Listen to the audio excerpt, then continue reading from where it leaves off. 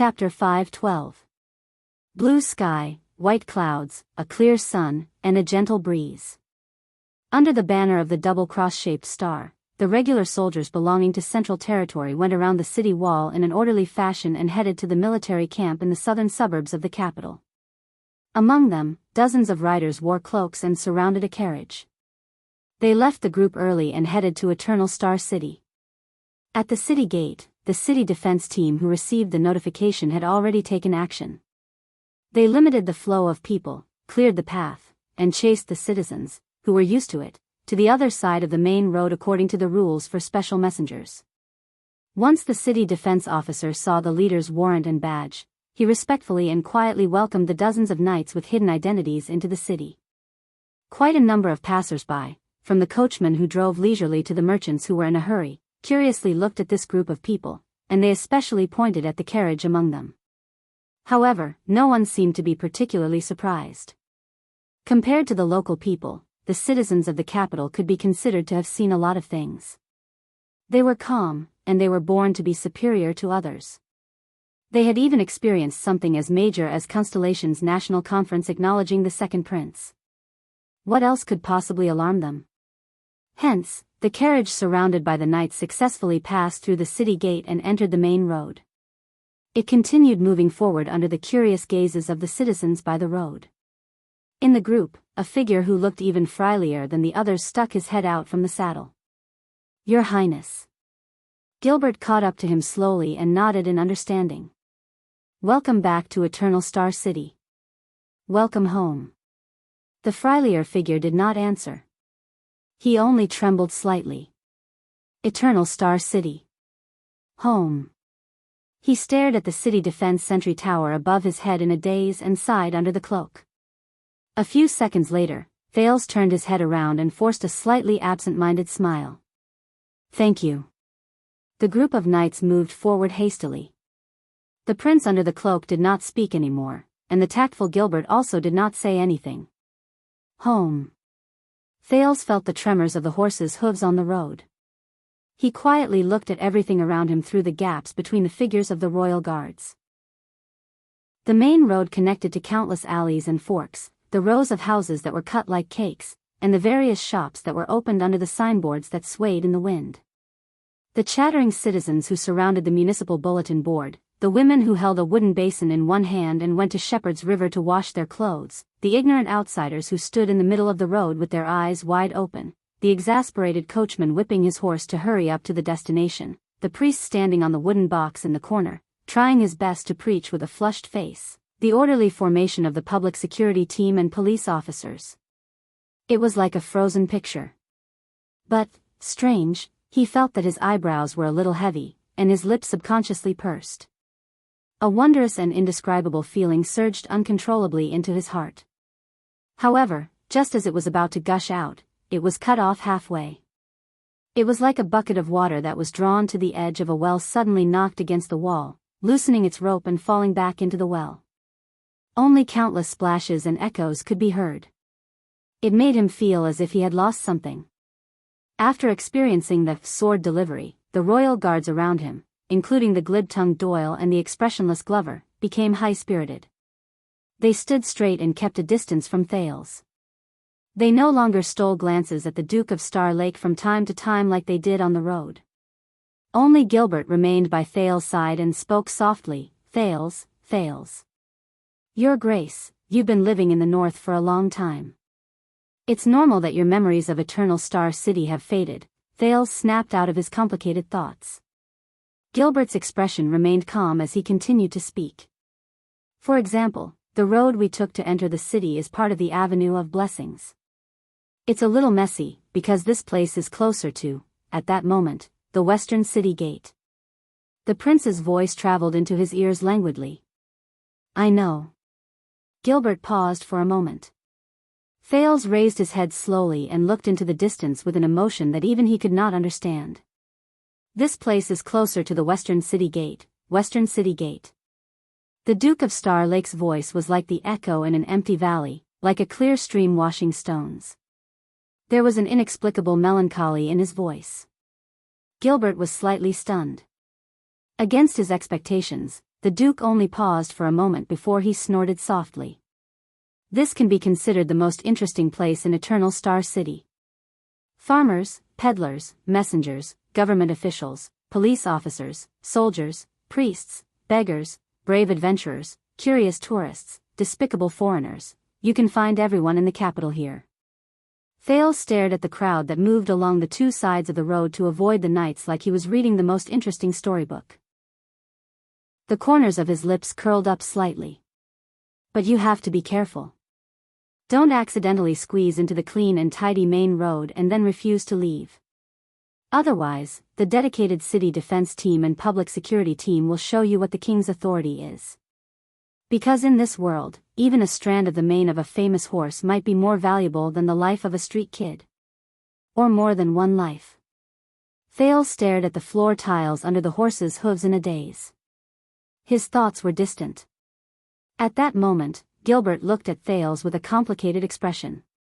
There, with a barely noticeable smile, Thales pointed at a fork in the road in the distance. I remember. That direction leads to Lower City District. The Duke's voice rose faintly. If you take that road, you will first reach the Grand Bazaar. Gilbert frowned slightly. He wanted to say something, but he did not. But Thales only stared in that direction in a daze. The prices are cheap, and there are many kinds of goods. It is a paradise for the local poor to earn a living, but it also has its own rules, and there are many inside stories. It is a hell for outsiders who have just arrived. The roads in the Grand Bazaar are not easy to walk on. The geography is messy, and the layout is complicated. Many of the vendors' stalls have already taken root on the ground and turned into spikes. But on the other hand, it is easier to hide and conceal. Of course, there are also street barricades and group fights. Half of the fixed vendors have dealings with Black Street Brotherhood, and some have secret dealings with Blood Bottle Gang. Since the source of goods is complicated and difficult to track, the Grand Bazaar is also the best channel to deal with illegal goods and wash away stolen goods. It is also the place with the most tourists and fat sheep. Thales thought quietly. Your Highness. Gilbert was about to say something, but Thales interrupted him again. If you continue north, after the Grand Bazaar, there will be a dirt road that leads to the sewers and sewers. Thales' eyes were filled with sadness as he reminisced. That territory belongs to Iron Bat Association. The earliest members came from the lowest rung of the society, and they were cleaners and canal diggers. They made a living in the sewers that were distributed throughout the city. They used the geographical advantage to do all sorts of shady things like human trafficking, smuggling, and distributing drugs. Thales said in a daze, but they are very adaptable to circumstances. They were one of the first gangs to surrender to Black Street Brotherhood, and that is why they have been able to struggle at death's door until now. If you have illegal goods in your hands and are not afraid of death, you might be able to get a good price from them. Or deep regret. The group took a turn and turned into another main street. The bustling noise in front of them grew louder.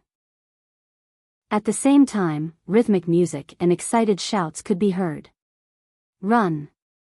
Ignorant Northlanders! Run! Because all of you will be destroyed here.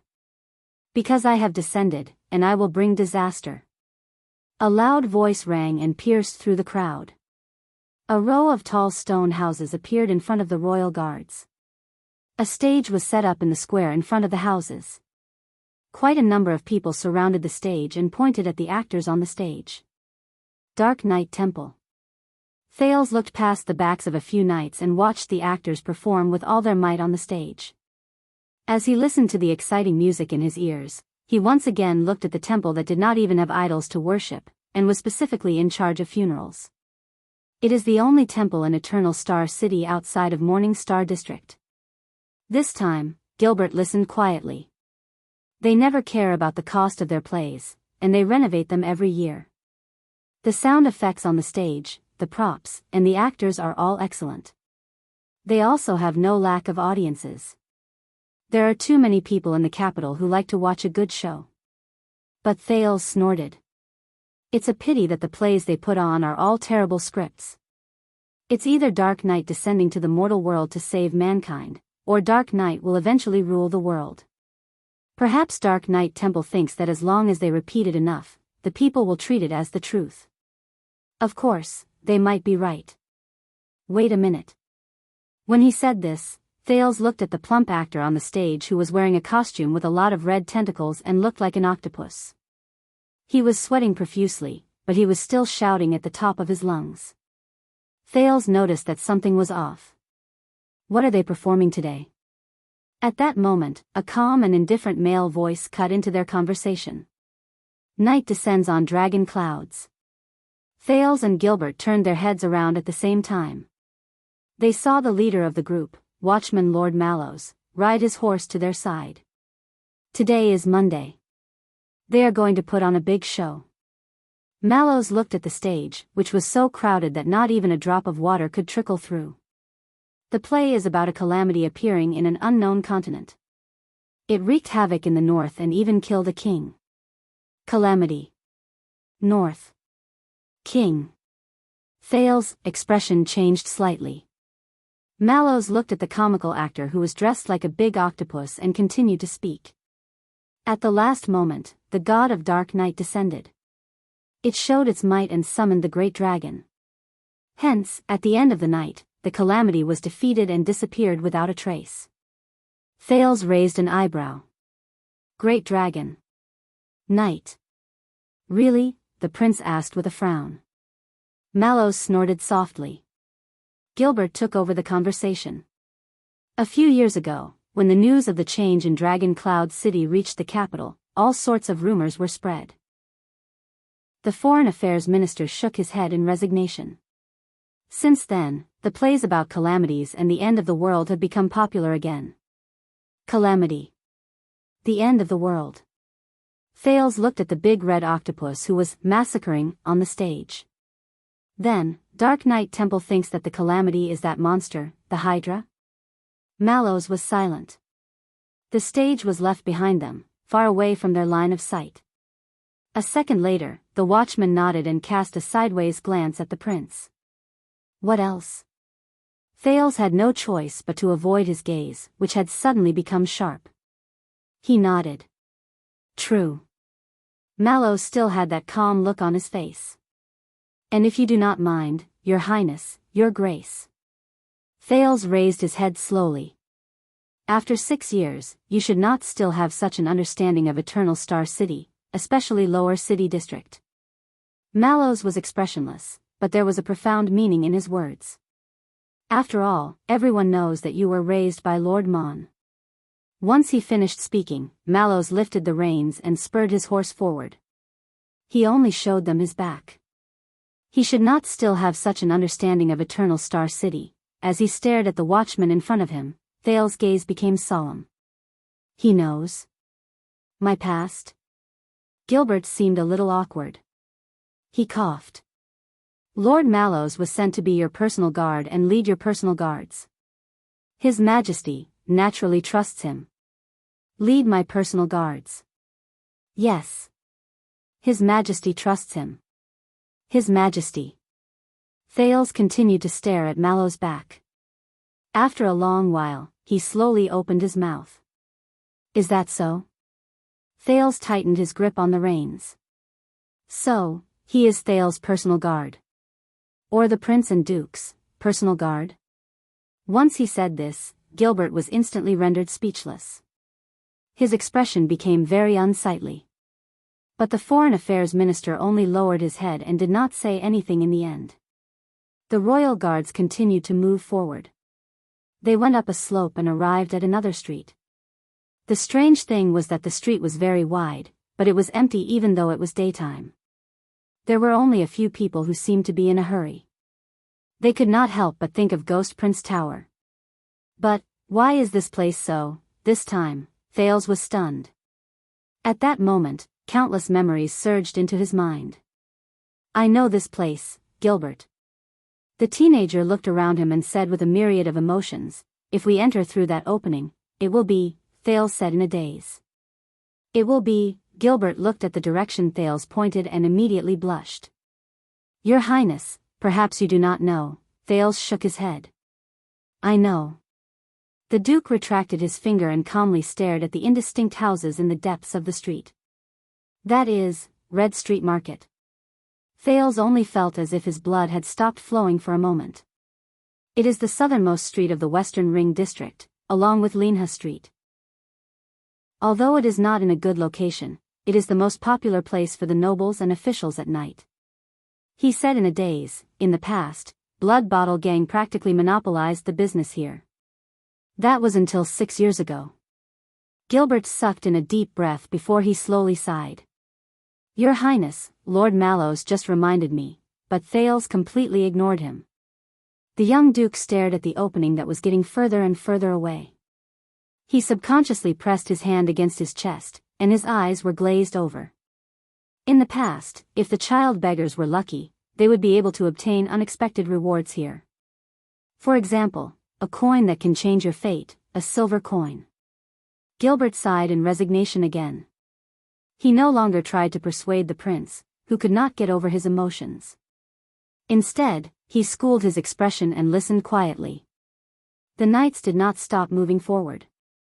Soon, there were more and more things that caused Thales' emotions to surge. Do you know that if you walk straight in this direction, you will reach Lower City District after you walk past 3 residential streets filled with low-class people?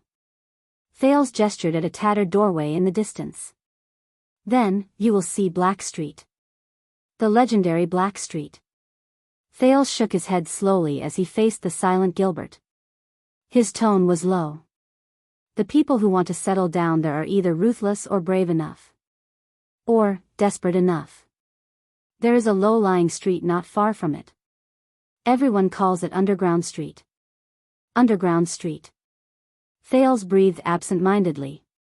Unknowingly, the person he was talking about had already left his sight. Every time it rains, it floods. That is why the houses and shops there, including the Grove Pharmacy at the corner, always have a moldy smell. Grove Pharmacy. The more Thales spoke, the more complicated and chaotic his emotions became. Aside from Sunset Pub, it is located at the highest and best location. Aside from a back alley that is often filled with trash, it is rarely flooded. But even better, few people dare to cause trouble there. You have to be careful of your targets and not provoke the wrong person. Sunset Pub, the teenager paused for a moment. He was a little speechless for a moment. Before a graceful figure entered his mind, he managed to suppress his emotions in time. And beside the underground street, Thales sucked in a deep breath and looked at the streets of Eternal Star City. He felt his right hand tremble slightly. Beside him, Gilbert pursed his lips tightly. Beside, Thales gulped. That is a group of abandoned stone houses. His voice trembled a little. They are all homeless people who have gathered in half of the city, street children. The sound of horse hooves could still be heard from the group. The guards were still on guard. But the Duke of Star Lake slowly lowered his head. Even Gilbert's expression was solemn. A few seconds later, Gilbert, I did not have the time to ask you before. The teenager's voice rose faintly from the horse. But regarding the things I asked you to do during the past 6 years, Gilbert's expression changed slightly. Oh, of course, your search for certain books, including gifts for the Archduchess, but Thales interrupted him. No, Gilbert. The prince raised his head. His gaze was a little dazed, but a few seconds later, he regained clarity. You know what I am talking about. Thales stared at Gilbert, as if he was the only way out for those who were lost. Gilbert sighed. Just now, Lord Mallows said, but the Duke interrupted him again. Gilbert, I am begging you. I am begging you. There was a slight eagerness in Thales' eyes. Please. The group was still moving forward. At some point in time, they had already left the western part of Eternal Star City. The messy paths and forks had disappeared. In their place was a wide, flat, and straight road. No, Your Highness. In the end, Gilbert exhaled. He could not hide his fatigue. I am very sorry. Thales did not speak. He only waited quietly. I asked for favors from the city hall and even the police station to launch a few raids against Lower City District and Western District in the name of clearing the market and cleaning up the streets. As expected, Gilbert spoke. There was shame in his words. But just as you know, every time that happened, aside from capturing a few evil forces to appease the people so that they could continue praising the stability of society and that their lives would become better, Gilbert paused for a moment. In just one night, those ugly and filthy people and things mysteriously disappeared without a trace. There was no way to investigate. Thales stared at the ground. Gilbert stared at the teenager's expression, and he did not dare to face him. My friend, they especially searched through the underground street and the abandoned houses that you mentioned. Gilbert shook his head in disappointment. Of course, according to the usual practice, that day, the underground street turned into an antique shop and a burial area. There was also a foul-smelling garbage dump. The gazes of the grave diggers and corpse carriers were ignorant, sincere, innocent, and helpless. No matter how much the police nitpicked and interrogated them, they could at most only catch some petty thieves. They even lured out a large group of poor people who struggled to eat and wear. Their complaints filled the air, and they forced the officials to stop. As for the abandoned houses, just like the dozens of inspections conducted by the city hall, they turned into an empty garbage dump and an ominous place to dump corpses. There were only a dozen vagrants and lunatics who could not even speak clearly. No one was found. Thales clenched his fists. At that moment, he felt a dull pain in his chest. It was as if the wound from 6 years ago was still burning. The group passed by a group of people who seemed to be gathered to watch a circus. The prince's steed neighed, causing the horses around it to become restless and agitated. The royal guards quickly quelled the commotion caused by their steeds. They changed their formation and moved away from the circus. But Thales did not care about this. He thought about other things. When faced with power, Black Street Brotherhood and Blood Bottle Gang had their own ways. They split up and cut off their tails to survive. They waited for the commotion to die down before they left their nest. And everything would go on as usual. Thales tried his best to breathe. Then. Red Street Market? Gilbert paused again. Your Highness, I am afraid that. Count Casso shook his head. My friend's level of power is not at the level where he can openly investigate Red Street Market. It involves. Thales closed his eyes and lowered his head. I understand, Gilbert. The teenager opened his eyes. You need people who know the business. You need people who truly understand the situation in the market, not government officials who are high above the masses and do not understand the suffering of the people. Gilbert did not immediately answer. He seemed to be thinking about something. But a few seconds later, he still spoke. My friend did suggest to me, Your Highness, that if you put up a reward on the black market that they yearn for even in their dreams, but of course, it is insignificant to us, then within a few months, useful clues will grow on your table like mushrooms after a spring rain. But Gilbert's gaze changed slightly. And that also means that we will leave behind traces that cannot be covered for those who are paying attention to us. Thales frowned. We discussed this 6 years ago. Gilbert nodded resolutely. His gaze was stern. And the conclusion we reached at that time is still applicable today. Thales sighed. Gilbert continued to speak in a low voice. With your current status, it is not a good thing for your friends to form a connection with you. The best ending for them is to disappear into the crowd where no one can find them and forget everything related to you. As he spoke, Gilbert's tone became more and more serious. But Thales' mind was in a mess, and he did not know where to start listening. What about the Secret Intelligence Department? Thales ignored his words and continued asking. Have you looked for them? They are the most suitable people to do this. Gilbert furrowed his brows. Gilbert? Thales urged him. A few seconds later, the Foreign Affairs Minister finally sighed and answered. A few years ago, before you returned to the country, when there was not much news about you, I tried to ask for help from Lord Hanson. Lord Hanson. When he heard this name, Thales felt a sense of discomfort out of nowhere. But over the past few years, his appearances, which were already few to begin with, have decreased significantly. He almost never shows up, even during the Imperial Conference. Thales's eyebrows furrowed even tighter. Then let's try the one in the Secret Intelligence Department. Without waiting for him to finish his question, Gilbert took over the conversation. Young Baron Bone Man, your old friend who went through trials and tribulations with you?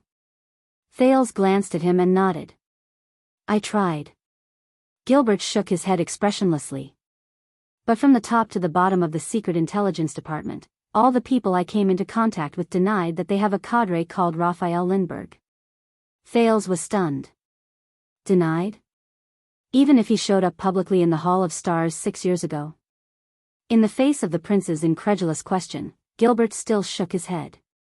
At least in Eternal Star City, this person does not exist. Or he is not allowed to exist. Thales understood what he meant. The teenager asked in disbelief, the Secret Intelligence Department rejected you? Gilbert sighed slightly. Not exactly. What do you mean? Gilbert patted the horse beneath him, as if he was trying to find a way to change the topic. You know, Your Highness, spying and planning are Putre's specialty, but my specialty is to pay attention to the people who do these things. And I can tell from their attitude and actions that the kingdom's Secret Intelligence Department seems to. Gilbert raised his head slightly and cast a glance at Thales. They have a very deep prejudice against you. Thales was stunned. Me? Prejudice? The prince reacted. At that moment, he actually felt as if he was so angry that he wanted to laugh. What kind of joke is this? I am the pitiful person who was forced to leave home for 6 years because of them. But Gilbert only shook his head worriedly. I do not know what they think, but Your Highness, forgive me for being blunt again, but in the history of Constellation, every king and his chief of intelligence maintained a good relationship with the kingdom's Secret Intelligence Department, the group continued, but Gilbert's words had already traveled into Thales's ears. The Duke scratched his neck in annoyance. He felt indignant. But all I want is to search for a few people. Gilbert shook his head. Are you talking about the few homeless children who went missing for 6 years during the chaotic night in the infamous Lower City District? No one paid attention to them, and they were nameless? At that moment, Thales raised his head swiftly. Yes. He looked at Gilbert seriously. There was a stern look in his eyes, and it caused the Foreign Affairs Minister to be slightly stunned. And a female bartender. Gilbert quirked an eyebrow and nodded in an obedient manner. And a female bartender. The two of them were silent for a few seconds. Missing for 6 years. No one paid attention to them. Nameless. Thales repeated Gilbert's words in his heart. And they are not unnoticed, Thales said in a low voice. They are not nameless. A few small figures appeared before his eyes. When Gilbert saw his expression, there was a gratified look in his eyes, but there was also a hint of regret. Your Highness, forgive me for being blunt, but it is very easy to find their whereabouts as long as we make a big move. Thales looked up. But what about after we find them? Gilbert's expression became solemn. Have you ever thought about the effect your rewards, repayment of gratitude, and even just observing them in the dark might have on them? It is very easy to do one thing, but it is incredibly difficult to perfectly deal with the countless consequences brought about by this matter. Thales wanted to say something, but he was momentarily at a loss for words. Gilbert said solemnly, especially after you have returned in the limelight. Especially after your return in the limelight. If this continues, someone will notice your actions sooner or later, and we can't count on their kindness and principles. No matter who it is, this is not a good thing. Thales closed his eyes in pain. Perhaps the day you find them.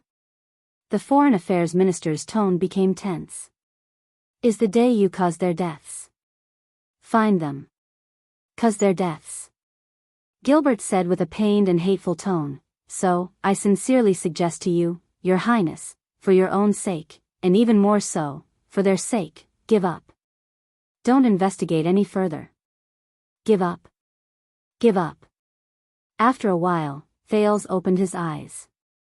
He watched the ground under the horse's hooves slowly move backwards, and he could not help but feel a little dazed. Gilbert. Thales opened his mouth slowly. His voice was hoarse. You knew from the start, didn't you? Gilbert asked curiously. Knew what? Thales sighed.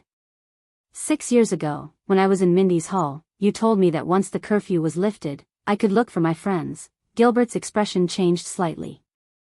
And after I became a prince, you said that I had to wait for the limelight to subside before I could look for my friends. The foreign affairs minister was silent. When I arrived in Northland, you wrote me a letter. You said that you found a few useful clues, and you were investigating them. Thales sucked in a deep breath. At that time, I believed you, but now, the Duke of Star Lake raised his head and looked straight at the silent Gilbert. He said with certainty, you knew a long time ago. With emotions that Thales himself did not know, the prince spoke in a hoarse and calm voice. From the beginning, from the moment I came to Mindy's hall, you knew that I could not look for them. So at that time, you were just. Thales choked on his words for a moment, and he did not continue. At that moment, everything in Mindy's hall from 6 years ago suddenly became unfamiliar. Gilbert closed his eyes and turned his head away. He did not answer. Thales also lowered his head and did not pursue the matter. But he knew. Eternal Star City. The abandoned house. Mindy's hall. Those familiar hometowns, he was already. Chapter 5:13. The royal guards did not stop. They passed through countless streets, Twilight District, Morning Star District, and went straight to the center of Eternal Star City. Thales was in low spirits. He moved with the crowd like a walking corpse and was escorted forward. Even though there were only around 20 of them who hurried on, the number of police officers and public security teams who passed by them increased without them noticing. It might seem like a coincidence, but it happened one after another, inadvertently dispersing and separating the obstacles and crowds on the road, allowing them to move forward without any obstacles. But Thales could not find the interest to study them. You know, over the past few months, Mr. Hicks has written me a few letters. Finally, amidst the unbearable silence, Gilbert spoke. He talked to me about your studies. There was a hint of awkwardness in his similarly deep voice. Thales snapped out of his daze. Oh, old crow. The young Duke of Star Lake perked up and tried hard to tell himself that he should not bring unnecessary emotions to the people around him. Yes, I have yet to thank him. Dragon Cloud City is all thanks to him. When he sensed the prince's change, Gilbert's tone was slightly excited. He reminded me that your progress is a little ahead of schedule. Thales tried his best to focus his attention. Ahead of schedule? Gilbert nodded. Yes, although that is a rare evaluation, but, the foreign affairs minister narrowed his eyes. At that moment, he seemed to be in a daze. After receiving my teacher's letter, I sometimes think that perhaps we are too impatient. Thales looked at him, puzzled. About what? Gilbert sighed and spoke in a sincere and heartfelt manner. At least in Eternal Star City, the young nobles at your age are more concerned about their appearance, clothes, banquets, and girls. Appearance and clothes. Banquets and girls, is that so? Thales paused for a moment and recalled the past 6 years. What did he care about during those years? What did he experience? The Duke could not help but be slightly absent-minded, but he immediately composed himself. Thales had a feeling that Gilbert was going to advise him about something. He forced a smile and shook his head. You should go back a few years. At that time, Wuxia was only a teenager. When he heard the familiar name, Gilbert Casso was slightly stunned. The prince looked towards the northern sky and smiled. However, during those years, your son cared more about his sword, and me. Thales smiled as he recalled Wuxia Casso's every move, voice, and smile. As he listened to the sound of the horse's hooves around him and looked at the personal guards surrounding him, Thales suddenly realized, even though he had returned to Constellation and Eternal Star City, these royal guards who protected him, it was so strange. This made him miss those familiar faces that used to surround him. Wuxia, Ralph, Putray, Jened, Willow, and the one who stole the drumstick and roasted rabbit, from Eternal Star City to the Birch Tree Forest, from Broken Dragon Fortress to Dragon Cloud City. From the past to the present. But where were they now? Thales could not help but be lost in thought. I'm glad you think so highly of him. Gilbert's words brought him back to reality. But about this topic, Constellation's cunning fox's expression was complicated, but there was pride in his words. You know that Wuxia returned to Eternal Star City a few times during the past few years in Northland. Thales nodded. Gilbert narrowed his eyes a little. But he probably never mentioned to you that he came back to see his fiancée? Thales, who was immersed in his thoughts of his old friend, subconsciously repeated Gilbert's words. Fiancé, Thales' expression changed. What? The prince turned his head around in surprise. He saw Gilbert looking at him with a smile on his face. Thales widened his eyes and asked, Wuxia? Gilbert nodded. There was gratification in his eyes, but there was also sadness. Wuxia? Wuxia? Thales opened his mouth wide in shock and stared at Gilbert. Wuxia Casso?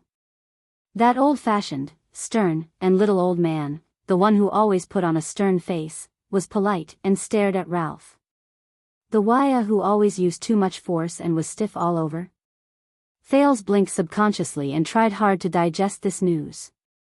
Gilbert only smiled faintly. Thales took a deep breath and shook his head. Wuxia, Wuxia. I didn't expect this, I didn't expect this. He could not help but feel a little amused and gratified. I didn't expect that you, with your thick eyebrows and big eyes, would also, then, he heard Gilbert's next sentence. So, you have reached your age this year. Thales' expression changed again. Cough, cough, cough, cough, cough. The prince suddenly coughed. His figure on the horse's back was hunched in pain. Gilbert's old face stiffened, and he continued speaking. He continued, you must know that you have an obligation to continue the bloodline of the great kingdom. Cough. Cough, cough, cough. The prince's coughing became louder and louder, drowning out the foreign affairs minister's voice. Even the royal guards, who were quite a distance away from him, turned their heads around curiously. In the end, Gilbert could only shake his head in pity.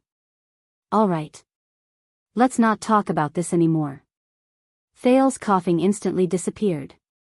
His back was straighter than a flagpole. Gilbert narrowed his eyes and looked at Thales, who did not seem to have any self-awareness.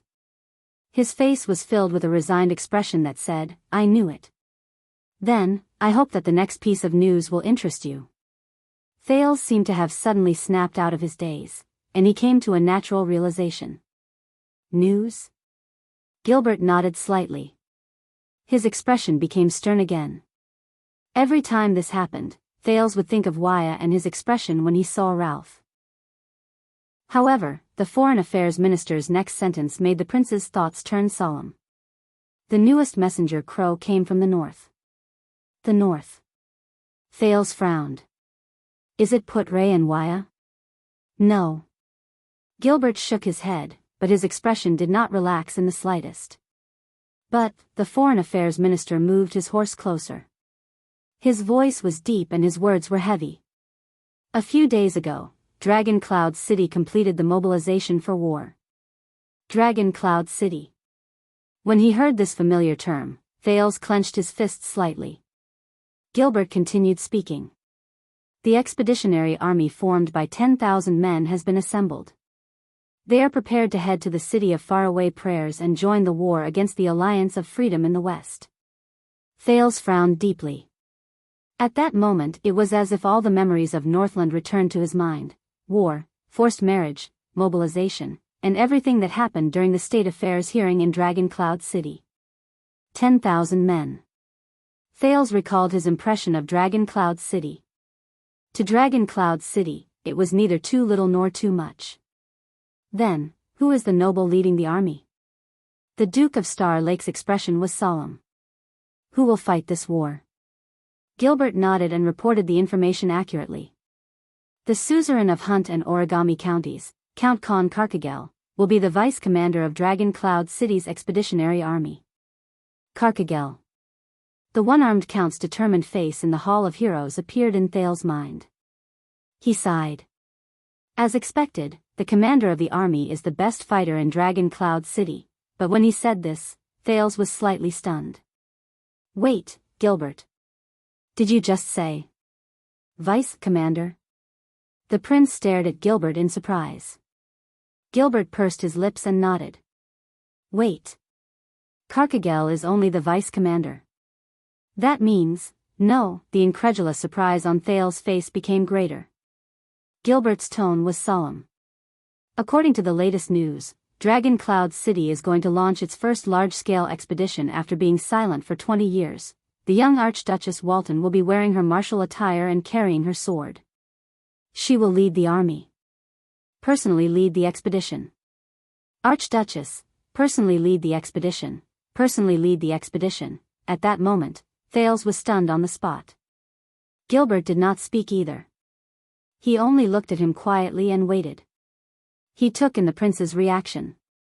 A familiar figure seemed to appear in front of his eyes again. The figure that cried in the dark and asked him if he could escape. Thin and weak. Frail. Wronged and helpless. Weak and lonely. She grabbed his arm and hid behind him. She trembled. Oh, is that so? The Duke of Star Lake retracted his expression in a daze.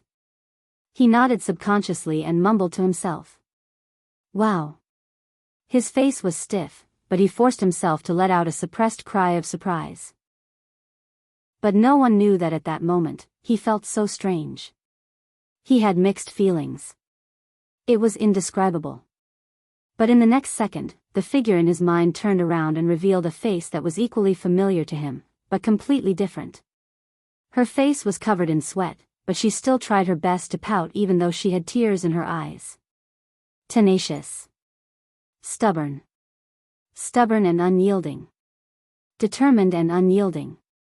Standing in front of the highest seat, standing among thousands of soldiers, raising his arms and shouting.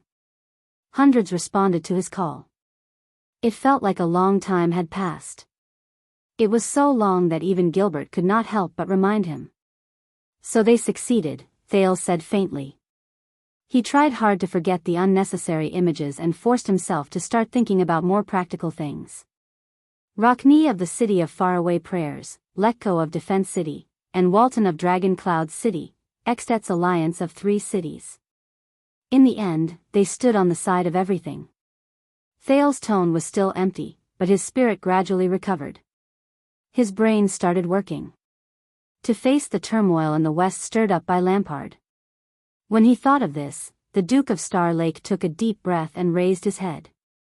What about us? If it were someone else, they might be confused when faced with such a question, but Gilbert knew what he wanted to ask.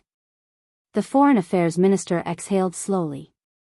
As you can see, since you have returned and the storm at the western front lines has calmed down.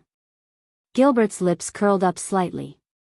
Then, regardless of whether it is the regular soldiers of the royal family under Baron Williams or the recruits that the suzerains of Western Desert painstakingly gathered, there is no reason for them to stay in the desert and waste time and energy patrolling. Thales took a deep breath and closed his eyes. So, without Constellation to keep them in check, the weak Alliance of Freedom has to defend itself against the 3 great cities in Northland and almost half of Extet. The Duke of Star Lake opened his eyes.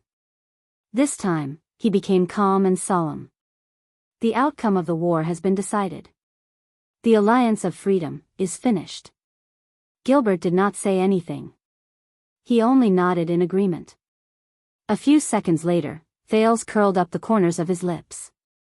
He was in a good mood. Now, it is King Chapman's turn to have a headache. He looked at Gilbert with a smile on his face. I escaped and Constellation also retreated, so Lampard lost his bargaining chip, and he also lost his reason. He can no longer use Constellation as a blade to threaten his vassals to obey his orders. Thales remembered how the aggressive Kinslayer king looked when he was forced into a corner. He felt the melancholy from losing his home disappear. Even his breathing felt exceptionally comfortable. On the other hand, Dragon Cloud City has joined Rockney's side, and the city of faraway prayers problem will be solved. Black Sand region has one more enemy, and the opposition against the king will only increase. Thales snorted and spread his hands gently on the horse. Lampard has failed on both sides. He could even imagine his old opponent's gloomy face as he suppressed his anger and glared at him. Gilbert coughed. In fact, Your Highness, the Foreign Affairs Minister's words were a little hesitant, and it caught Thales' attention. A few weeks ago, not long after you fled Extet, and the news of the state affairs hearing in Dragon Cloud City just arrived, Gilbert glanced at him and frowned slightly. He wanted to say something, but stopped. Thales' heart sank.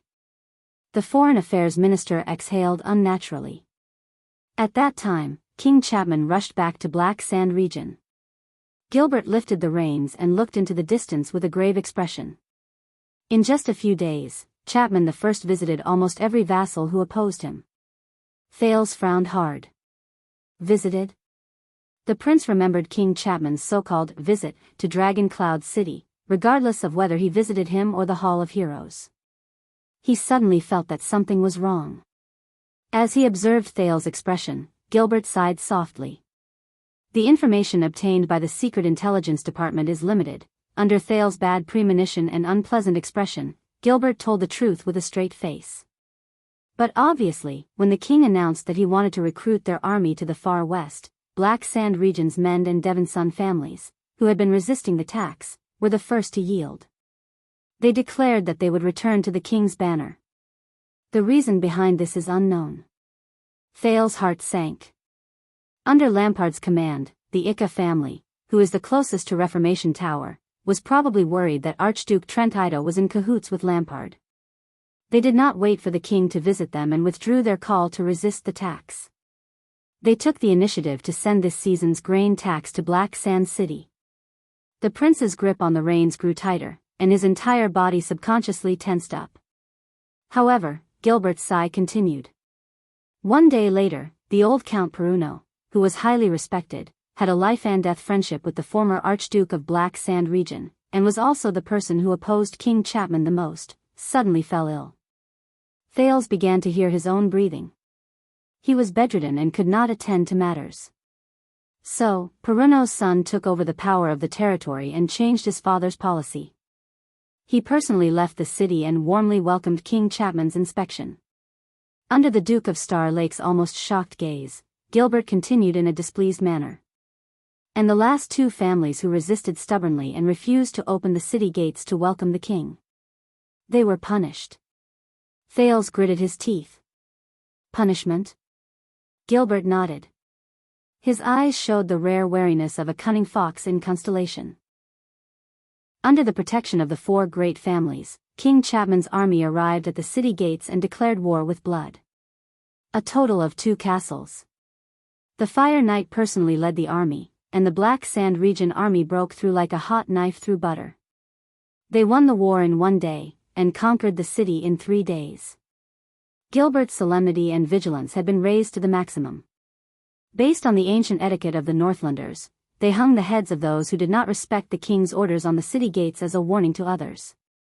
The king also stripped an earl and a viscount of their titles on the execution ground, and demoted their heirs to commoners.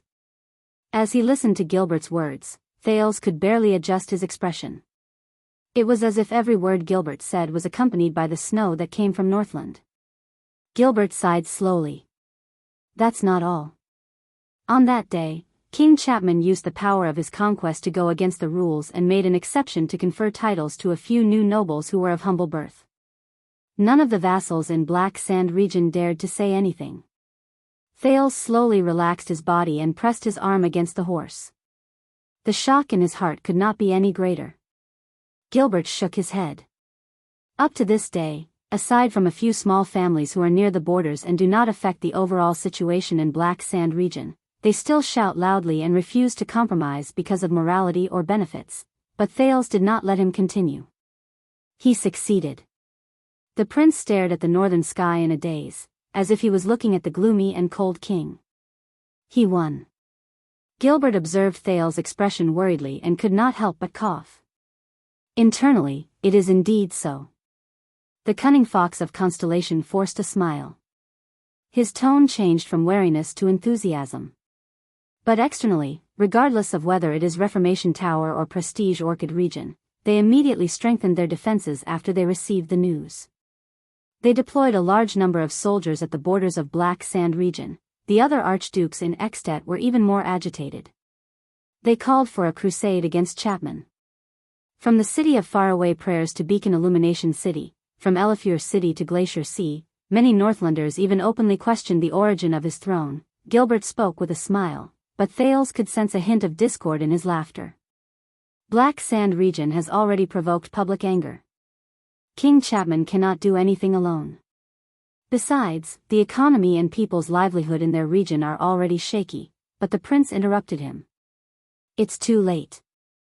In the group, the teenager under the cloak straightened his back, but he lowered his head quietly. Chapman Lampard. Perhaps many people do not recognize him as the king of Extet. Thales pursed his lips tightly and imagined the scene where he and Chapman were enemies. It was as if he could feel the heavy pressure that felt like it was real. But now, he has already become the king of Black Sand region. Gilbert was stunned. He did not know how to answer. Only the second prince sighed at the sky and closed his eyes. I told them before. In the past, in the Hall of Heroes, I told them before, but I am afraid that they still do not understand. Thales opened his eyes. He did not look at the clear blue sky above his head. Instead, his gaze landed on the layers of black clouds that were faintly discernible in the distance. They do not understand that the wave they are facing is not something that can be easily stopped by appealing to the army or by paying with money. Gilbert was stunned for a moment. The prince gritted his teeth and frowned. And this is just the beginning. Chapman Lampard, he will become stronger, greedier, and more. Thales paused for a moment and exhaled indignantly through his nose. Your Highness, you do not have to be so worried. Gilbert seemed to be unable to bear it. No matter how strong King Chapman is, we can still, but Thales shook his head. No. Not us. He stared at the black clouds that pressed down from the horizon. Killing, seizing, granting. King Chapman's actions may seem like sparks of fire. But they are unstoppable. Gilbert listened to the prince's words and fell into a contemplative silence. And they will eventually be ignited. Thales lowered his head and looked straight ahead. The seriousness in his eyes could not be any more intense. All of Northland. At that moment, *dong. The sound of a bell rang. Thales and Gilbert trembled at the same time. The sound of the bell rose indistinctly. It was long and heavy, and it shook people's hearts. At the same time, it pierced through the ground and the air, reaching the underground and the sky. The echo was deep and lingered for a long time. As the horses neighed in unease, many of the royal guards frowned and looked at each other at a loss. Only Mallows, who was at the very front, remained as calm as ever. He lifted the reins and stepped on the pedals while he moved forward steadily. That is, as he sensed the roar in his ears, Thales slowly turned to Gilbert, as if he had sensed something. The latter got over his initial shock and nodded slowly at the prince. The bell of Constellation. Thales' thoughts moved. Gilbert sighed and said, the last time it rang, it was, I know. Thales sensed the memories that surged into his mind. He said in a daze, 6 years ago. The National Conference. But his sentiments did not last for long, because the group soon turned into the next street and stepped onto another main road. It was also at that moment that Thales noticed. Without realizing it, they had already passed through countless streets. The citizens around them were also gradually moving further away from them. They were kept at a distance of 100 steps by the public security team, which was slowly increasing in number. They only had curious heads and gazes. Soldiers, guards, police officers, public security teams, and countless people were already standing in an orderly manner in front of them. They either formed their own teams to maintain order or acted as walls to block off the passageway. They were waiting for the guests. On this side, the road under the feet of the royal guards had already become a broad road. Of course, at the end of the road, the most eye-catching thing was, Thales breathed in a daze and slowly raised his head. He saw it. The classic mottled colors, the endless flight of stairs, the thick and black palace walls, the grandeur that rose from the ground, the vicissitudes of a century, and the awe-inspiring might that looked down on the stars. Renaissance Palace. The Great Pyramid with a flat top that had appeared in his dreams countless times was like a giant that walked silently but blocked out the sky. It had appeared before his eyes without warning, but it also appeared without warning. It was like an avalanche. But it was silent. Thales stared at the huge palace in front of him in a daze. It took him a long time to snap out of his daze. When they passed through the passageway formed by the palace guards, the royal guards subconsciously lightened their horses' hooves and slowed down. Then, Mallows raised his hand high, and the 25 royal guards lifted their cloaks at the same time. They revealed their silver helmets that reflected the sunlight. Flag-bearer Hugo even raised a tall 9-pointed star flag. It fluttered in the wind. In the distance, the citizens who were separated from the line of separation started to make a ruckus. Countless gazes were cast on the 20 or so cavaliers, and they discussed among themselves. Thales turned his head with complicated emotions. He looked at the citizens who were separated from the two sides. He looked at the soldiers and guards who stood straight around him. Finally, he looked at the heart of the kingdom before him, which was separated by the palace wall. Renaissance Palace. No one knew his current state of mind. No one could describe his current feelings. No one could describe his current emotions. He could only open his mouth and fall into a daze. He was deep in thought. He seemed to have lost something.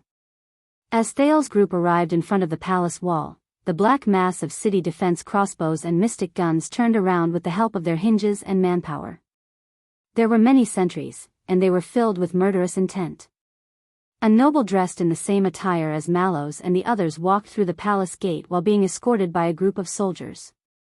He raised his right arm high and showed his palm to Thales' group. In an instant, as Mallows gestured, the 25 royal guards reined in their horses at the same time. Glover and Doyle even took a step forward and extended their hands to stop Thales and Gilbert's steeds. At that moment, their expressions were stern, and their attitudes were stern. 25 royal guards. We have received orders from the king to escort an important person. Mallows' voice rose in front of the palace gate. It bounced off the palace wall of Renaissance Palace and echoed on the wide road. The Duke of Star Lake, the Prince of Constellation, the first heir to the 9-pointed star crown and the supreme throne, the noble Prince Thales Jadestar, he has returned. Once he said that, all was silent. Regardless of whether it was the guards in front of the palace gate, the sentries on the palace gate, or the public security team on the road, all of them fell silent. For a moment, only Mallows' clear and indifferent voice could be heard echoing in all directions. In front of the palace gate, the noble who stopped Mallows straightened his body and took a step forward. Password. The noble dressed in the attire of the royal guards looked at Mallows and said coldly, "Crown?" Mallows slowly urged his horse forward and faced the ferocious city-guarding crossbow in a relaxed manner. He narrowed his eyes and spoke softly. His voice was very soft. Darkness. Thales shuddered slightly. Time seemed to have stopped for a moment. Then, the noble guarding the palace gate nodded, turned around, and waved his hand. Asterisk boom, asterisk amid a deafening roar, the steel noose moved. The dark-colored palace gate in front of Thales trembled violently. Then, with the rhythm of a great force, it moved slowly, as if it was about to push away dust that had accumulated for 1,000 years. It tore itself apart. It revealed the true appearance of Renaissance Palace. The setting sun turned into gold. It was just like 6 years ago, when Thales became a prince, and the setting sun illuminated Renaissance Palace in a bright red light. But this time, under the bright sun, Thales only raised his head in a daze. He watched the dazzling golden light shine on the outer wall of Renaissance Palace inch by inch. But he could only see darkness. It was so deep that he could not see the bottom. Chapter 5:14. Renaissance Palace. Thale's memories of the palace were very vague. A long, long time ago, to the child beggars who made a living on the streets, the king's house, which was located at the end of the main street a few blocks away, was like an unreachable legend. It was mysterious, awe-inspiring, obscure, and dignified. They could only recognize the legendary palace that shared the title of the King of Renaissance in the Dark Knight Temple's theatrical performances that were so exaggerated and comical that they deviated from reality. They knew how, under the protection of the Dark Knight Temple, this place had an extraordinary origin, experienced countless things, and stood firm. Or, from drunken drunkards who said, "Let me tell you, I know so-and-so, and he has a friend who works in Renaissance Palace. That place is like this." And so on and so forth, they learned a little about the whole picture from a single glance. Or, when they went out to beg, they would timidly poke their heads out of the unfamiliar but tidy alleys, and catch a glimpse of the huge silhouette of the palace as the pedestrians hurried about. They would then gasp in shock and find it difficult to shift their gazes away. This feeling lasted until 6 years ago. It lasted until Thale's fate changed. The Duke of Star Lake slowly closed his eyes. But even after he became a prince and the heir to the palace in name, Thales realized that he still did not understand Renaissance Palace. 6 years ago, when he first entered Renaissance Palace, he was attacked. He was carried into the palace wall while he was unconscious. 6 years ago, he left Renaissance Palace in a carriage when he was about to head north. He was absent-minded. As for now, with the guards by his sides looking steadily forward, and the guards behind him moving in an orderly fashion, Thales snapped out of his daze when he opened his eyes. He realized that they had already passed through the heavily guarded palace gate. They even walked past the palace wall and the wide flat ground in the inner palace to enter the inner gate of the modeled ancient palace. Thales only snapped out of his daze when they entered the narrow and deep darkness without stopping, locking the vast and high sky and the boundless horizon outside the heavy and old door of the palace. 6 years later, when he personally stepped into this place, without an accidental assassination and without going abroad as a hostage, but he still could not see clearly the appearance of Renaissance Palace. After leaving the streets and carpets, the feeling under his boots became firm and clear. Tap, tap, tap. Footsteps rang out from under Thale's feet. They echoed in the quiet air before they traveled to his ears. In the suddenly dim light, the young Duke of Star Lake took a deep breath, but his nose was cold and damp. Stone. Cold. Rough. Dusk. And silence. This made the Duke, who had gradually gotten used to the dryness of the Northland and the scorching heat of the desert, instinctively uncomfortable. In the dim stone corridor that was almost silent, they walked through the interior of Renaissance Palace. They walked past one small hall after another and walked up one stone staircase after another. The sparse windows and lights were the only source of light that could guide them. Thales suppressed his unnecessary thoughts and raised his head to look at Mallow's back in this palace that had a long history but was quiet and solemn. He walked along this stone corridor that was classical and low-key but did not lose its taste. The watchman was expressionless and looked straight ahead. He calmly led the way forward. Gilbert fell behind Thales. The sound of his footsteps was slightly softer, and his footsteps were steady. Glover, Doyle, and the others who were further behind did not make a sound. They seemed to have disappeared into the air. It seemed like they were already used to this ancient palace with its dark colors and suffocating air. They were not surprised. And Thales could only follow them quietly. The group was not alone. They passed by many guards who were on duty, servants who were in a hurry, cautious officials, and well-mannered nobles along the way. In the quiet air, these people did not say a word, but they seemed to have known since a long time ago. All of them stopped in their tracks respectfully and politely, retreated to the side, and silently but accurately bowed to the teenager in the crowd. The new Duke of Star Lake instinctively cleared his throat and wanted to respond, but Gilbert, who was beside him, pressed down on his arm gently and shook his head. In Renaissance Palace, the king preferred silence. Thales was slightly stunned. After he understood something, the Duke of Star Lake could only nod slightly and respond to these people with a smile.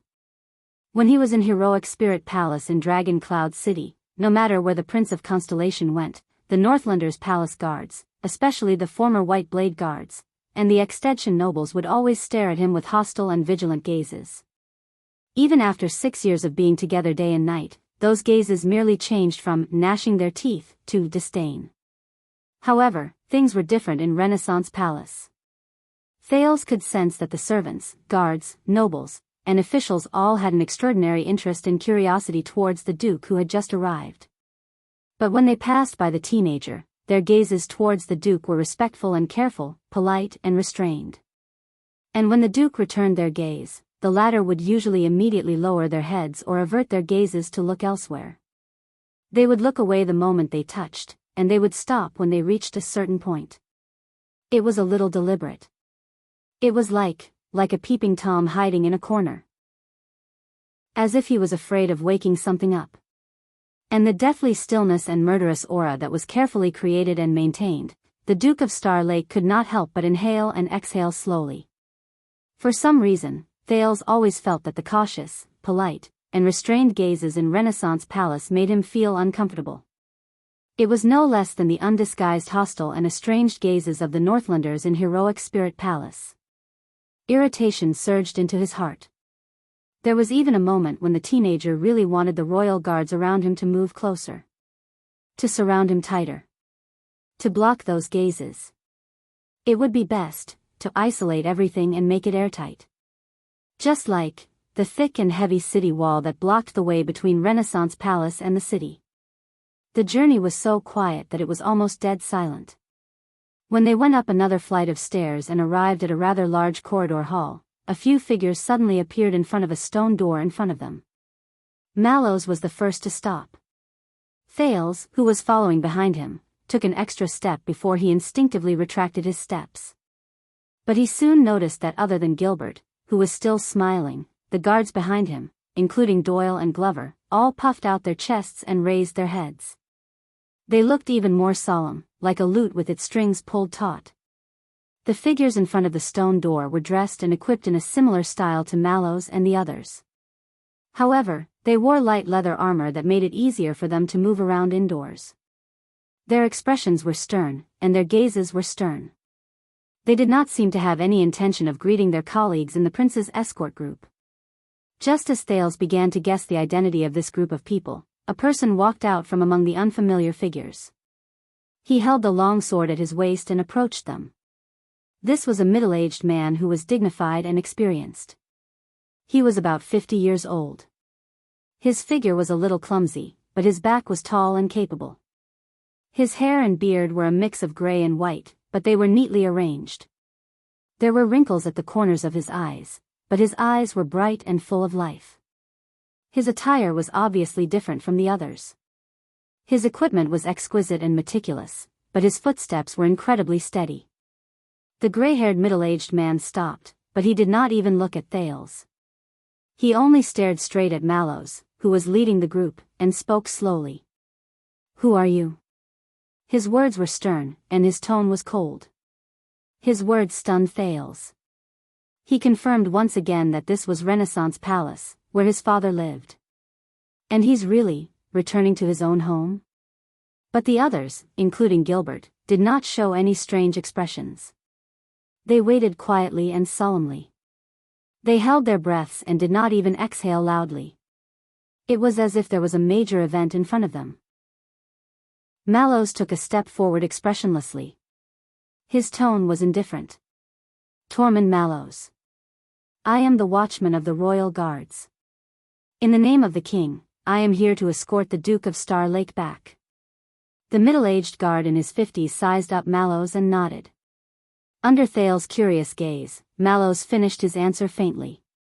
Instead, he looked at the middle-aged guard in front of him with an aggressive gaze. "Who are you?" The middle-aged man was silent for a while. He still did not look at Thales. His right hand was still on the sword at his waist. The man took a step forward with an upright posture.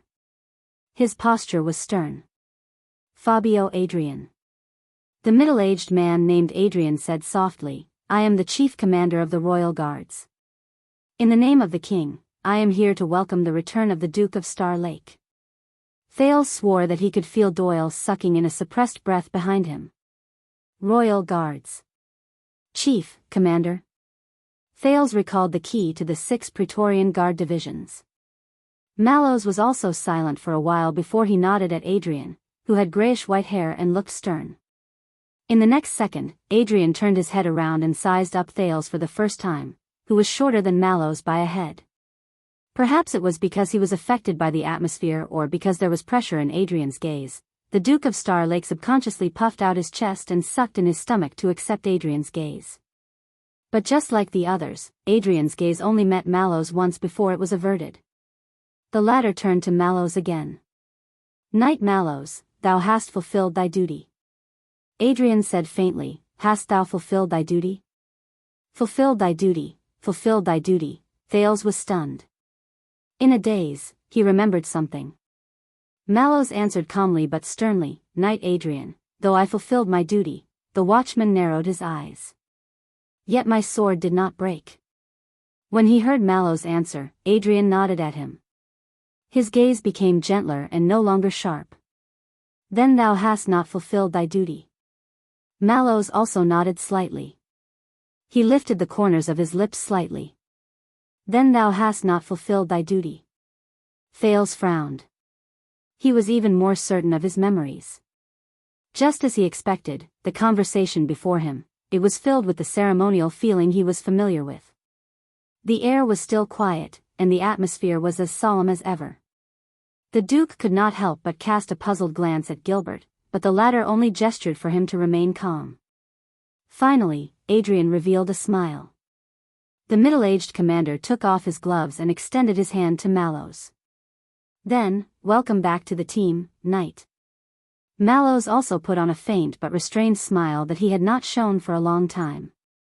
He removed his glove and went forward to hold Adrian's right hand. Captain. Adrian smiled and nodded before he called out Mallows' name. Tormund. Just when Thales was wondering whether this was a tradition of the Royal Guards, Adrian let go of Mallows' hand and coughed. All right, the mission has been handed over. Relax a little. In the next second, Thales heard the Royal Guards behind him sigh. It was as if they had all breathed a sigh of relief and relaxed. It was as if they had ended a leadership meeting where they had to remain still and listen attentively. Adrian walked forward and flashed a smile at Gilbert. Count Casso. Gilbert also flashed a smile and went forward to shake his hand happily. Lord Adrian. Lord Adrian smiled and said, looks like I was right. Looks like I was right. You really did come back in high spirits.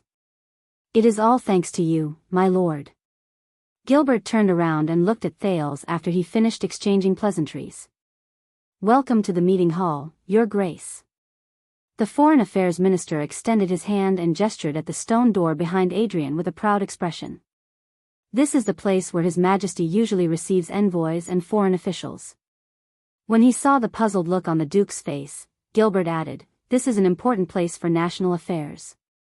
As the Duke of Star Lake, you will definitely familiarize yourself with this place in the future.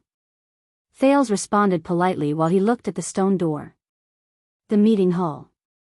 Receives envoys and foreign officials. Wait a minute. Thales was suddenly stunned. He stared at the stone door guarded by the guards behind Adrian. He remembered something, and he also recognized something. I remember. The meeting hall. I have been here before, Thales said in a daze. I have been here once. These words made Gilbert pause for a moment. But Thales knew that the meeting hall in Renaissance Palace, he had indeed been here before. Thales stared at the stone door absent-mindedly and imagined the scene after it was opened. That's right. It's here. 6 years ago, it was here that he saw the arrogant Exted envoy intimidate King Kessel without any scruples, forcing him to make a difficult choice between starting a war and ceding his territory. 6 years ago, it was here that he saw Duke Arund vent his anger and indignation hysterically, revealing his political conspiracy that affected the two kingdoms in an attempt to turn the situation around but was unsuccessful. 6 years ago, it was here, Thales thought absent-mindedly. It was here that he saw Kessel V wave his scepter in an awe-inspiring and unquestionable manner. Amidst the nervous and dumbfounded gasps, he decided on the second prince of constellation, and for the next 6 years. Fate. Oh, my memory is bad. Gilbert seemed to have remembered something. His expression darkened, and he awkwardly changed the topic. On the other side, Adrian coughed softly, interrupting the conversation between Gilbert and the Duke. Lord Adrian first turned around and patted Mallow's shoulder. Will and Gaetan are waiting for you in the guard room. You know, paperwork. Mallow stopped smiling and frowned slightly. Adrian nodded at him and urged him a little. Go. But the watchman turned around and looked in Thale's direction. His gaze was unclear. The Duke of Star Lake did not know what was going on. He could only show a fitting smile. Adrian looked at the Duke together with Mallow's. The middle-aged man seemed to have understood something. He smiled and gestured to Mallow's. Leave it to me. And Count Casso. Mallows turned around and cast Adrian a glance that was neither too deep nor too shallow. All right, the watchman said calmly. Then I'll take my leave.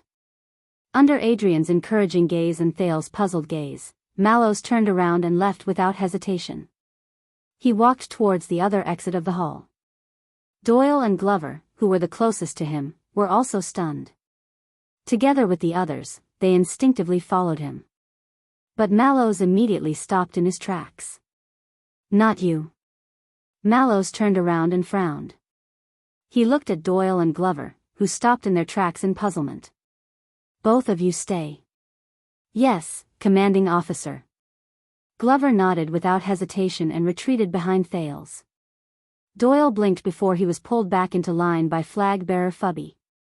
Looking at this scene, Commander Adrian smiled. Mallows nodded at him in acknowledgement, then glanced at Thales before he left leisurely. Gilbert cleared his throat. He was friendly and gentle. Your Highness, allow me to introduce you to the Chief Guard Captain of the Royal Guards, Chief Commander, and also the person in charge of Renaissance Palace and His Majesty's safety, Lord Fabio Adrian. He is from the Adrian family of Central Territory, Swan County, the head of the 7 Jade Star attendants. Adrian turned around and bowed respectfully to Thales.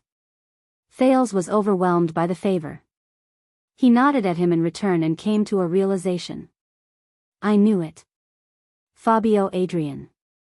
He's the highest commander of all the royal guards in Renaissance Palace. The captain of the guards, including all the 6 wingers. And he's one of the 7 Jade Star attendants. Let us save the introductions and small talk for another day. While Thales was thinking, Adrian seized the gap between Gilbert's words and interrupted him in an appropriate and timely manner. Your Highness, Count. His Majesty is in the meeting hall. Adrian gestured at the stone door behind him. Should we not let him wait for too long? His Majesty. At that moment, Thales felt all the blood in his body freeze. His Majesty is. He has finished today's Imperial Conference? Gilbert suddenly became excited. No. Adrian replied politely, that's right. In fact, His Majesty has ended the conference early. He has been asking about the messenger crow from Western Desert since yesterday. His Majesty. Thales breathed in a daze. He suddenly understood where the discomfort and the lingering sense of unfamiliarity that had been tormenting him since he stepped into Renaissance Palace, or rather, Eternal Star City, came from. It was not the environment and decor of Renaissance Palace. It was not the noise and old matters of Eternal Star City. It was, Thales clenched his fists on his own. Of course. Gilbert looked at Thales with a hint of excitement. I believe His Majesty is also looking forward to this moment. Adrian did not answer. He only gestured for Thales and Gilbert to follow him before he walked towards the stone door of the meeting hall. His Majesty. Thales could feel his feet moving forward as he followed Adrian's lead. Gilbert's footsteps followed behind him, and he did not leave him by even an inch. One in front, and one behind. It made him, there was nowhere to run. The royal guards who stood guard in front of the stone door and belonged to an unknown wing bowed together. They pushed the stone door open respectfully and professionally. It revealed the endless darkness inside. There were only a few lights that illuminated the path ahead. Adrian moved to the side and politely gestured for the Duke of Star Lake to go first. It was no longer one in front and one behind. But Thales realized that he would rather have the other walk in front of him. But Thales then saw his feet being lifted, lowered, lifted again, and lowered again. Until he passed by Adrian's side, until he stepped through the heavy stone door, until he stepped into the endless abyss. Not you. Adrian's voice suddenly became stern and cold. It was a stark contrast to the friendliness he showed to the prince and the count. It made Thales subconsciously stop in his tracks. But he soon realized that Adrian was not talking to him. All of you, stay. The guard captain's voice was very low. But it contained an unquestionable tone. A few seconds later, Doyle's nervous and trembling voice came from behind him. Yes. Yes, Captain. Amid the low sound of friction, the heavy stone door that separated the corridor from the meeting hall was slowly closed. It shut Doyle's mumbling outside. Behind him, Adrian and Gilbert's footsteps approached slowly. It was as if they were urging something. A gust of air rose from Thales' chest and was forced out of his mouth and nose. He realized that he had started to walk forward again. Just like 6 years ago, the meeting hall was long, narrow, and deep. From the entrance on one side, the end of the hall shrank into a small dot. It was blurry. Once, the two sides of the meeting hall were packed with vassals, listening to the negotiation between Constellation and the dragon. Unlike 6 years ago, there were fewer lights in the meeting hall. Many of the windows that allowed light to pass through were closed. It was even darker. Now, the platforms on both sides were empty. It was so quiet that one could hear a pin drop. But as he walked forward, Thales soon saw it. At the other end of his line of sight, there was a lone peak that protruded from the ground and landed on a few steps above. The throne. Thales' breathing slowly tightened. A strong but lonely figure appeared on the throne above the steps. The figure had his head lowered. His back was bent, and he sat cross-legged on the throne. His right elbow was on the arm of the throne, and his right hand was on the scepter in front of his knee. His forehead was pressed against the back of his hand. His face was hidden in the shadows. Thales stopped in his tracks. He stared at the figure he had not seen for 6 years. His emotions were hard to discern. The prince's pause forced Gilbert to stop as well. But the Foreign Affairs Minister quickly reacted. He raised his voice and spoke to the figure on the throne with great enthusiasm. Your Majesty, I am honored to bring you the new Duke of Star Lake, your thud.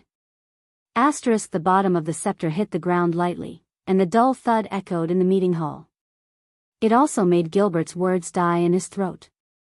Very soon, a voice that had appeared in Thales' dreams before came from the throne. It was heavy, thick, awe-inspiring, and dull like thunder. It echoed in the entire hall. Gilbert, the voice on the throne, paused for a moment. Thank you.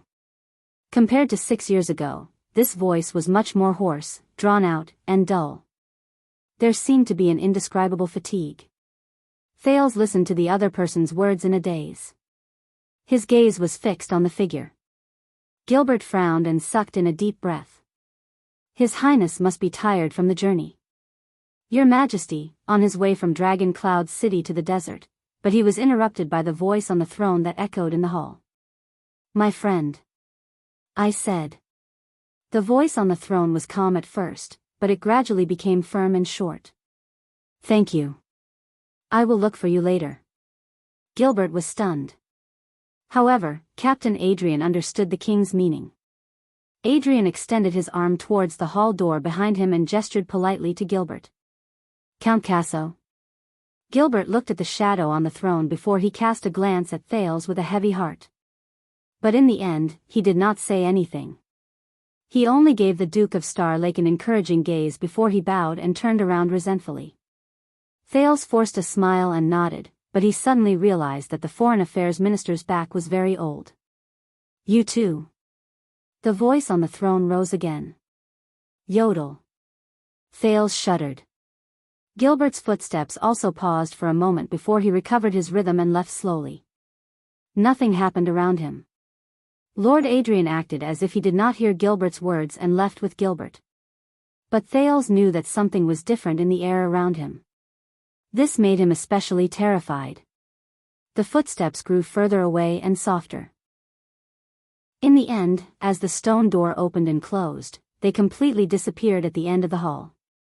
Only Thales and the shadow on the throne were left. They faced each other in silence in the hall. Come forward. The teenager shuddered slightly. Thales could be considered to have been through hundreds of battles.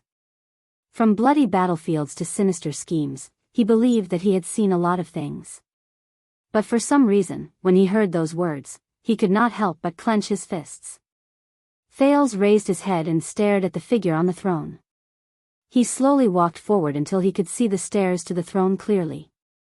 But before his eyes, the figure on the throne was still blurry, and the everlasting lamp behind him flickered. Closer. The shadow on the throne raised his voice slightly. The teenager was silent for a moment before he walked forward again. This time, he walked close enough that he could even see the pair of boots leaning against the bottom of the scepter under the throne. A little closer. The voice on the throne seemed to be a little impatient. He dragged out his voice, causing the flames of the everlasting lamp to sway slightly. Thales took a deep breath. Hence, in the next moment, the prince resolutely lifted his feet and continued forward. Then, he saw the shadow on the throne move slowly as well. Thales froze. Under the dim light, the 39th Supreme King of Constellation, the Iron Hand King, Kessel Jadestar V, who seemed to have aged more than 6 years, raised his eyes from the scepter and looked at the prince. Thales had to look up at him. His breathing began to quicken involuntarily. Uncontrollable. He endured the gaze that he had seen many times in his dreams, but it always managed to wake him up with a start. Thales blurted out a term of address. Your Majesty. As soon as the words left his mouth, Thales subconsciously added another sentence. Fa father? The man on the throne supported his chin with his hand and frowned slightly. He had lost weight. That was Thales' first feeling. Even though the man's body under the leather robe was still strong, even though the scepter in his hand was still steady, even though his eyes still emitted a faint cold light, but he could see that King Kessel's face was much thinner, his eyes were slightly sunken, and his cheekbones were slightly high. And more wrinkles had already climbed onto the king's face. The knuckles on the man's hand that held the scepter were even more protruding, and he looked rather sharp. Compared to 6 years ago, the only thing that had not changed, and even surpassed, was probably the stillness, dullness, suffocation, and uneasiness that was like the eve of a storm. The silence seemed to last for a long time, but Thales only stared at the king quietly. He felt that he could not shift his gaze away. Finally, the king's expression changed. Anxiety. His voice was as steady and heavy as before. It was especially obvious in the empty and long meeting hall. Thales snapped out of his daze and cleared his throat. Sorry? King Kessel snorted softly 6 years later.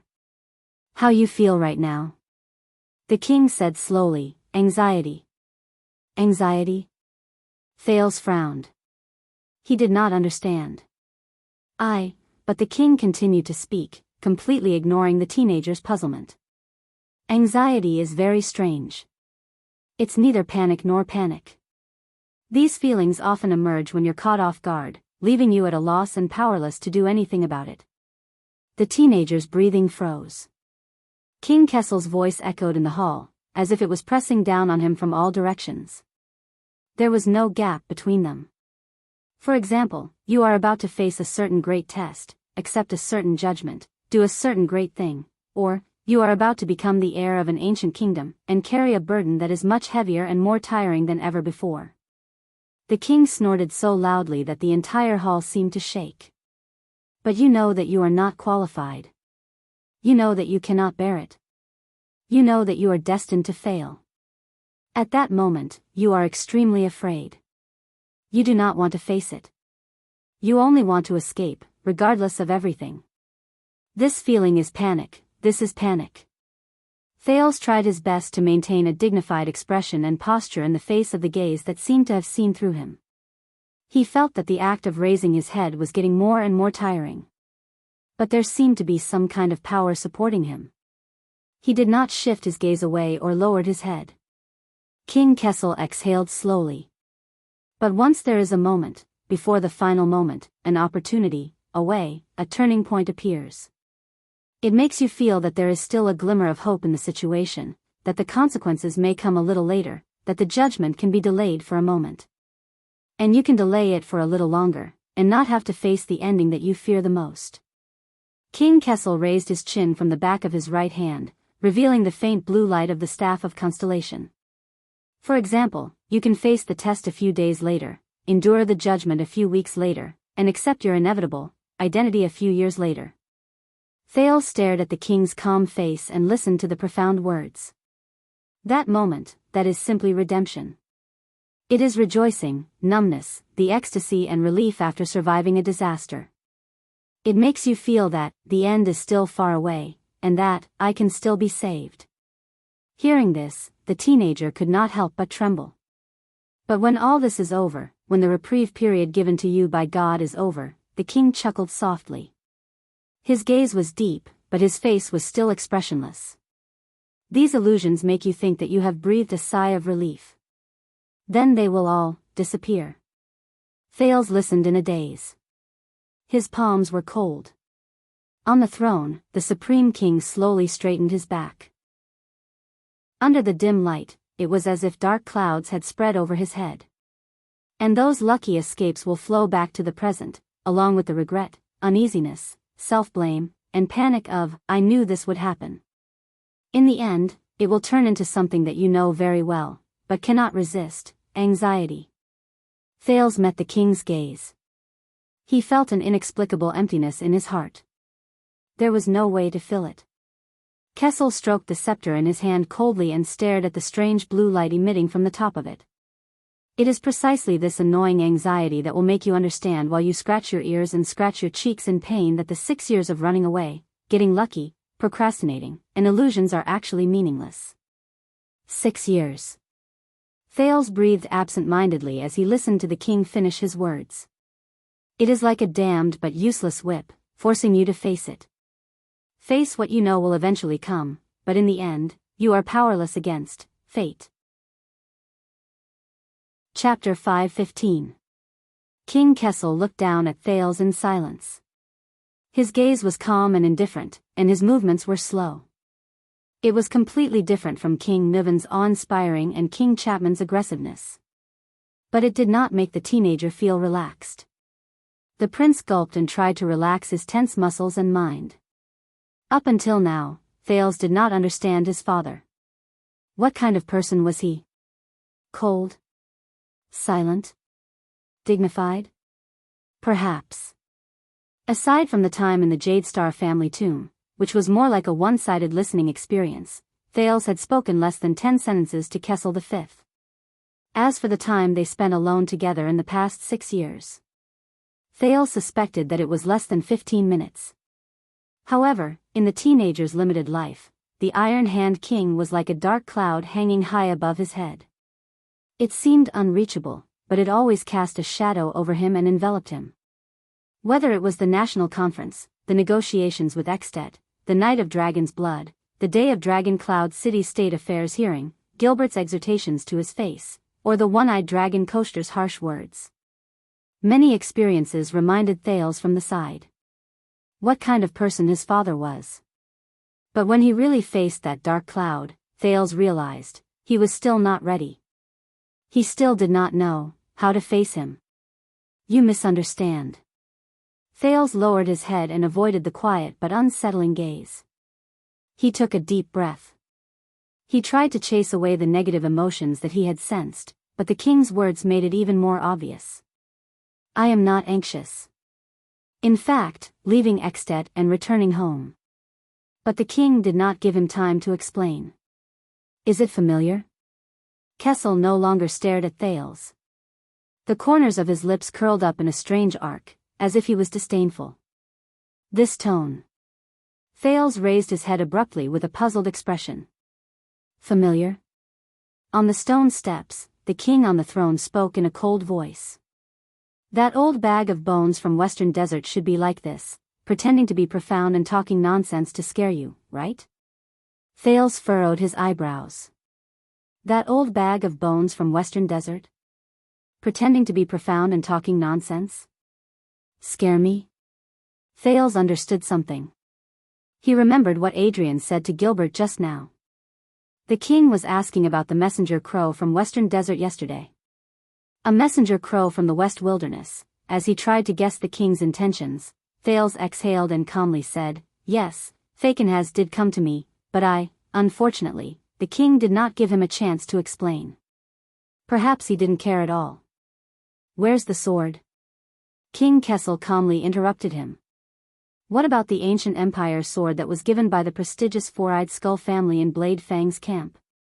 It caused some people to feel uneasy, some people to rejoice, and all of the kingdom to make endless guesses." Thales' words came to a halt. As expected, he also knew. The sword named Sentinel. It should be the legendary wing. With a certain thought in mind, Thales raised his voice and answered, "It is in the luggage, guarded by Lord Mallow's men, but, no."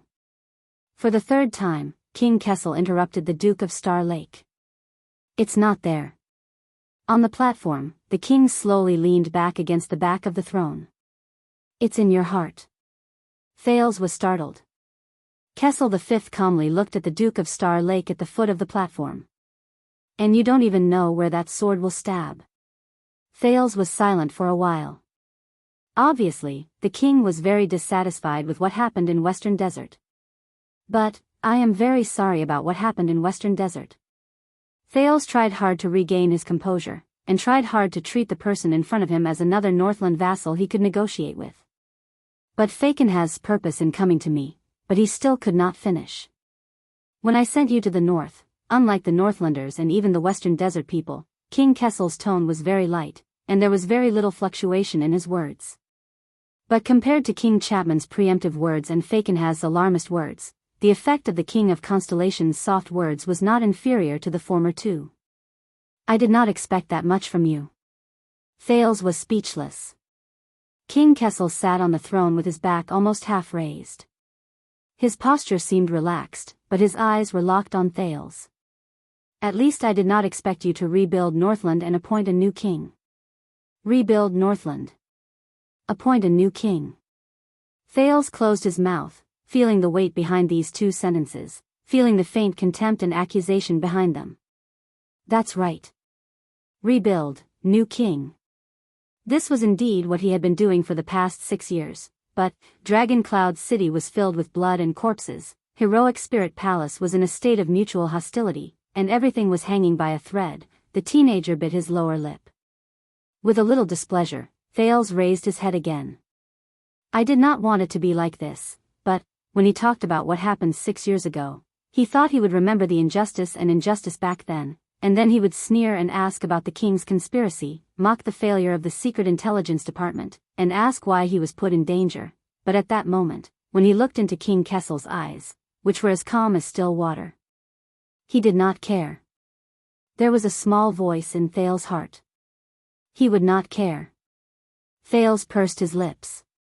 He suppressed the indignation in his heart, turned his head and said, "That was an accident." Silence. Thales was not used to the darkness in the meeting hall. 6 years ago, this place seemed spacious and bright.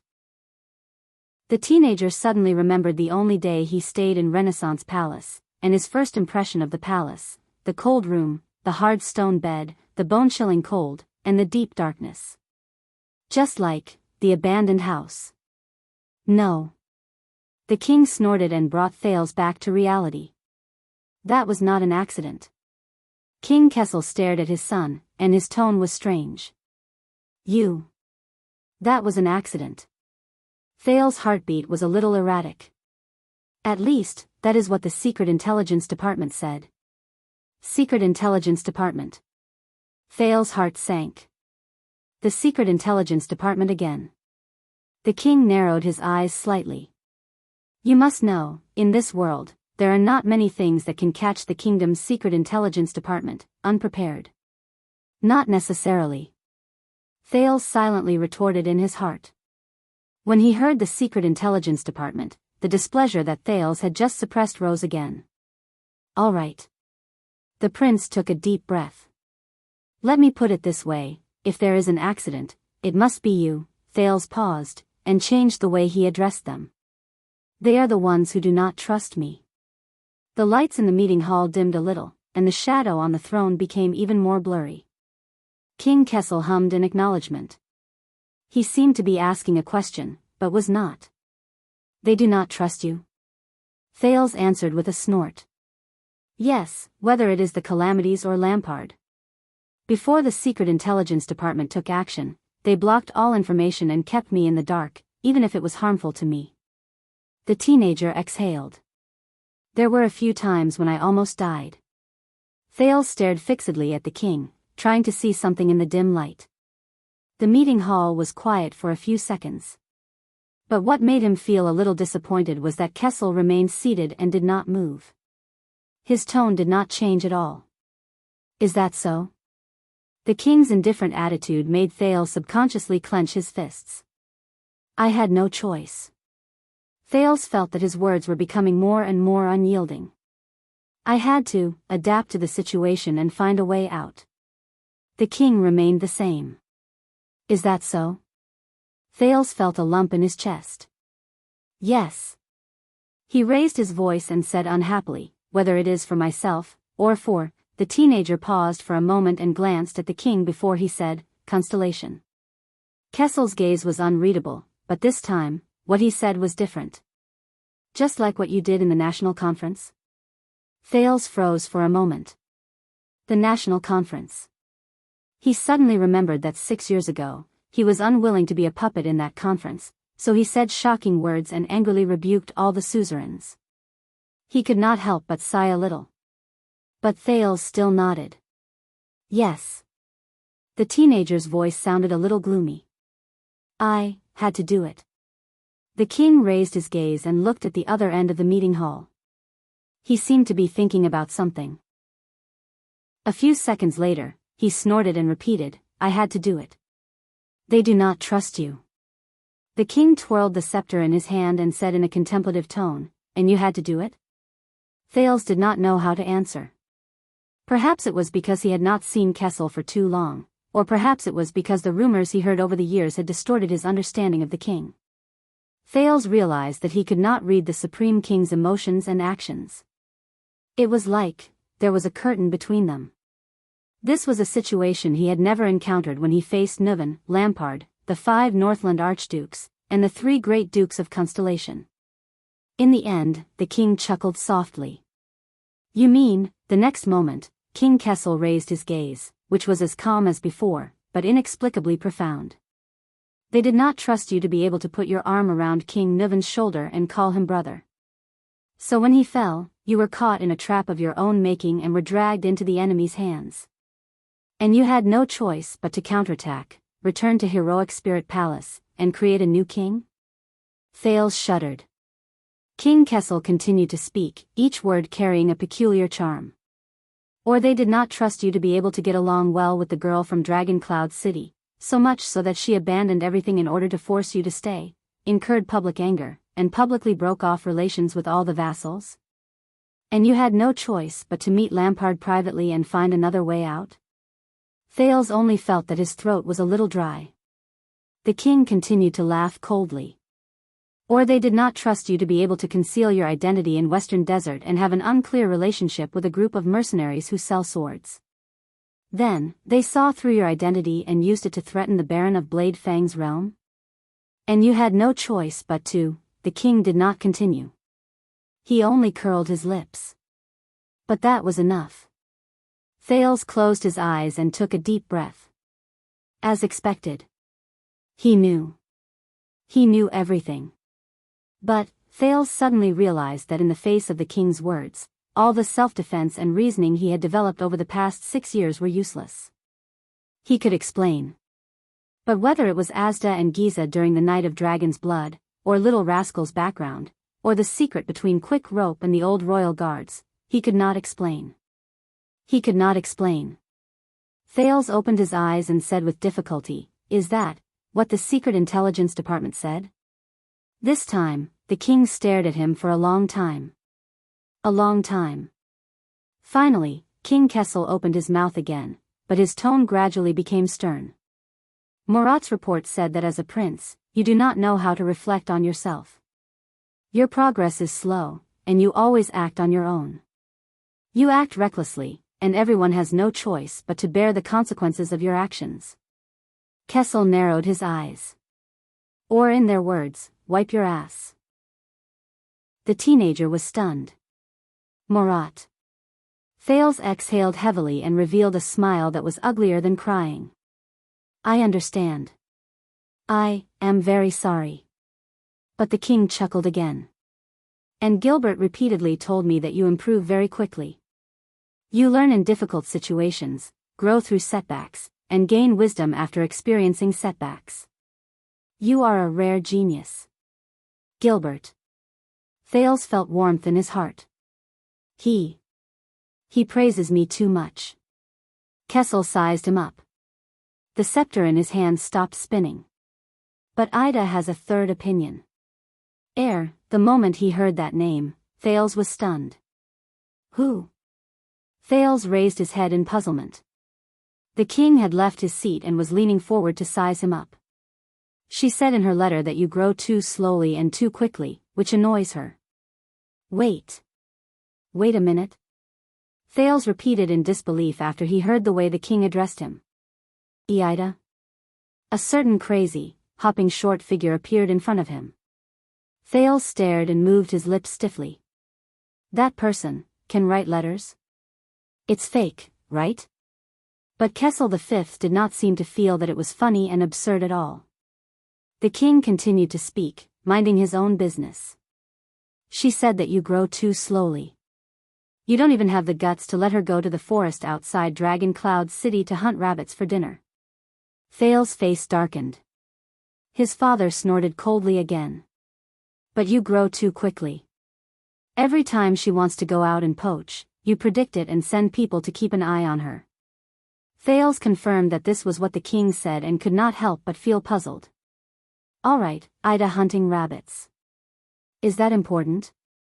The king did not answer. He just stared at the second prince quietly under the waning light. Thales calmed down a little because of Aida's name, but the king's gaze made his heart clench again. "But I can see that you have indeed changed after 6 years." The king said faintly. Thales was stunned. He turned his head slowly to avoid the king's condescending gaze. 6 years is a long time. But Kessel shook his head. "No. Whether it is Murat or Gilbert," the king said softly, "they are both wrong." Thales' breathing began to quicken. The king's gaze became sharper. "As for Ida, Kessel's words were very strange." At that moment, Thales did not know if he was disdainful or sentimental. This made Thales suddenly curious. "I wonder if Black Prophet Murat, who is said to be able to see through lies, can see through the king before me?" "No," the king of Constellation's words pulled Thales' attention back. "You do not grow fast enough." Kessel said unhurriedly, "Not slow enough. Not fast enough. Not slow enough." Doubt surged. Thales frowned slightly. "I do not understand." Fortunately, the king did not interrupt the teenager this time, nor did he change the topic. But Kessel's next words were full of profound meaning, causing him to fall silent. "You either grow fast enough." King Kessel raised his head to look at the ceiling. His gaze was unfocused, as if he was looking into the past. "So fast that it is unexpected, so fast that it is gratifying. So fast that in just 6 years, you can bear the weight of the entire planet." The king's gaze focused on Thales, and it returned to its cold and indifferent state. "But you did not bear the weight of the entire planet. Thales gulped. He felt his body stiffen. The king looked at him from afar, and there was a hint of disappointment in his eyes. You either grow slow enough. Kessel lowered his head and looked at his opened left palm. His words were a little desolate. Slow enough to know your place, slow enough to do things step by step, slow enough for us to unload the burden of the kingdom bit by bit. The king clenched his fist and looked at Thales again. His gaze was slightly cold. But you did not. Know your place, do things step by step. He understood some of the king's meaning. At that moment, Thales did not know how to answer. Right now, you are neither growing fast nor slow, the king said coldly. Said the king coldly. His tone became even colder. Neither too fast nor too slow. Neither too fast nor too slow. Kessel snorted softly. There was a hint of disdain and frustration in his tone. He shook his head. You exceed my expectations, but you also disappoint me. Thales took a few deep breaths. He wanted to say something, but he did not. This time, the silence between the father and son was exceptionally long. They just looked at each other quietly, and they did not speak for a long time. Then, the teenager could no longer endure the depression in his heart. Thales paused for a moment. With indescribable depression and gloom, he exhaled a few times. He tried his best to smile, but he could not. I thought that on the first day I returned to Eternal Star City, you would talk about something positive about your reunion with your father. Thales turned his head around, trying to find something to ease the tension. Father. But Kessel obviously did not have the same intention. And I thought that after experiencing so much, you would understand what it means to live for Constellation. The king's gaze burned, and his tone was cold. Prince. Thales froze. Kessel looked at Thales and snorted softly. He seemed to be disdainful. But fortunately, we still have time to teach you how to be a Prince of Constellation. Be Prince of Constellation. Thales did not speak. He could only feel an indescribable emotion rising in his chest. It made him uncomfortable. It was difficult to get rid of it. But in the end, he did not say anything. Your homecoming banquet will be held a week later. It will be the time for you to show your face again. The king turned his head around. He was not bothered by Thales' silence. No one knew whether he saw it as a tacit agreement, or whether he did not care about it. During this period of time, you will keep a low profile. Let the kingdom slowly digest the return of the heir. Do you understand? Kessel said coldly. Thales was silent. After a few seconds, he answered with great difficulty. Just like 6 years ago. Kessel V looked up and spoke in a drawn-out tone. Even more than 6 years ago. Even more than 6 years ago. Thales stood where he was and did not move. A few seconds later, yes. Thales felt his voice was hoarse, like an old machine. Your Majesty. Kessel stared at him for a few seconds before he spoke slowly. Very good. The king's tone was slightly sarcastic. Son. Kessel V leaned back again and sank into the shadows. The meeting hall returned to dead silence. Thales panted a few times and calmed himself down. I believe you have nothing else to say. He forced himself to speak respectfully. Your Majesty. There was no reply from the throne above him. Thales took this as a tacit agreement. The Duke of Star Lake bowed and walked back with complicated and indescribable feelings. Stop. The king's words echoed in the meeting hall. Thales stopped. Your Majesty, is there anything else? But King Kessel only shook his head in the shadows. No. But you must stay here. The king said coldly, at least 15 minutes. Thales was stunned. Why? Kessel maintained his posture. Only a pair of eyes that reflected a cold light could be seen in the shadows. They contrasted with the staff of Constellation in his hand. Because in the eyes of outsiders, a positive topic of reunion between father and son would probably take this long. Thales held his breath. He swallowed hard. I see. The reunion between His Majesty and the prince is only worth 15 minutes. The second prince turned around and looked at his father on the throne. The emotions in his heart were indescribable, and his tone was slightly resentful. But we don't need it. Kessel snorted, we don't need it. But the kingdom needs it. The unhappiness in Thales' heart surged again. I see. He did not have to be anxious. Because it was destined 6 years ago. 6 years later. It was still the same. Thales adjusted his breathing and sneered. So I have to stay here for 15 minutes.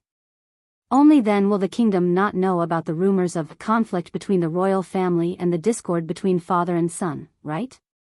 In the face of the prince's slightly provocative words, the shadow on the throne froze slightly.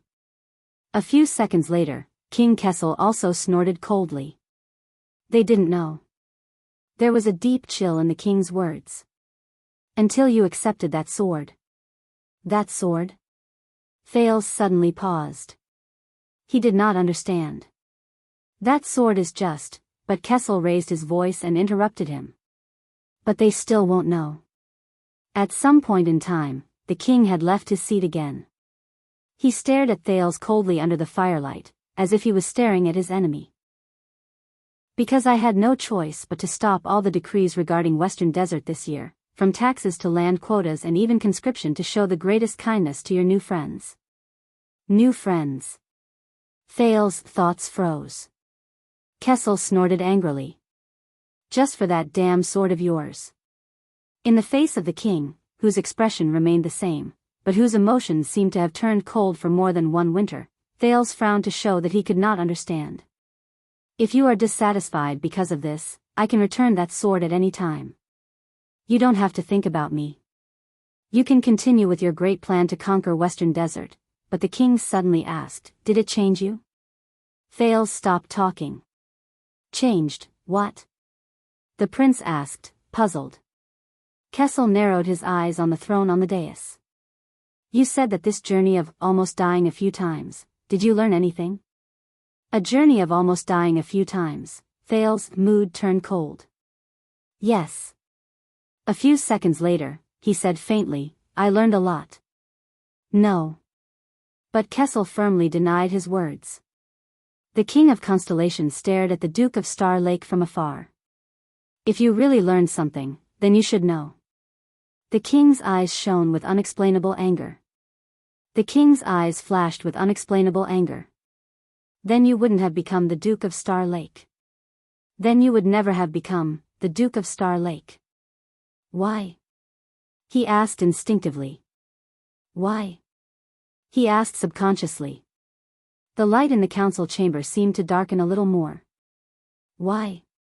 Kessel was so angry that he laughed. The king sneered and tapped his scepter. The dull sound spread through the hall. Because you do not deserve it. Do not deserve it. The moment he heard the last word clearly, Thales froze.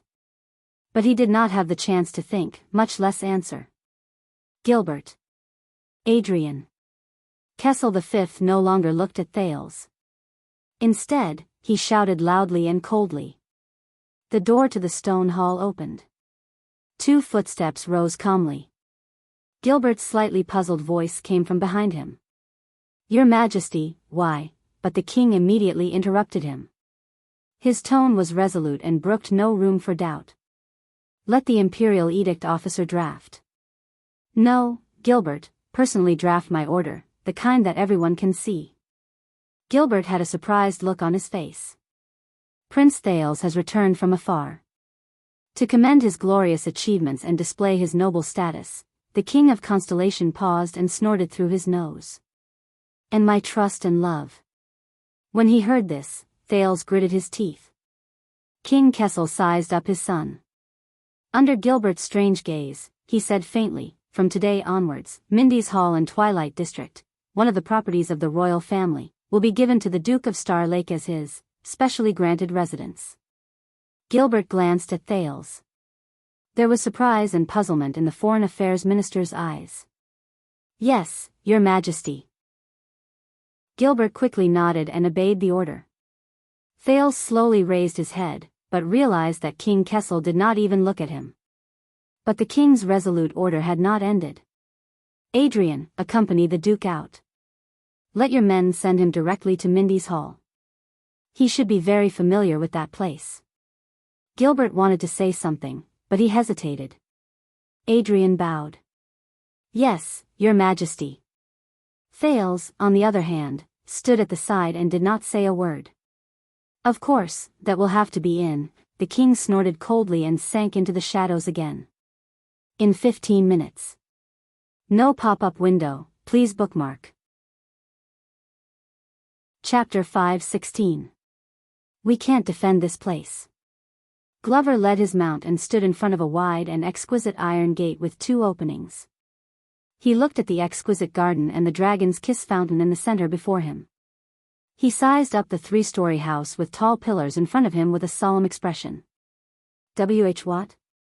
Beside him, Protector Doyle, who was checking his mount's teeth, asked in puzzlement. Around them, the royal guards who were assigned to protect the prince followed the etiquette officer of the royal family and the administrative officer of the city hall. They entered the beautiful manor in an orderly manner and did the headache-inducing handover and propaganda with the local servants and guards. Most of them were Jade Star private soldiers recruited from the outskirts of Central Territory. The layout of the complicated terrain, troublesome sentry posts, pointless decorations, and the Jade Star private army recruited from a foreign land. Vanguard Glover's gaze swept across the gate and walls to the backyard in the distance. The wariness in his eyes grew stronger. And a maze garden that is bigger than the Northern Territory. In the bustling atmosphere, the Vanguard looked around and handed his mount to a subordinate of the Vanguard Division. He frowned even more. Compared to the Northern Territory. Doyle, who was beside him, said subconsciously. He immediately understood something and smiled brightly. Relax, zombie. This is Mindy's Hall, not Broken Dragon Fortress. Doyle did not care about the Vanguard's expression. He stuffed the reins into his other hand in an extremely natural manner. He watched as the Vanguard pulled his mount away with a displeased expression that said, "Where did the people from the Defense Division go?" Then, he turned his head around in satisfaction. And we are not here to fight. Glover snorted through his nose. He looked at the road outside the iron gate and the house at the end of the garden. His tone was cold. The prince should be staying in Renaissance Palace. The Vanguard's words were drawn out, and they seemed to have a profound meaning. But Doyle clicked his tongue and shook his head. No, no, no. Although we were not familiar with each other before, I know that the Vanguard Division does not have many sentry posts. Glover pursed his lips. I'm not sure about Tormund Hall and the Silence Room where His Majesty and the Queen are. Doyle raised 3 fingers with a smug expression and snapped them down one by one. But the Ballard Room is very narrow, the Elan Court is a little too high and cold, and the Cimmerian Hall is too dark and dark. Trust me, compared to these famous grottos in Renaissance Palace, Doyle elegantly waved his hand at the exquisite garden in front of him. You'll like it better here. Glover narrowed his eyes. At least Mindy's Hall has, Doyle paused for a moment. He pointed at the iron gate, the garden, the fountain, the avenue, the main hall, and finally pointed at the sun above his head. He smiled faintly. There is light? Glover crossed his arms and looked elsewhere. He snorted in a way that made it seem as if he didn't know what was going on. Obviously, he wasn't too satisfied. Besides, do you know how high its artistic value is? Doyle's eyes lit up, and his tone changed. Glover furrowed his brows. Do you know its place in the history of architecture? The guard turned around and spread his arms, as if he wanted to hug the person in front of him. Let's not talk about the fact that this is the famous virtuous king's temporary imperial residence. But look at the garden, look at the reliefs, look at the tiles. Let's not even talk about the many art treasures in the palace. Think about it, if we hold a banquet here, the ladies in the capital will definitely fight to be the first. Doyle turned around with a dance step. His face was full of sweetness. Glover did not move. He only looked at Doyle with a disdainful expression. What's wrong? Doyle shrugged. He looked puzzled. Is it wrong to love art and love beauty? Glover looked away. He took a deep breath and exhaled stiffly through his nose. The familiar sound of a carriage and shouts came from the distance. It seemed like a person was directing the transportation. Doyle, who was immersed in art and beauty, had his expression change. Oh, no, that's Stone and Fubby. He immediately jumped to Glover's side. His expression was stern, and his body was straight. He extended his arm and pointed at Mindy's hall. Quick, pretend that you're talking to me, discussing the defense of the sentry posts or the defense plan. Look very attentive and serious. Glover was confused. What? This is the only way we won't be assigned to help with logistics. Doyle's expression did not change, but his lips moved slightly. Glover still did not understand. But why me? Because he never asks the vanguard to go. Doyle said softly through gritted teeth. Logistics Officer Stone and Flag Bearer Fubby brought a few subordinates and a few carriages while they were surrounded by a group of officials and Jade Star private soldiers. They left doubtful and puzzled gazes on Doyle, but when they saw Glover's stern expression, they got rid of their doubts and left. It was only then that Doyle heaved a sigh of relief and relaxed. Glover's gaze when he looked at him became even stranger. But Doyle did not feel awkward at all. He naturally returned to his intoxicated state of admiring the scenery. His gaze shifted, and he saw the teenager who stood quietly in the gaps between the figures moving back and forth under the pillars of the house in the distance beside the cedar wood door. Doyle narrowed his eyes and sized up the still and slightly lonely prince. The servants and guards around him seemed to have some sort of tacit understanding. They perfectly avoided the prince while they were busy with their work. The person closest to him was at least 10 meters away. But they would occasionally cast cautious glances at the teenager who did not say a word. I'll bet you, that kid just got spanked. As if he was afraid that Doyle would not believe him, Doyle narrowed his eyes. Believe me, I know this feeling. He appears to be very calm now, but that is all an act. Doyle stared at the prince's back. His gaze was melancholic, and he seemed to be rather sentimental. But in the deepest part of his heart, he just wants to find a place where there is no one and cry to his heart's content. Doyle stared at the prince's back. His eyes were melancholic, and he was rather sentimental. But in the deepest part of his heart, he just wants to find a place where there is no one and cry to his heart's content. This is not something you should comment on. The vanguard coughed sternly. Protector Doyle. But Doyle snorted softly. Enough with that lousy sword in the morning. You are also very displeased, aren't you? Doyle nudged Glover's arm. He did not care about Glover's unpleasant expression at all, and he seemed to be taking pleasure in Glover's misfortune. I'll bet everything I have with you. Our honorable Duke, I've finally seen someone with a heavier sword than him. Glover did not answer. He only stared at the porch of Mindy's hall and frowned deeply. Over there, Duke Thales stood quietly. He only stared at the porch. He did not make a sound and did not move. It was as if he was isolated from his surroundings. Are you there? Thales asked absent-mindedly. Did you see it? As a response, a steady and calm voice came from behind him. Yes, I saw it. But it was not the person Thales expected.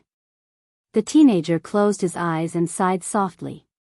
The royal family's private soldiers and servants did a good job in maintaining the place. They saved us a lot of trouble. Once we complete the assessment and inspection, we can move in. Watchman Mallows walked forward and stood beside the Duke. He looked at the main hall of the manor with him, and his words were thought-provoking.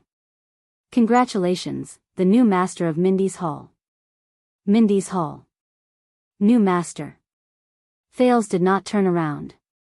The teenager only quietly sized up the familiar yet unfamiliar house in front of him, from the pillars to the door, from the carpet to the interior. However, this time, the familiarity seemed to be greater than the unfamiliarity. Mallows seemed to have sensed the atmosphere. He also remained silent and stood quietly with the prince. The servants and guards were still busy. They came and went in a hurry, but they subconsciously stayed further away from them. A few seconds later, you don't know. Mallows frowned slightly. Thales spoke slowly with an expressionless face. You didn't know beforehand that you would be stationed here, did you? Otherwise, you wouldn't have to wait until the very last moment to assess and inspect. Mallows was slightly stunned. But the Duke of Star Lake smiled. You weren't even prepared to become the Star Lake Guards. Thales lowered his head and looked a little lonely. Because the title of the Duke of Star Lake was decided on the spot after you departed, and it was conferred in a hurry. Because, a sword. Mallows paused for a few seconds. He furrowed his eyebrows slightly, and no one knew what he was thinking. Thales sighed. Similarly, you weren't prepared to come to Mindy's Hall. Mallows seemed to have heard something from the Duke's seemingly disorderly words. He wanted to say something, but stopped himself. But Thales took a deep breath. When he turned his head around, he had already put on a smile. By the way, when you set up your defenses, don't forget to prepare silver weapons. There might even be weapons that have been blessed. Silver weapons. The change in topic caught the watchman off guard. Why? Thales snorted. He took a few steps back and looked at the roof and balcony of Mindy's Hall. To guard against uninvited guests. Under Mallow's puzzled gaze, the prince's tone was filled with faint nostalgia. Such as, vampires? Mallows was stunned again. He was confused. But Thales did not explain further. He only sighed again, raised his head, and sized up the pillar in a daze. It looks even smaller, the teenager said subconsciously. I remember that the pillar here used to be very tall. Mallow's gaze moved, and he stared deeply at the prince. With a little perplexed, Thales walked through the porch and vaguely saw 3 large portraits on the wall under the chandelier, facing the door. And the 3 people in the portrait. One had his back to the setting sun. He held a spear and rode a horse. He was as heroic as ever. One stood deep in the forest. He held a sword and a shield in his hand. He was as determined as ever. One sat quietly in the room. He held a staff and flipped through a book. He was as benevolent as ever. As he stared at the 3 people in the portrait, Thales' gaze became a little unfocused. He subconsciously raised his right hand and pressed it against his chest. A certain part of his skin seemed to still be aching. You are also revisiting an old place, Mallows followed behind him, and his tone was indifferent. When we saw a Renaissance palace, you did not have this expression. Renaissance palace. Thales snorted. The first time I entered Renaissance palace, I was seriously injured by an assassin. I was unconscious, and I was carried in. Mallows narrowed his eyes. The prince's expression was slightly mocking. Revisiting an old place? What kind of expression did you expect me to have? But Mallow's answer exceeded his expectations. Smile. Thales frowned. What? Mallows took a step forward and stood with him in front of the cedarwood door. He stared at the portraits of the 3 kings on the wall in the hall. You need to smile. Then they will not have to suspect that your father does not like you. Mallows narrowed his eyes slightly. Or the other way around. Thales was stunned for a moment before he was stunned. Them? Mallows remained indifferent. He nodded and did not even look at the Duke. The royal guards are all elites. They have a keen sense of smell. Thales instinctively turned around. Around him, the royal guards were still busy with their own tasks. They were either commanding the logistics, handing over tasks to the servants, or assigning tasks. Nothing strange could be seen. Thales was silent for a while before he suddenly chuckled. Did you know? I have a friend who also advised me to smile. Mallows looked at the prince. The latter took a deep breath and looked at the sky in the distance. He sounded sentimental. Because life is heavy enough as it is. You have to smile to make it lighter. The teenager was a little dazed, as if he was looking at the yellow sand again. Then, does it? Mallows stared at Thales, who was feeling sentimental for some reason, and suddenly said, after you finish laughing. Thales snapped out of his daze and shook his head. I don't know. The teenager's smile was a little strained. I hope so. The prince turned around and was about to walk into the porch. This place, this manor, Mallows spoke again, causing Thales to slow down. Do you know why it is named this way? This place? Why is it named this way? Thales stopped walking and glanced at his surroundings. The prince gestured at the portrait on the rightmost side of the wall opposite him. Him? In the portrait, a middle-aged man with graying hair was smiling at him in a friendly manner. But Mallows shook his head. No. The watchman crossed his arms. There was a hint of respect in his eyes as he stared at the hall. Although Mindys III had indeed lived here more than 100 years ago, and most people thought that it was him. But, no, Mindys Hall was not named after the virtuous king. Not the virtuous king's name? This piqued the teenager's interest. Very good. Thales turned his head around with great interest. Please enlighten me, my personal guard captain. Mallows did not care about the faint strangeness in Thales' tone. He turned around and looked in the direction of Renaissance Palace. His gaze was profound. Year 333 of the calendar of eradication, the 22nd Supreme King was crowned. His name appeared for the first time in the genealogy of Constellation's kings. Thales raised his eyebrows. What, number? 22. That's. This king was young, but he was weak and sickly. He had to move out of the palace and look for a place to recuperate. He entrusted the affairs of the country to his uncle and the imperial conference. Mallows' words were very calm, just like his indifferent expression. The story he told was not necessarily delightful. In just 1 year, the young king unfortunately died of illness. He did not even leave behind an heir. The watchman stepped on the floor tiles under his feet. From then on, the manor in the suburbs where he died was named after him to commemorate him. Mallows looked at the prince indifferently. Entrusted affairs of the country to his uncle, left the palace to recuperate, nephew died young, left his name to commemorate. The story was very short. It did not even have a plot, and it was not very auspicious. The charm behind it was even a little indescribable. But Thales still showed an expression that said, I see. So, the manor in the suburbs. Thales pointed at his surroundings and tried hard to continue the conversation. You call Twilight District suburbs? Mallows frowned slightly. He was obviously not satisfied with the prince's attitude of focusing on the main point. It used to be. I call this city expansion. Thales raised his eyebrows. Oh. However, 3.5 centuries have passed. When we stand here and mention the original master of Mindys Hall, the watchman snorted softly and looked at Thales with a rather meaningful gaze. Even the direct descendants of Jadestar have long since forgotten about the Fog King. Thales was a little awkward. But he quickly noticed the title Mallows mentioned. Fog King? Mallows nodded. He extended his hand and knocked on the expensive cedarwood door. His tone was deep. Regardless of whether he was alive or after, Mindys I, who died young, was known as the Fog King. When he was alive, his rule was like fog. It seemed tangible, but in reality, it was intangible. After his death, his story was like fog. It came and went in a hurry and disappeared quietly. Suddenly, Mallows' gaze became sharp.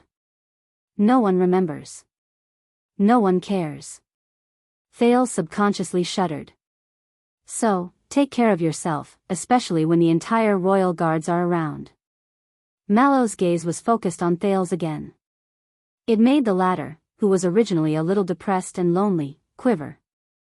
No matter what you went through, the watchman's tone became cold. You must know that among the many inconspicuous and forgotten masters of Mindys Hall, you are not the only one who is sick and miserable. Sick and miserable. Thales subconsciously gulped and rubbed his face. But just like the Fog King, the watchman snorted coldly. No one will remember. Mallows looked in the direction of Renaissance Palace. His gaze was unfocused. And no one will care. There was silence. It had to be said that at that moment, Thales, who had his worries and problems pointed out, felt a little awkward. After a while, the young Duke of Star Lake forced himself to laugh dryly. "Thank you for your encouragement, Lord Mallows." Even though it was not very inspiring. But the watchman did not respond to his gratitude. He only cast him a faint glance. "Once the room upstairs is ready, I will inform you, Your Grace." Once Mallows finished speaking, he strode into Mindy's hall. Thales looked at his back, and while he felt awkward, he seemed to be deep in thought. "That uncle." The teenager suddenly spoke. Under the portrait of the King of Renaissance, Mallows' back froze for a moment. The Fog King's uncle who took over the kingdom's affairs. Thales' eyes burned. After Mindy's the first died of illness, did he inherit the throne? The watchman's back remained still for a few seconds. Of course. Mallows turned his head around. His expression was profound. Sumer Jadestar, who took over the kingdom's affairs, eventually inherited the throne from his nephew who died young and did not have an heir. He was the jackal, Sumer III in history. Thales exhaled, and he came to a realization. But Mallows had not finished speaking. "With the body of the Duke of Star Lake." Thales was shocked. But before he could ask, the watchman left without turning his head back. He disappeared up the stairs. Thales was left alone to ponder over the meaning of this story. A few seconds later, the prince smiled in a relieved manner. "Interesting. Regardless of whether it's the master of Mindy's Hall or the Duke of Star Lake, the stories of his predecessors, they're all so thought-provoking." Thales glanced in the direction where Mallows disappeared one last time, turned around, left the porch, and walked towards the garden. While he waited, he put on a smile and sized up the busy crowd around him. He suddenly noticed that among the servants and private soldiers who came and went, there were two figures who stood out from the crowd. One of them was relaxed, and the other was standing by the pool with a slightly stern expression. They were discussing something in a serious manner. Thales recognized the two people, so he slowly walked towards them. "You didn't want to come, did you?" Doyle looked at the few maids in the distance and narrowed his eyes beside the fountain. "You know, the Glover family is the best of the 7 Jadestar attendants. They are the backbone of the king's party. They have been trusted for generations, and they hold great power." Beside him, Glover furrowed his eyebrows tightly. "Your father is the predecessor of Kirkman, and your elder brother is in the Department of Finance. He has a bright future ahead of him." Doyle's attention was still on the maids, and he did not even look at Glover. He narrated while he sighed emotionally. "His Majesty is also eager to improve, and he is in the prime of his life. But you are here, and you're involved in this unlucky mess." Doyle turned his head around and stared at Glover curiously. "Why?" But this time, he seemed to have kicked an iron plate. Glover also turned his head around and stared coldly at Doyle. It was as if he was staring at a piece of rotten meat on a butcher's stand. The silence lasted for a long time. After a while, Doyle, who did not get any response, could only smile awkwardly and turn his head around. "All right, it's fine if you don't want to talk about it. But I'm different." Doyle showed a perfect smile to a maid who finally could not stand his gaze anymore and peeked at him. During the years when our family was prosperous, Doyle was too close to the old nobles, and their relationship was complicated. So much so that for 3 generations after that, there was no one who could be put in an important position by Renaissance Palace. Glover did not say anything, but he looked away. Doyle stared at the maid who turned her head around with a flushed face. His gaze was a little frozen. They were worried that if this continued, our family's position among the 7 Jadestar would be lost sooner or later, just like Tardin, Belden, and Doyle paused for a moment and gestured at the direction of Mindy's hall with his head. He sighed and said, "Mallows." Glover did not say anything, as if he did not hear him. "So, I was forced to come here." Doyle quirked an eyebrow. "My father had a beautiful dream. From the king's personal guard to the prince's personal guard, perhaps in the end, he would become the king's personal guard, and in the end, Doyle's expression became a little gloomy. Of course, that was just a beautiful dream. Glover's eyes sparkled a little. After all, we are no longer in the era where we rely on the size of our fiefdoms to make a living. Doyle exhaled softly.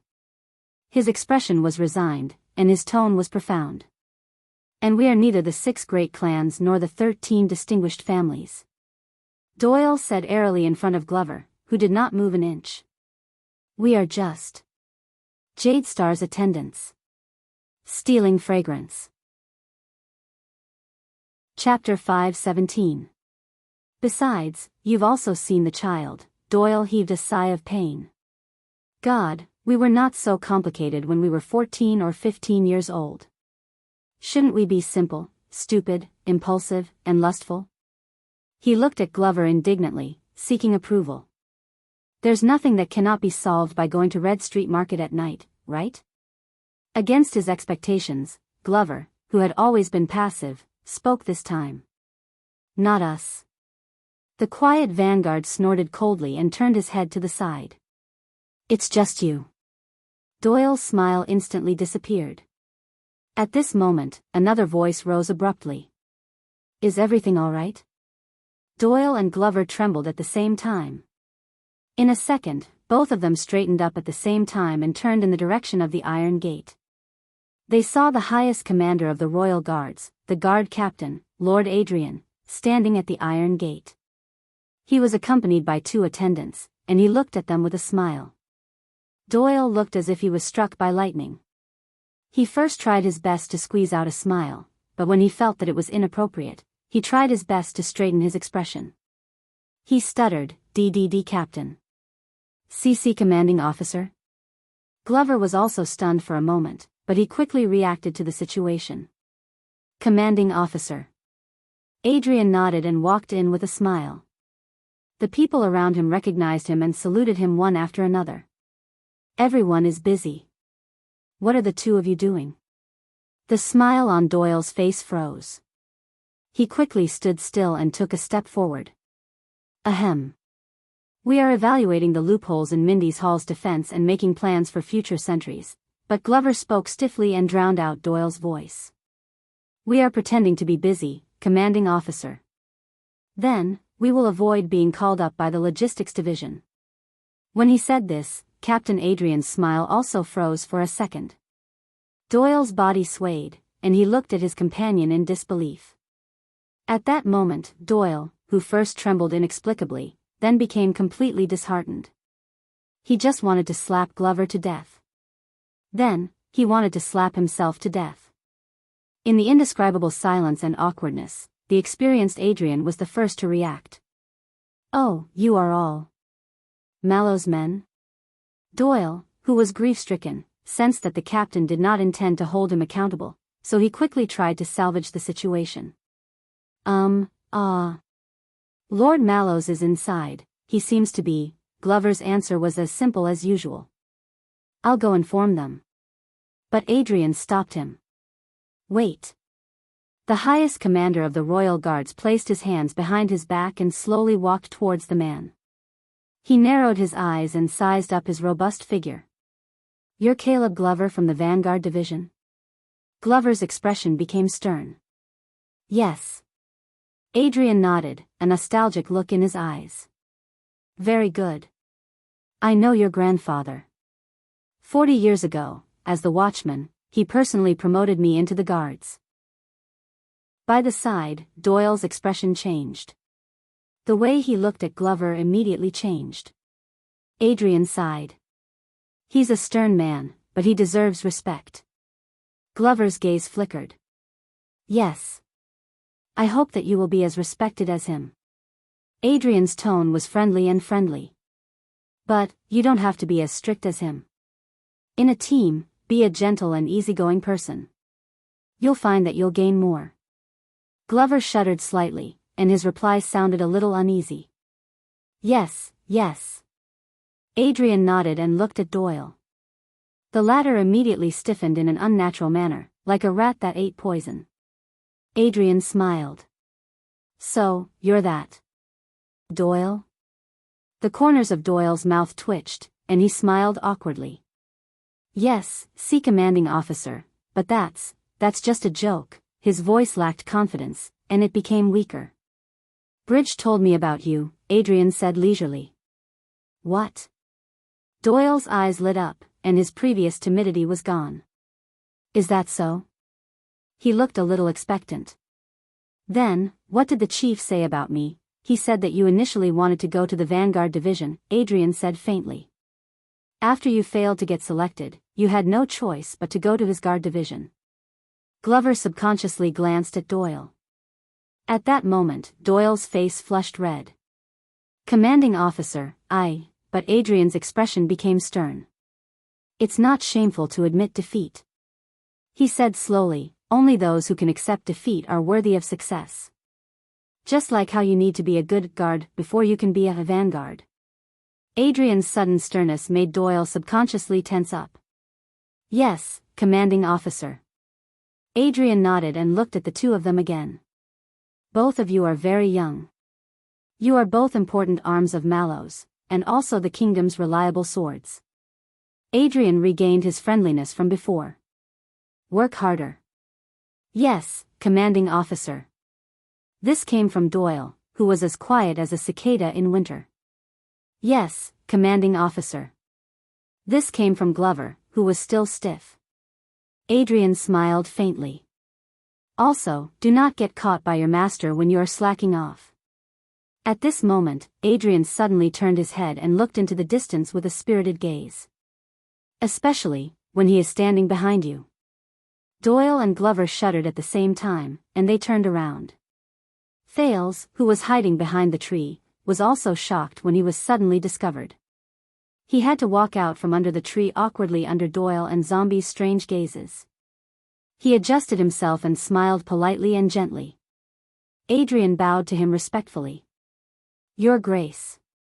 Thales quickly nodded and returned the greeting. Lord Adrian. May I know? Adrian smiled and shook his head. Please do not be troubled. I am only here to hand over the official writ of conferring the title of Duke to you. He turned and handed a scroll to Glover. Doyle reached out to take it, but the scroll veered strangely towards Glover just as it was about to fall into his hand. I also want to see how the lads are preparing. The guard captain, who was more than 50 years old, smiled and looked at Doyle and Glover. The former immediately smiled awkwardly, and the latter stood even more stiffly. After all, this is the first time in many years that we have mobilized people from the Royal Guards to form a special unit. Thales looked at the writ in Glover's hands. He did not have the time to delve into the meaning behind the man's words. Thank you for your concern. The guard commander's smile remained. I hope that Tormund did not bring you any trouble. Thales was stunned. Tormund, who?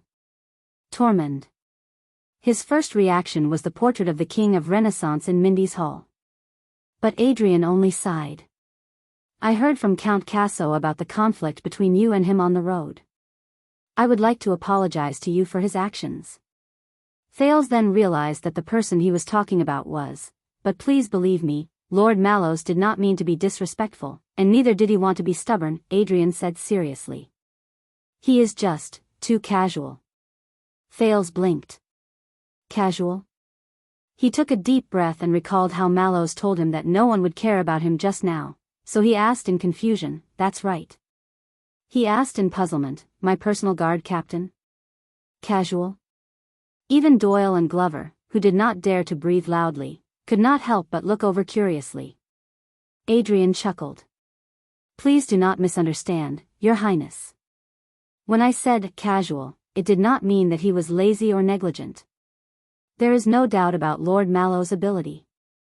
Adrian looked at Mindy's Hall on the other side of the fountain and said with a myriad of emotions, however, he hates complexity and trouble. When faced with a problem, he would rather choose a solution that is within his reach. This can also be considered a kind of arrogance. Hates complexity and trouble, arrogance.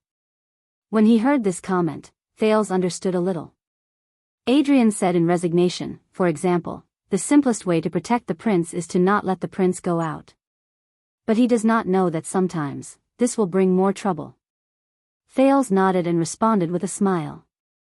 Adrian sighed with emotion. So, he often needs someone to push him, goad him into doing better. Doyle and Glover looked at each other. Is that so?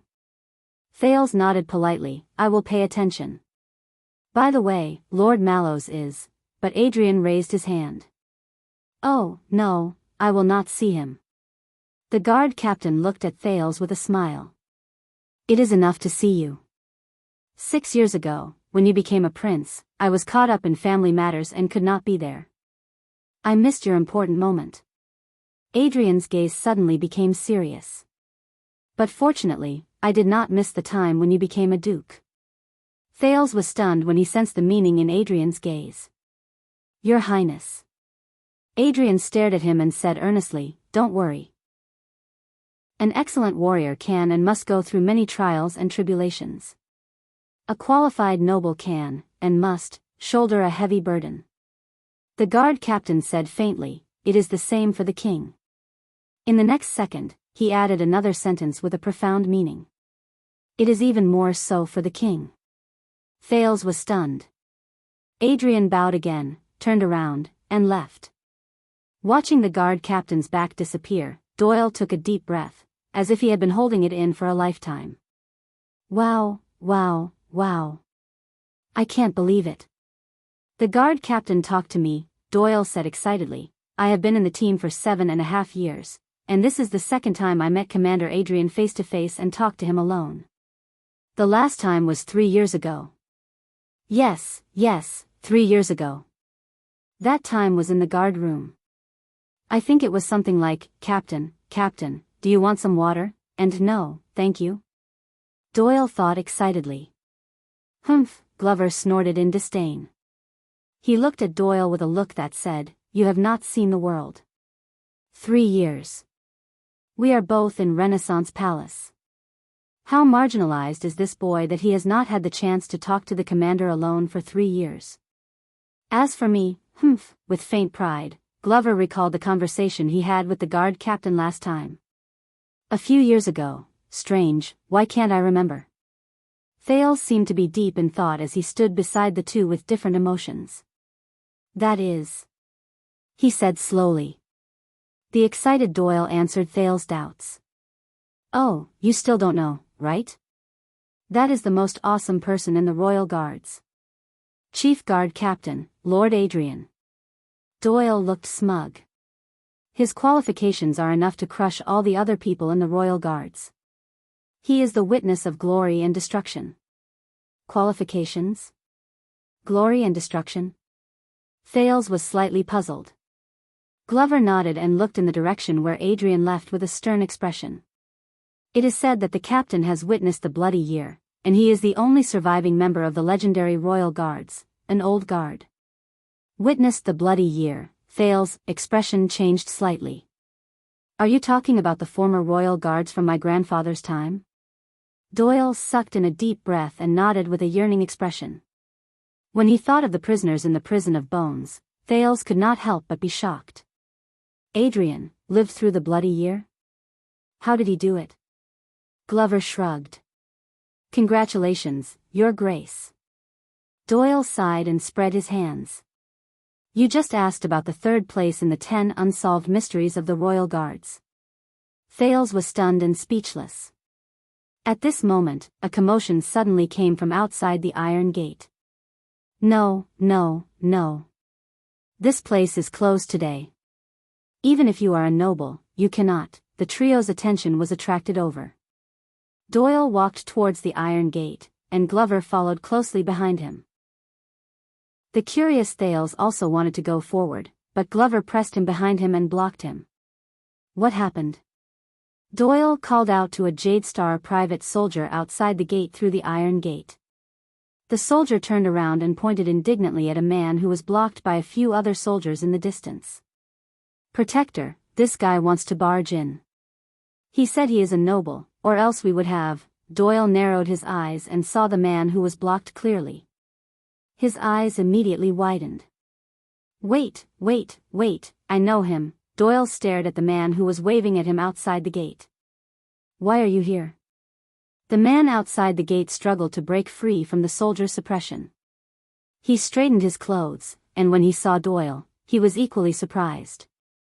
"Hey, I'm the one who wants to ask, Doyle, why are you here?" Doyle's expression darkened. "Nonsense, I am a royal guard." No, I asked you first, why are you here?" The man outside the gate blinked. He looked around, and he seemed to be very puzzled. It's me." Behind Glover, Thales burst out laughing when he heard the baffling conversation between the two. Glover looked at him strangely. "Nothing, it's just..." Thales waved his hand apologetically. "I remembered a joke the Northlanders tell, why are you here?" Thales could not help but laugh again. He did not understand. Glover's expression became even stranger. Outside the gate, the baffling conversation between Doyle and the uninvited guest continued. "Why are you here?" "Why?" The guest scratched his head. "I applied for leave in advance today. I purposely came here to see the prince." "Ah no, the Duke now." "I heard that he came back today." Doyle shook his head. "No, nobles have to make an appointment to visit," but Doyle reacted. "Wait, how did you know that the prince came back today, and how did you know that he is the Duke?" My messenger crow is faster." "All right, move aside, don't block my way to see him." "No, how did you know that he is here? Did you forget that when you sent the prince here today, we were in charge of clearing the path?" No, wait a little longer." "I mean, who are you? What right do you have to come and visit the prince? Are you kidding me? At my age, I am the only promising youth in our hall who has been conferred the title of a lord." "Conferred the title of a lord? Are you saying that because you have strong connections, a strong background, and a good father, you got the title of a foppish young master?" "Bah, get lost. I was conferred the title of a lord because of my meritorious service to the kingdom." "Meritorious service? Are you talking about catching thieves on the streets?" "Catching you. It was my heroic expedition 6 years ago to protect the kingdom from the flames of war." I'll see how long you want to brag. Let me tell you, Doyle, you're just jealous. You're jealous because you can't make a name for yourself. Bah, you've been single for more than 20 years. Do you have any shame?" Behind the iron door, Glover pressed his hand on his head with a face full of shame. Obviously, Doyle's negotiation with the man outside the door would not end anytime soon. The Jade Star private soldiers who were tired of listening had already returned to their posts. But Thales heard something from it. "Doyle?" Ignoring Glover's expression, the Duke of Star Lake walked past him decisively and reminded him loudly, "Doyle." In front of the iron door, Doyle, who had been arguing endlessly, finally snapped out of his daze and remembered his duty. He quickly turned around and smiled apologetically. "My apologies, Your Highness, for disturbing you. Let me introduce, this is..." Doyle turned sideways and pointed at the uninvited guest outside the door. He awkwardly shouted a string of nouns. "My grandmother's brother-in-law's grandnephew." Glover sighed again and pressed his palm against his face. At that moment, Thales saw the guest outside the door clearly. He was stunned. The heir to a certain count's territory. He's working and on vacation in the capital." Doyle laughed dryly and said the person's name. "Cohen Caribbean." Thales stared at the man outside the door in a daze. Hey, Your Highness. Do you remember me? I'm the one who eats a lot of fruits and liver." Outside the iron door, the tall police officer Cohen looked at Thales, who had grown up quite a bit, in surprise. He then pointed at himself and revealed a mouthful of white teeth, revealing a silly smile that said, "It's me." Doyle looked at Cohen, who was trying his best to wave, in horror. He coughed awkwardly. "By the way, Your Highness." Doyle did not notice his master's strange behavior. He lowered his voice and moved his head close to Thales' ear. "The nobles in the capital are all talking about this guy." Doyle pointed at Cohen, who could not stop smiling and waving his hand. He nodded discreetly and whispered confidently, "There's something wrong with his brain." Chapter 518. Obviously, as the captain of the Duke of Star Lake's personal guards, Mallows was not happy to see Thales welcome guests on the first day he moved into his new residence. But under the watchful eyes of countless bureaucrats, servants, and guards, the insistence of the second prince, and the pressure from young Master Caribbean's family background, Cohen was politely invited into the freshly prepared guest hall. Of course, before that, the captain of the Duke's personal guards, Watchman Lord Mallows, did not forget to remind his master, he was the heir of the Caribbean family. And today was the prince's first day back in the capital. This must mean something. Hearing this reminder, Thales could only smile numbly. Then, as always, he tensed up. To face the person in the guest hall, I knew it. I told them that the prince's memory is not bad, and he would definitely remember me. He would definitely not forget to fight side by side with me. As expected, I've been writing to you for the past few years, Your Highness, but I don't know why, but you never replied to me. Until one time, I met Casso, who had just returned to his hometown. He told me that the Star Killer intercepted most of the letters he wrote to you. Thales sat on the main seat and looked at the chattering Cohen. He glanced at the familiar guest hall and tried hard to suppress the emotions in his heart. Back then, I was here. Cohen paused. He looked at the absent-minded Thales and raised his palm to measure from his stomach to his chest. He said in surprise, "Hey, you've grown taller." Grown taller. Thales looked at the chair he was sitting on and remembered 6 years ago. Maybe. Back then, when I was sitting here, my feet could not even touch the ground. Thales was silent for a long time. It was so long that Cohen was at a loss. He subconsciously sat up straight in the chair. Yes. Thales finally spoke. His smile was faint, but it was meaningful. I've grown taller. But Cohen's smile faded. He looked at the open door to the hall. There, Mallows was standing at the door with his arms crossed. He was sizing up his two subordinates with a smile, and occasionally glanced at the meeting in the hall from the corner of his eyes. The police officer was cautious. Did I come at the wrong time? Thales shifted his gaze. Cohen scratched his head. They don't look very happy, especially the leader.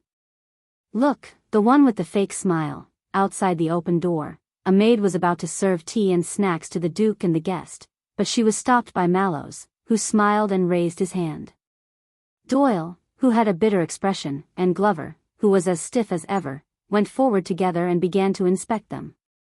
He wasn't happy about it. Of course. Thales thought indifferently. Although they hadn't spent much time together, from the moment he walked out of the conference hall, obviously, even Cohen had sensed something. When he thought of this and recalled Mallows' words, Thales forced himself to smile. That's Mallows. Tormund Mallows. Watchman of the Royal Guards. So that's how it is. Cohen had a look of realization, and he was filled with respect. It's the famous Mallows.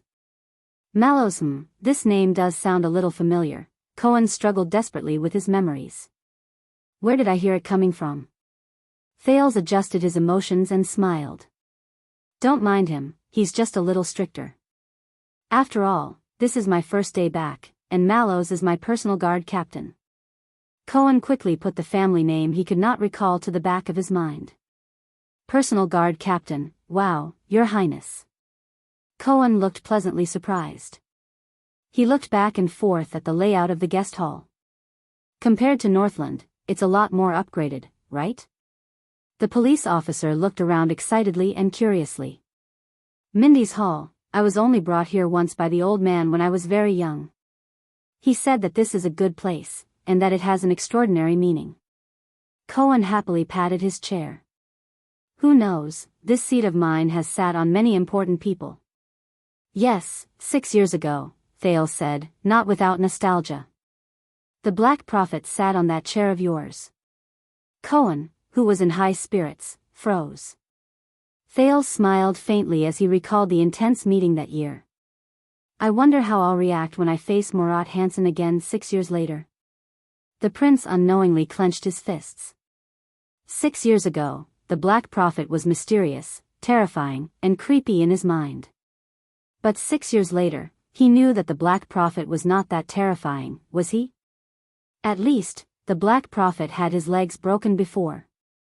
In front of him, Cohen moved parallel to him and changed his seat without batting an eyelid. You might not believe it, but the time the old man brought me here, he was summoned by the Crown Prince. I suddenly needed to pee, but my servant disappeared. I couldn't find the place, but I suddenly found a vase in the corridor. Cough, cough.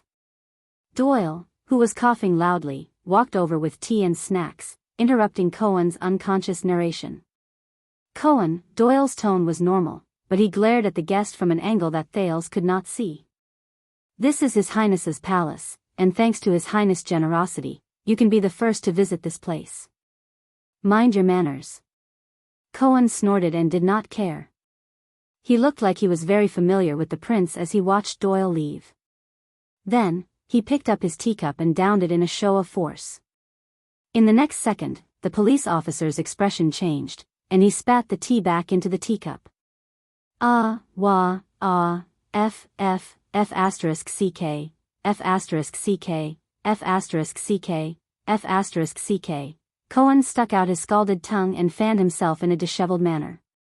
Thales watched the interaction between Cohen and Doyle in surprise. He picked up his own teacup and tested it. The temperature is just right.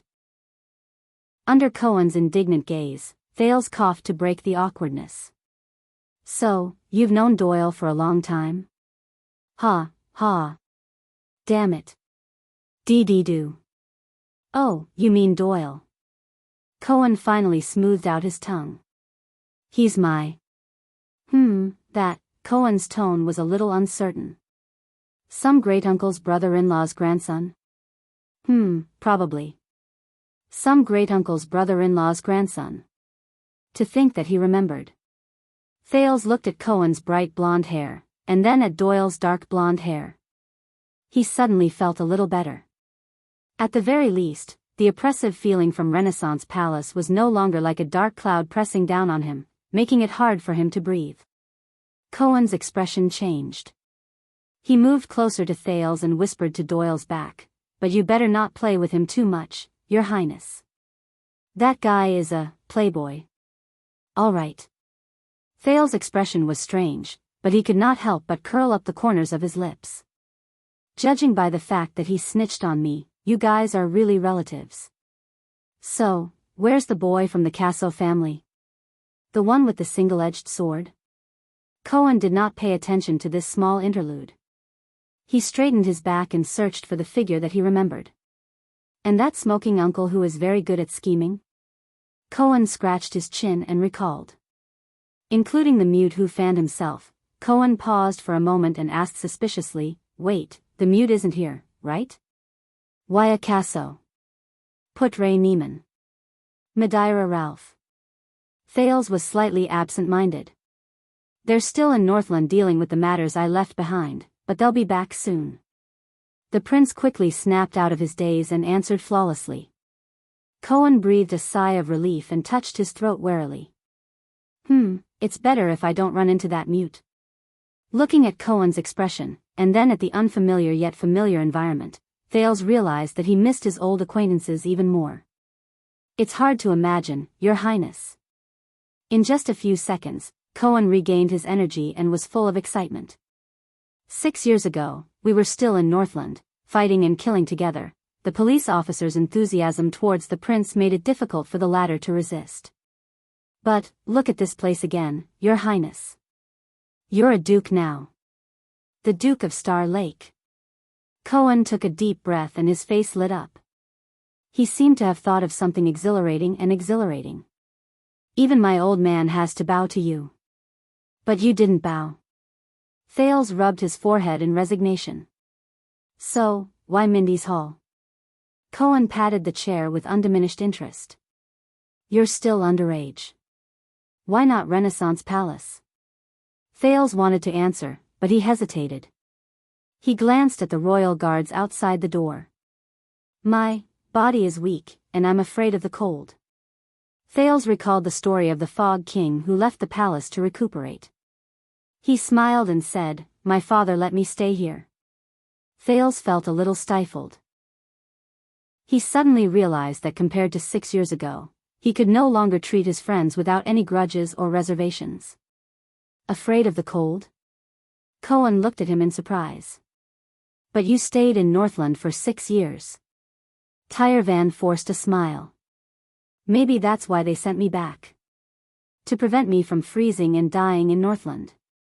Cohen was stunned. With a face full of suspicion, he sized up the prince in front of him again. A second later. Ah! Cohen reacted as if he had a sudden realization. His smile reappeared. Your Highness, you're really good at joking. Afraid of the cold? You're the hero who charged into heroic Spirit Palace and saved Dragon Cloud City. Thales could only continue to smile. But you can't fool me. At this point, the police officer's eyes lit up. So, how did you come back from Northland? Thales' smile froze. It was another difficult question to answer. Although the announcement said that Extet sent you back as a gift, and at the same time, their king sent his regards to His Majesty, Cohen seemed to be deep in thought. His eyes shone with a shrewd light. But I'm a man who fought in Northland and Western Desert. I know that place very well, so I know that things, Cohen smiled mysteriously. It's definitely not that simple. Thales was shocked. But unexpectedly, Cohen looked confident and did not intend to question him further. I know. The police officer snapped his fingers as if he knew what was going on. This year, whether it's the war in the Alliance of Freedom, the civil strife in Black Sand region, or other things, it's just the surface of things. Looking at Cohen in front of him, Thales was a little surprised. He means, and the truth is, someone with ulterior motives has already planned everything in secret. Cohen waved his hand. His face was filled with an expression that said, I know, stop pretending. Only for your safe return. At that moment, Thales was shocked. What? Cohen? When did he? Is it the Secret Intelligence Department? Did Raphael tell him? Not only that, I also know that the person with ulterior motives, the police officer had a shrewd look on his face. And the person who planned all of this, Thales looked at him, a little nervous. He had to admit that the Cohen in front of him gave him an unfathomable feeling that made him look at him in a different light. Cohen stood up abruptly and said in an imposing manner. It's you, Your Highness. The entire guest hall fell silent. Only Cohen's voice floated in the guest hall, lingering. The police officer maintained a handsome posture of pointing out the culprit, looking valiant and confident. At the tip of his finger, Thales froze on the spot. Doyle, who was outside the door, looked in curiously but was forced back by a smile from Mallows. After a few seconds, Thales, who had recovered, tried to open his mouth. Huh. But Cohen seemed to have practiced it beforehand. He changed his footsteps, retracted his right hand, and swung his right arm. He said confidently, I know you too well, Your Highness. I know that someone as quick-witted as you is the one who started all the schemes. Cohen was excited. Just like 6 years ago, this time, you were also the one who came up with the strategy. You used the Alliance of Freedom and the vassals of Black Sand region to successfully instigate the internal strife between Dragon Cloud City and Black Sand region. Thales' eyebrows began to twitch. When the two great forces were fighting against each other and had no time to care about each other, you successfully escaped and returned to the country safely. And you severely weakened Extet's strength. Cohen's posture did not diminish. He knew that at that moment, his eyes were shining with wisdom. He waited for the person in front of him to respond. Before Cohen's expectant gaze, Thales squeezed his eyebrows as hard as he could. Not bad, more or less. Cohen's eyes brightened when he received confirmation. Those Northland barbarians. The police officer was very happy. You must have taught them a lesson, didn't you? Thales took a deep breath. Not bad, more or less. Cohen became even more excited. That's why you, who contributed to the country, were conferred the title of Duke the moment you came back.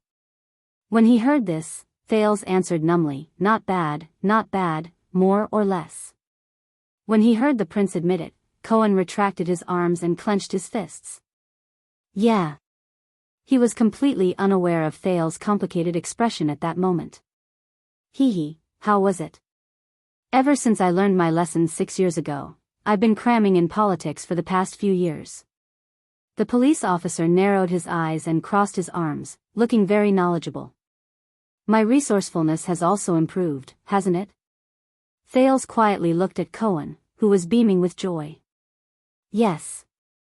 A few seconds later, Thales broke into an awkward smile. Yes. Cohen instantly beamed like a squirrel that had found a pine cone. So, how have the Northlanders treated you over the years? Thales had yet to recover from the shock of Cohen's intelligence. He sighed. How should I say this? But Cohen, who was brimming with confidence, waved his hand and interrupted him. Oh, I get it. Cohen looked up and empathized. When I was in the Tower of Eradication, my teacher was a Northlander. Strictly speaking, Miranda is also a Northlander. Oh my, Cohen seemed to have remembered something and shuddered. The police officer was halfway through his disgusted expression when he suddenly turned around and narrowed his eyes at Thales. You get it? Thales stared at him blankly. Facing Cohen's expectant and longing gaze, the prince could only try his best to smile. Yes, I get it. See. Cohen slapped his thigh excitedly. I knew you would get it. Thales tried hard to suppress the twitching of his lips. Cohen sighed. Unfortunately, no one else gets it. But he immediately perked up. He looked at the confused prince eagerly, as if he was looking at his own younger brother. But it's okay, it's enough that we get it. Thales could only follow Cohen's lead. He smiled foolishly and nodded, suppressing that terrifying question. What do I get? For the first time in this fruitful conversation, the Duke of Star Lake felt that his intelligence level was slightly lacking. Just as Thales was immersed in the sadness of his damaged intelligence, Cohen suddenly stood up and slapped his thigh. All right, I should go. Thales was instantly stunned. Go? Now? The police officer said with a smile, Your Highness, take care. Thales looked at the happy Cohen and asked doubtfully, That's it? Cohen blinked, as if he did not quite understand. Yes. Thales was stunned for a few seconds before he said, Don't you have anything else to do? Yes. Cohen's eyes darted around, and his mood became dejected. I have to go to the office in the afternoon to sign in, or else the director will deduct. Wait. That's it? As the heir of one of the 13 distinguished families, on the first day the second prince returned to the capital, no probing, no roping, no ulterior motives, no flattery, no threats, no temptations, no conspiracies. There's nothing Mallows reminded me of, everything? The Duke stared blankly at the dejected Cohen before him. For the first time since returning to Constellation, Thales felt a little out of sorts. Thales snapped out of his daze and shook his head. No, the prince hesitated for a moment.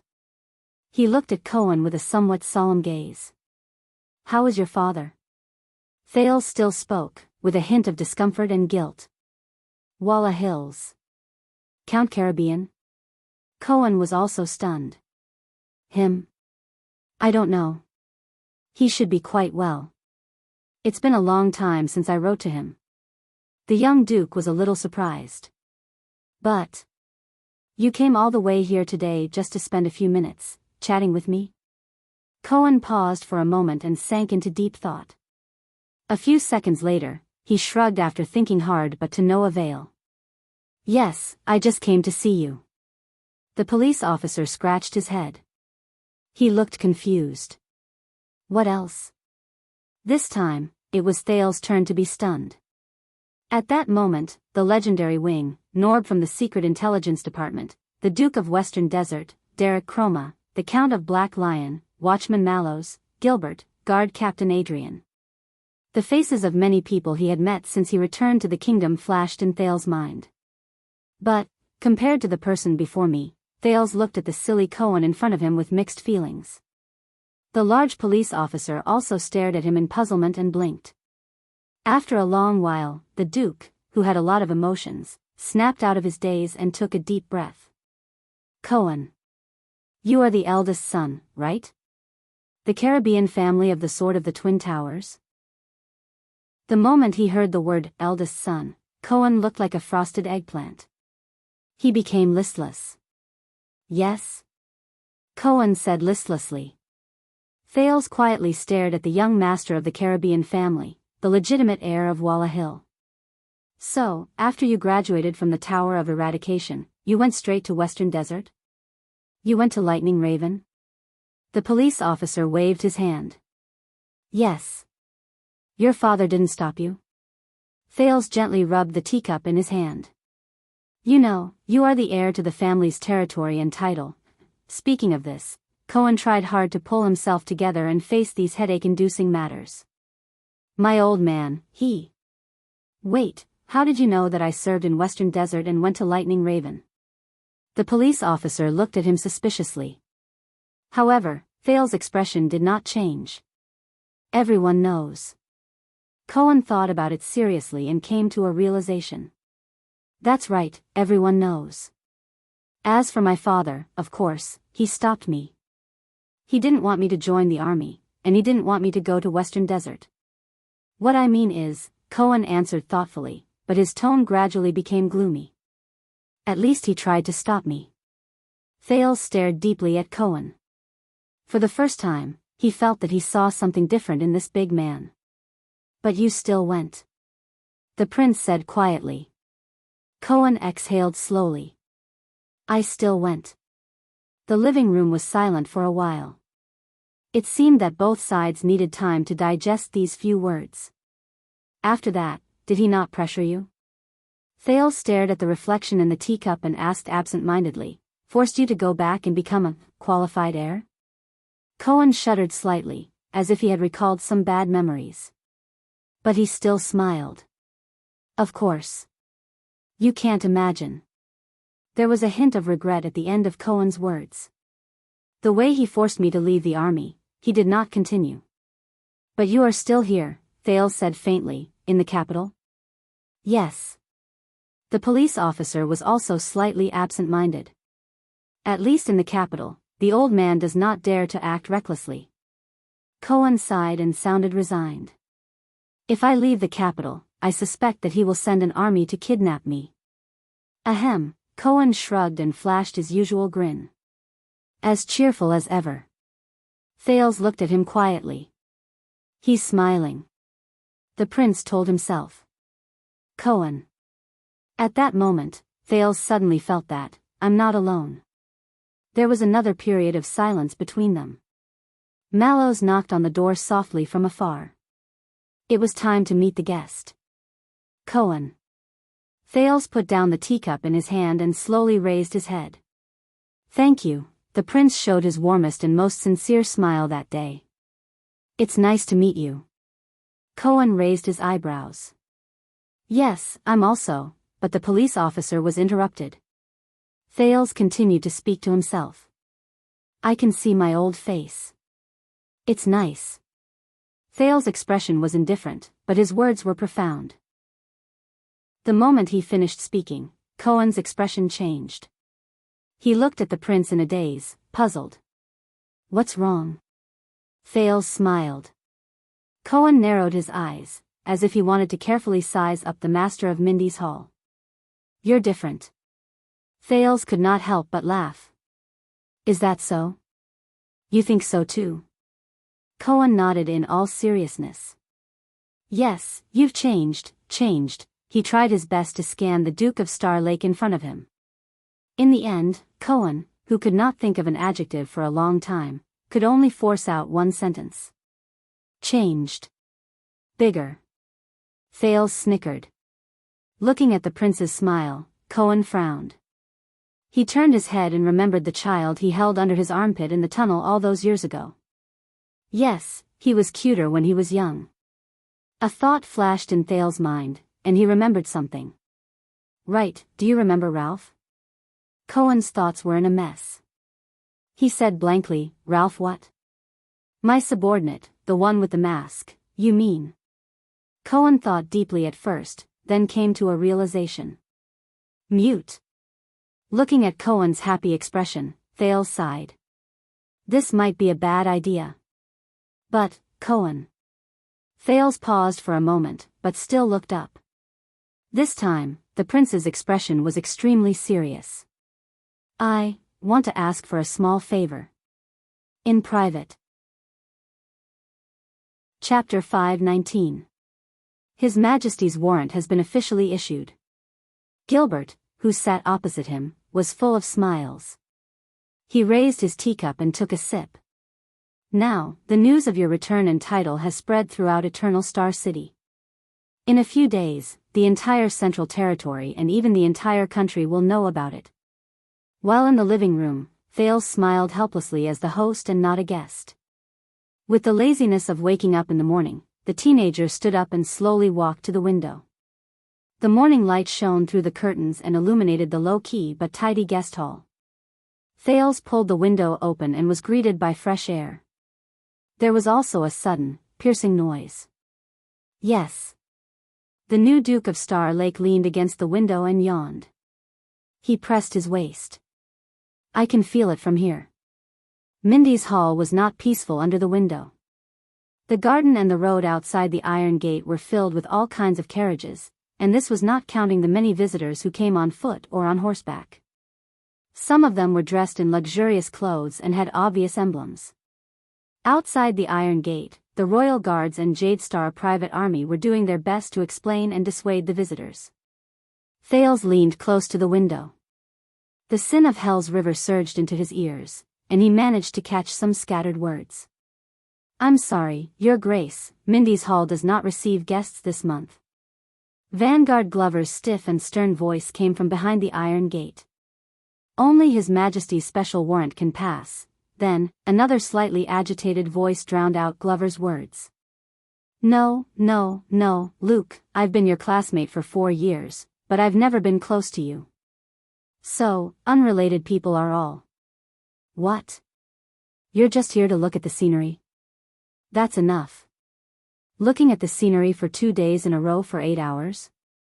Do you think I'm an idiot?" It was Doyle. At that moment, he stood in front of an innocent-looking noble and waved at Mindy's hall behind him in exasperation. "It's so noisy every day. It's so noisy every day. I don't need to. Doesn't the prince need to rest?" Thales could not help but raise his eyebrows. Another voice, appropriate and gentle, intruded upon his ears. Then, Honorary Viscount Kemar. It was Mallows, who had a faint smile on his face but was actually aloof. He was facing another noble who was not easy to deal with. "Why don't you go to the heir of the Caribbean family and ask him what's the secret to making an exception and meeting the Duke? Oh, so your family is a royal merchant, and you have 3 beautiful daughters ranging from 9 to 19 years old, who are likely to become the prince's concubines. My apologies. Perhaps, as the future royal relative, you will definitely be able to obtain His Majesty's grace? If you come to visit at that time, I will definitely line up to welcome you. Yes, the Mallows family is very grateful for your care. It's really sad that we can't buy your family's goods. Thank you for asking about my parents and family, although they are no longer alive. Well, then on behalf of all my female relatives who are still alive, I thank you and your organ for the greetings. Yes, Sir Viscount. I will definitely bring your words to my ancestral grave and let my ancestors know, but before that, for the safety of the Duke of Star Lake, I will temporarily detain you at the police station. Why? Because I suspect that you have hidden a weapon and that you intend to harm the Duke. Where is the weapon? Look, the jewel on your ring is too bright. It is harmful to the Duke's eyes. Then I suggest that you directly complain to His Majesty or Lord Adrian about my service attitude. How long will you be detained for? Don't worry, there are only 2.5 months left until the Duke's welcome banquet. After that, your plan will fail, and the royal guards will officially file a lawsuit against you for plotting to assassinate the royal family." When he heard this, Thales sighed and pulled down the window. He no longer listened to the pot-bellied Viscount Kyle's panicked self-defense. He also no longer cared about how he fled back to his carriage with a terrified expression on his face. This was the third day since he returned to the capital and entered Mindy's Hall. From the second day onwards, Mindy's Hall was crowded with visitors. There was an endless stream of visitors. It was so noisy that the Star Lake guards could not rest. A few days ago, you should not have met the heir of Caribbean, even if he is your old friend. Gilbert put down his teacup and sighed. Now, many of the nobles, officials, and influential people in the capital are following suit. They want to use their connections to get in. Yes, I understand now. Thales sat back in his seat and said absent-mindedly, "This is the price." He underestimated the influence and impact of his return to the kingdom. The prince did not just attract visitors. Obviously, the Duke of Star Lake's residence had not only awakened the usually quiet Mindy's Hall. In the past 3 days, the mansion's standard had been upgraded, and it affected the entire Eternal Star City. The City Hall issued 6 emergency orders to repair the greenery, change the lights, clean all the streets in Twilight District that the prince could see, and decorate them magnificently. Not a single refugee was allowed to enter, and not a single beggar could be seen. The city's appearance was greatly improved, and to a certain extent, it was even better than Eastern City District, where the nobles gathered. The police station rearranged their patrol schedule and manpower arrangements. The 3 police stations in Twilight District and the 2 adjacent districts, who were originally at odds with each other, became united, friendly, and worked together sincerely. Countless police officers fought to be the first to work conscientiously. Batches of public security teams went back and forth, patrolling day and night, turning this awkward and almost forgotten area into a paradise on Earth where no one would pick up anything that was left on the road, and the doors would not be closed at night. The chief garrison officer of Eternal Star City hastily increased the number of city defense teams on the city wall of Twilight District, even though Twilight District was thousands of miles away from the city wall, to ensure that no thieves or rascals can get past US and threaten the prince. He also specially requested for a warrant to mobilize the regular army from outside the city and set up a special route to clear the path for Mindy's Hall's supply and logistics transportation. According to a certain soldier, even the prince's poop that is transported out is not allowed to be tainted by others. Thales pressed his forehead listlessly. Gilbert smiled in resignation. I can already imagine when I return home. I have probably never been so popular in my life. As His Majesty's most trusted vassal, you have always been popular. Thales exhaled. And believe me, compared to the Constellations, the extensions will welcome you more. Gilbert nodded in realization. Over the past few days, other than the large group of speculators who had stretched their necks and were waiting outside the wall, eager to try their luck to meet the prince, life in Mindy's Hall was rather peaceful. He slept until he woke up, had breakfast, moved around freely, had lunch, slept until he woke up, moved around freely, had dinner, moved around freely, and slept until he woke up. Oh, right.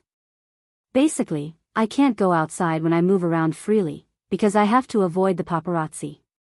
Avoid the fanatical speculators who wish to meet the prince but are unable to. Even though the pace of life was similar to when he was in Dragon Cloud City, but there was no scheming and plotting against each other, no uneasiness because the enemy was in the dark while he was in the light, no constant high-pressure feeling like an arrow was knocked on a bowstring, no nervousness and excitement from surviving in a desperate situation, and no crazy journey of fleeing for thousands of miles. No one bothered, no one interfered, and no one questioned him. He was really a little, not used to it.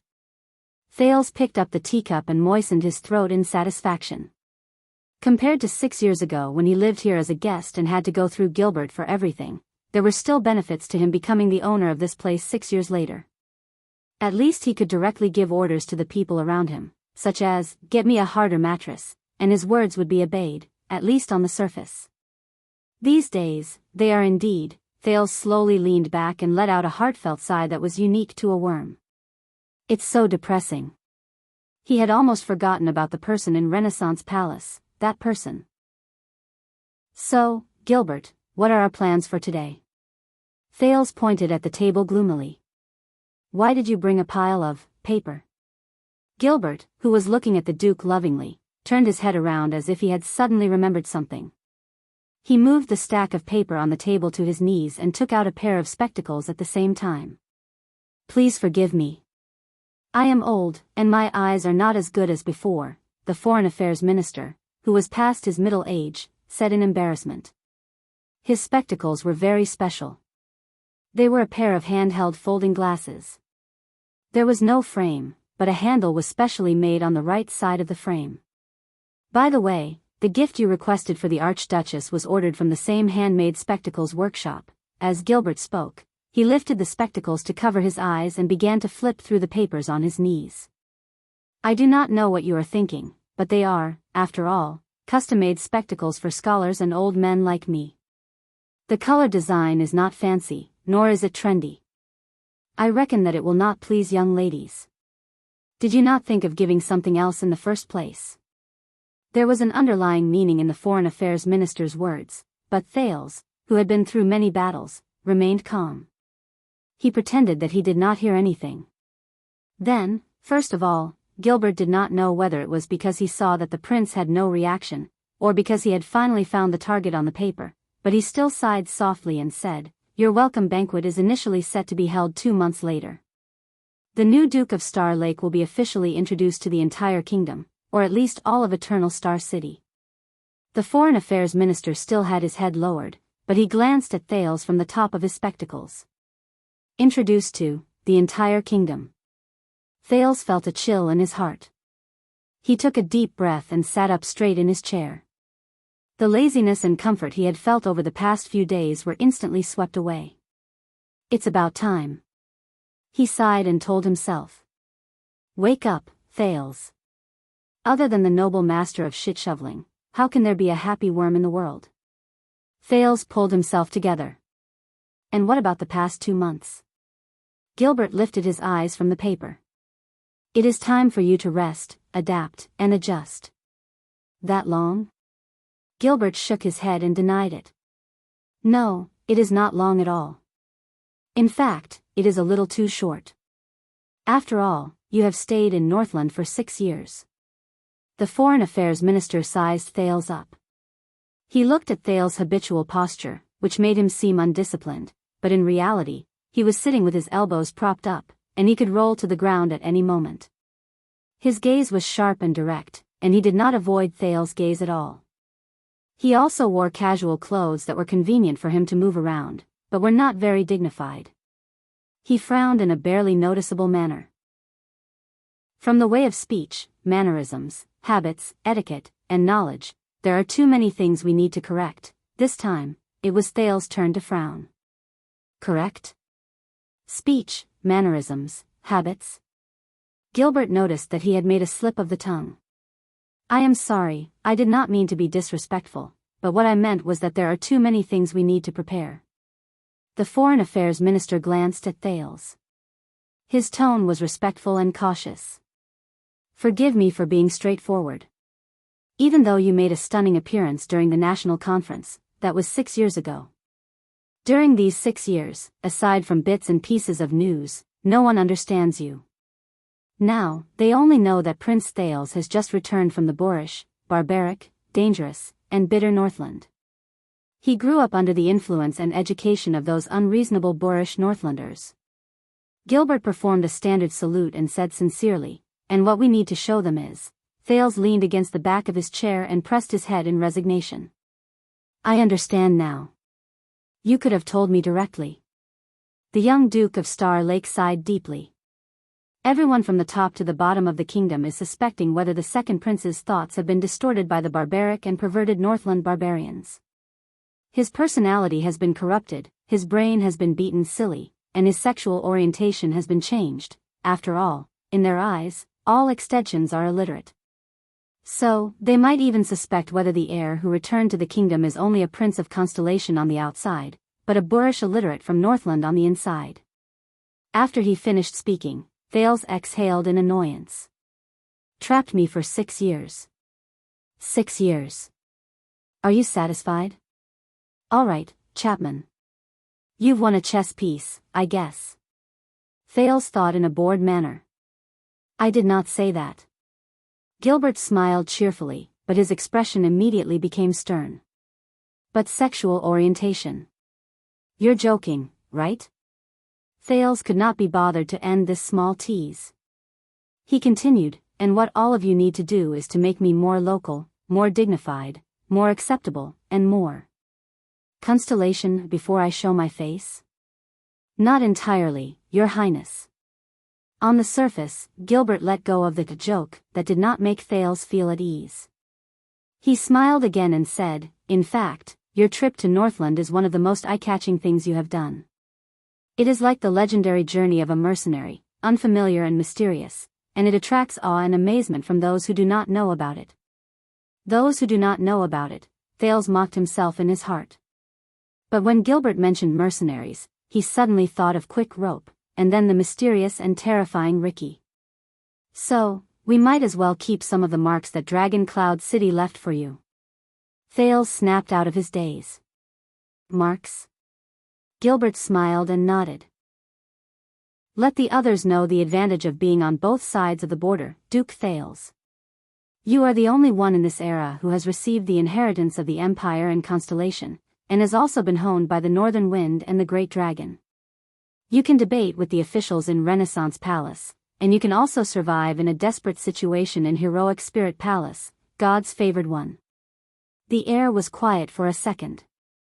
Thales lowered his head and subconsciously rubbed his face in front of the Foreign Affairs Minister, whose eyes shone brightly. Damn it.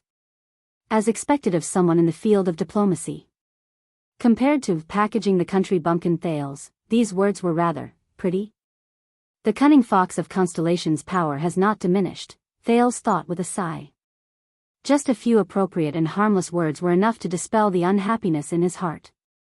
In this regard, he was as different as the clouds and mud from Putray, that gloomy little old man who spoiled his mood. Perhaps this was the reason why one of the two people who worked together in the Foreign Affairs Department could rise to become the king's trusted aide and become famous in the Western Peninsula. The other person was constantly on the move and worked hard every day. No matter how many merits he had, no one knew about it. Thales thought to himself quietly. All right, if I am really illiterate, Gilbert. A few seconds later, Thales adjusted his emotions and replied with a smile as well. Then, isn't it a little too late for you to start eliminating illiteracy at the age of 14? Others may not understand, Your Highness, but I am your full-time teacher. When he talked about the past, Gilbert could not help but feel sentimental. I have only gone through 6 years of breaks between classes. He winked at Thales. So, do you still remember how to compose a sonnet? Thales and Gilbert chuckled at the same time. But unexpectedly, as they laughed, Gilbert suddenly spoke. So, it is only 6 years of breaks. His voice became deeper. Your Highness. 6 years. Thales stopped smiling and looked at the Foreign Affairs Minister strangely. Do not be discouraged, child. Gilbert did not look at him. He only spoke slowly. You have to know. Sometimes, fathers make mistakes. Thales was stunned. Give him time, Your Highness, Gilbert said airily. Give him time. He choked a little. The temperature and light in the reception room seemed to have sunk at that moment. Thales was silent as he pondered deeply. Gilbert did not speak either. The two of them just sat opposite each other in silence. After a long while, finally, Thales took a deep breath and smiled. Gilbert. The prince looked at the middle-aged man who once taught him how to read, who was once in the prime of his life, but now had gray hair and looked exhausted. Thank you. Gilbert forced himself to smile and reined in his emotions. For what? Thales lowered his head. After a while, the corners of his lips curled up. For everything. There was silence. For a moment, there was only the faint noise outside the window. No, Your Highness. Everything, Gilbert sighed. It is all for you. Thales did not speak. Your Highness. Gilbert swept his gaze over the familiar Mindy's hall before him. He finally revealed a haggard but relaxed smile. Welcome home. At that moment, the prince's heart surged with a warmth that originated from 6 years ago. The gloom of the past was swept away. It was like the estrangement when he first returned to Constellation. It was just a fleeting moment. It was not worth mentioning. Chapter 520.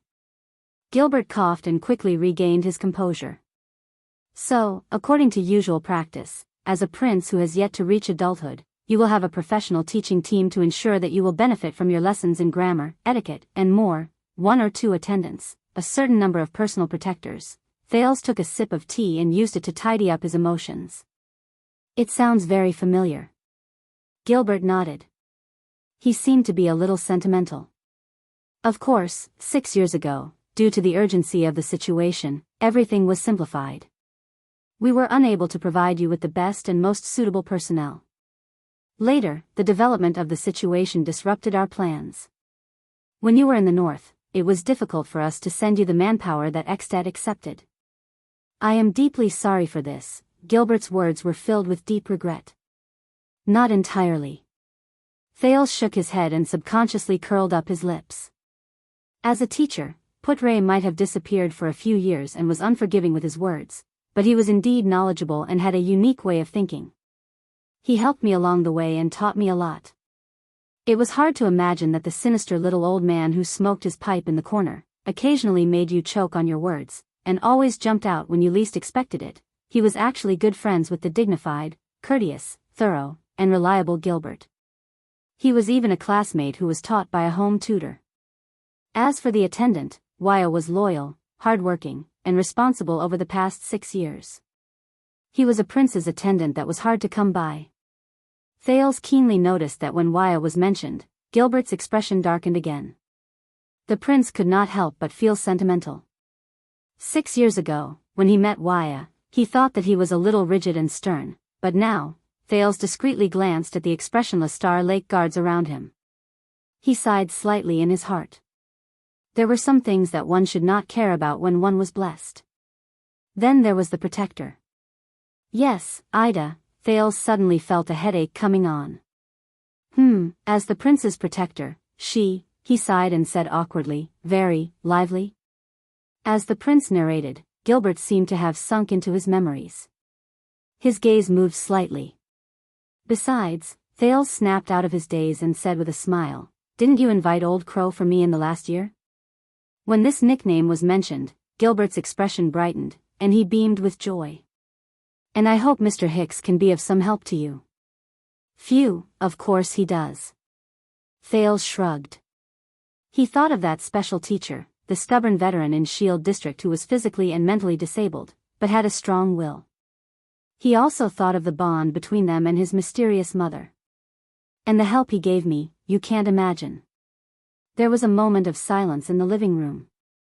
Neither of them spoke. During this time, the servants served tea and snacks under the company of the royal guards. "I promise you, Your Highness." Gilbert looked at Thales again. His tone was gentle.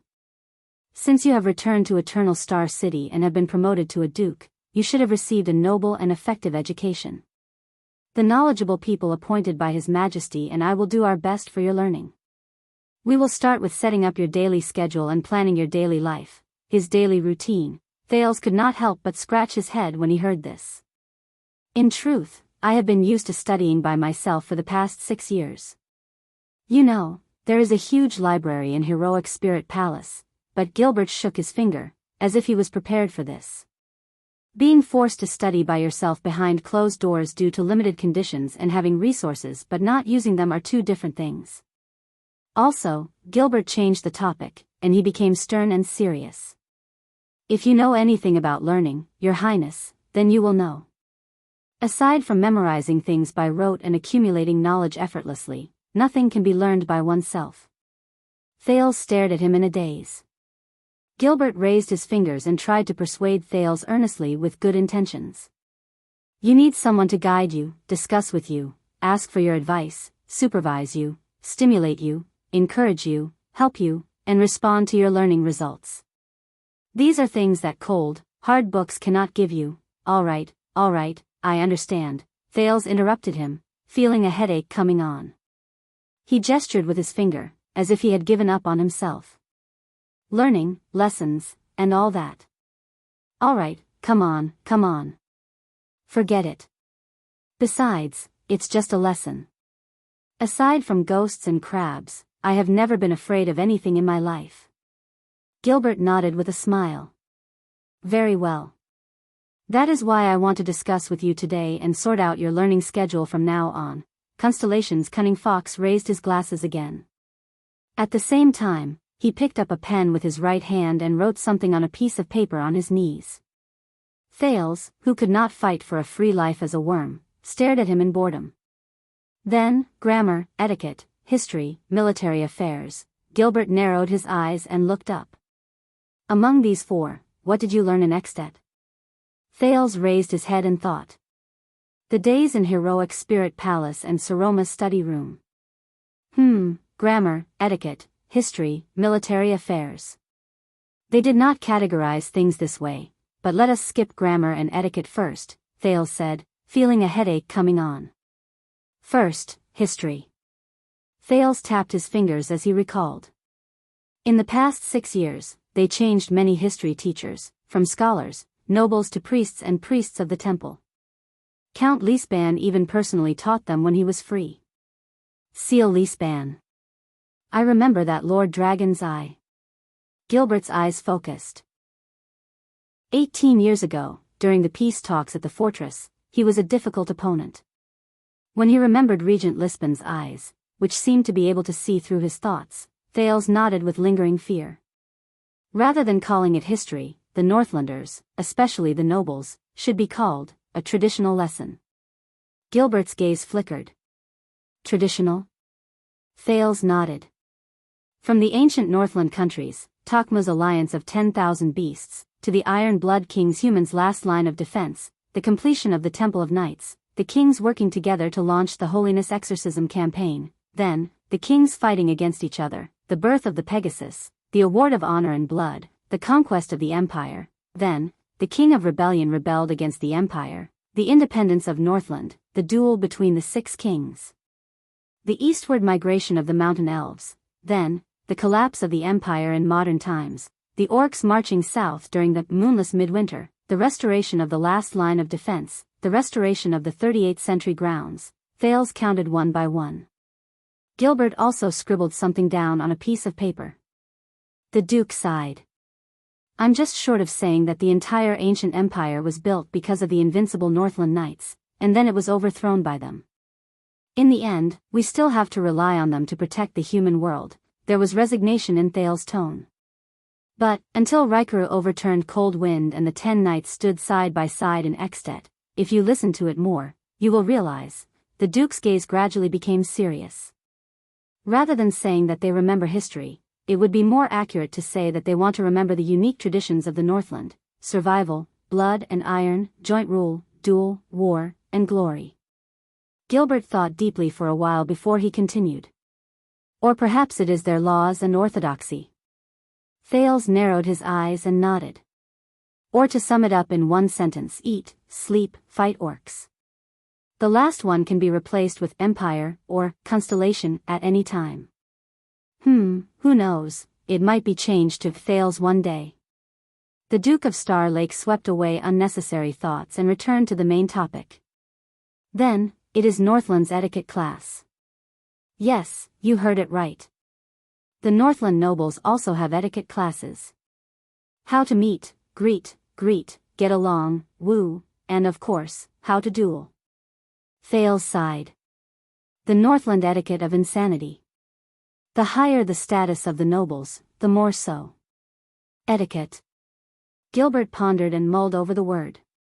Regardless of the aspect, the more people who dislike the empire despise it, the more they look up to the former great empire, such as etiquette. Thales recalled some past events and sneered. Believe it or not, in a certain version of the story, Northland's tradition of dueling originated from a pair of brothers in ancient times. Legend has it that they fell in love with the same woman. Just like lions, in order to fight for the damned, right to mate in a pack. Thales pursed his lips. In fact, During his first year in Dragon Cloud City, Thales, who did not know the ropes, received friendly and eager duel requests from various extension nobles. Fortunately, his status was high enough, he was a prince, and fortunately, his backing was strong enough, the Archduchess, and even more so, he was thick-skinned enough. Thales lived through his first year in peace, and swore not to walk together with Saroma in public. She was the one who came to hold my hand first. Late at night, the 9-year-old Thales complained to his pillow, feeling wronged. Apart from that, they would also explain religion and beliefs during etiquette classes. Thales recalled. From the worship of ancestors in ancient times, to the belief in the mountains in modern times, to the Church of Holy Sun in modern times, to the bright moon and the setting sun today, to the throne and the great dragon after the Battle of Eradication, Northland's etiquette and beliefs are inseparable. Gilbert made a few notes, nodded, and said, "This is probably due to the influence of the Empire's legacy." A few hundred years ago, when the Church of Holy Sun was still the Empire's state religion, almost all the secretaries and scholars under the nobles of the Empire came from the Church's school. Almost every noble family had their own priests, and the belief in the Holy Sun was a compulsory lesson, second only to loyalty to the minister. In fact, religious etiquette and knight etiquette have quite a lot in common. Thales shrugged. He did not know whether he agreed or felt helpless.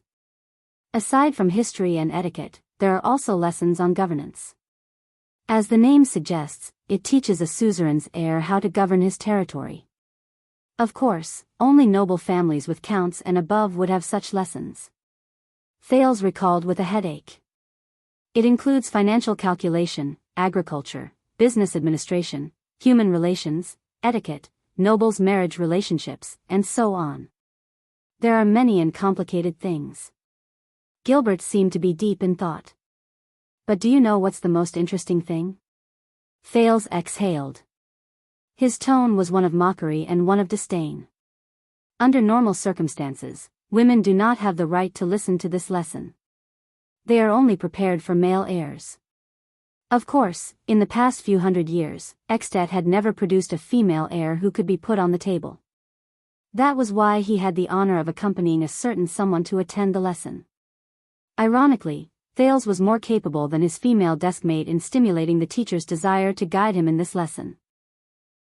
But in fact, the contents of the Northland governance lesson, whether it be the measurement of income and expenditure, the management of household affairs, the analysis of human relations, the arrangement of banquets, or the arrangement of marriages according to etiquette, especially the parts related to numbers and marriage alliances, are all managed by the mistress after marriage.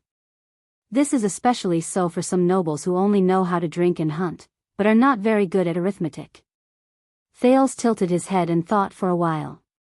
He thought of Nicholas. In fact, there are quite a lot of men like this in Northland. So, among the many lessons that the Archduchess and I have to attend, the inexplicable governance lesson is actually the one that the nobles in Dragon Cloud City will not dispute the most. Because she is a girl, after all. She will have to learn these things after she gets married, but I am a man. It is useless for me to learn these things. The prince said in disdain. Gilbert smiled at him. During the chaotic era of multiple kings, wives and daughters were only the ties that connected families to families, and cities to cities. They had no status to speak of. Only since the fall of the empire did intelligent women have their own stage. A good girl can become a good wife to her future husband, sharing the responsibilities of the man's shoulders, instead of being a beauty in a portrait. From this, it can be seen that the advancement of the status of the noble ladies depends on the maturity of the external conditions and environment. Only when the chaos of war is gone, the granaries are full, production is restored, the rule is stable, the warhorses are useless, the weapons are ownerless, the physical work is reduced, and there are more mental tasks, will the disadvantages of women's bodies be reduced, and their intellect can be put to use. Gilbert added another sentence with a seemingly profound meaning. If the world has not reached that day, then it will be futile for you to stand up for your schoolmates in Dragon Cloud City. However, Thales' interest was piqued.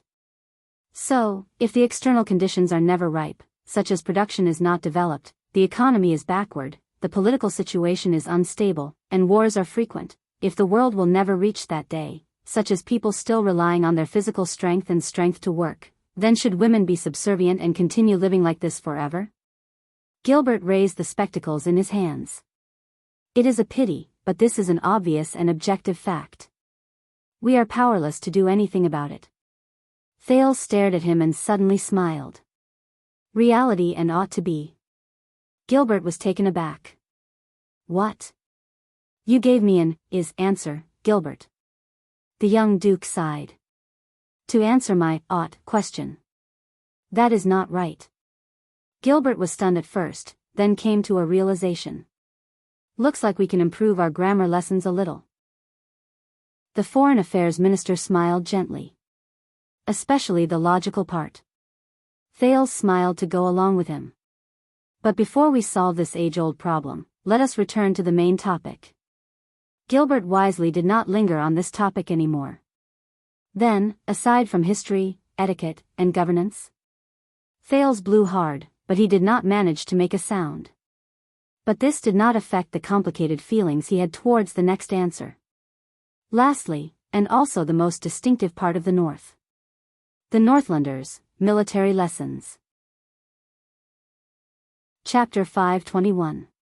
When they talked about this topic, Gilbert's gaze became serious. You can't imagine how the Northlanders, especially the nobles who are above the rank of count, understand military lessons, and how they arrange them. When he said this, Thales' expression became solemn as well. Military lessons are divided into two parts. Outdoors and indoors. Thales' gaze was fixed on the air. The nobles' outdoor military lessons include personal martial arts, military leadership, and so on. They take up a huge proportion, and there are lessons almost every day. Thales spread his fingers. Getting beaten up, riding, charging, archery, hunting, patrolling the military camp, military drills. Of course, the Prince of Constellation usually does not have a part in the last few parts. Gilbert narrowed his eyes. Getting beaten up? Thales sighed and chased away the dead face in his mind. Don't mind these details. The Duke snapped out of his daze.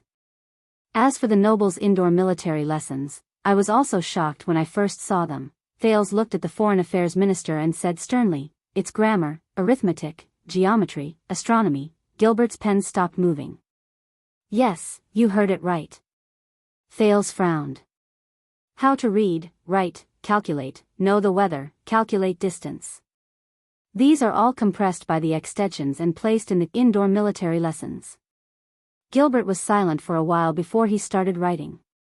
I have indeed heard that the Northlanders are used to learning how to read and write during the war lessons, but even the Arun family in Constellation, this is the first time I have heard someone who has personally experienced it so closely.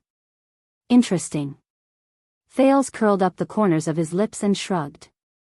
As for why, according to a certain dead face, if you do not know how to read and write military orders, you will not be able to calculate the number of people, understand the terrain, and understand the weather and astronomy. Thales mockingly hooked two of his fingers. Then what's the point of fighting a war? Thales leaned back indignantly. Who could have imagined that the seemingly clumsy Nicholas could know how long it would be until daybreak and when would be the best time to launch a surprise attack just by looking up at the stars? Who could have imagined that the seemingly clumsy Nicholas would be able to calculate the slope of the ground in front of him and the preparations needed for the cavalry's charge with just a cursory glance? Who could have imagined that the current direction of the wind would affect the arrows fired by the crossbows just by looking up at the sky? Everyone in the team knows that Iceberg forced him to memorize everything, but he doesn't know the logic behind it at all. This was from a veteran White Blade Guard who talked about the past with the newbies in Heroic Spirit Palace. So, when you're scouting in the wild, you can just ask the leader which direction is east. Don't be specific about which star is the supreme star, or why does the supreme star point to the east. Isaiah once impolitely asked that question. That day, they fought in front of Prince Soria. What? You're asking what happened next? After that, Iceberg came up with a good idea to mediate their conflict. They shook hands 50,000 times. That day, the entire White Blade Guards did nothing but stand in front of the palace gate as punishment. They watched the two of them shake hands again and again without any expression on their faces. They took turns counting from morning till night until they almost puked. When His Majesty found out, he simply moved the dining table out and watched them shake hands while eating. What's gratifying is that after that, they got along much better.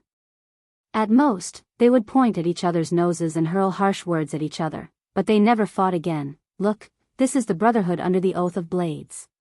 Oh my God, I'm so touched. Time flies. The touching story is over. Let's get down to business. Who were the bastards who dared to fight at their posts today? And Nicholas was just a beginner. He wasn't even born into nobility. As for geometry and astronomy, even though most of the time, they read back and forth between ancient books and mixed in with a lot of outdated calculations and ancient legends, coupled with the natural geography around Northland.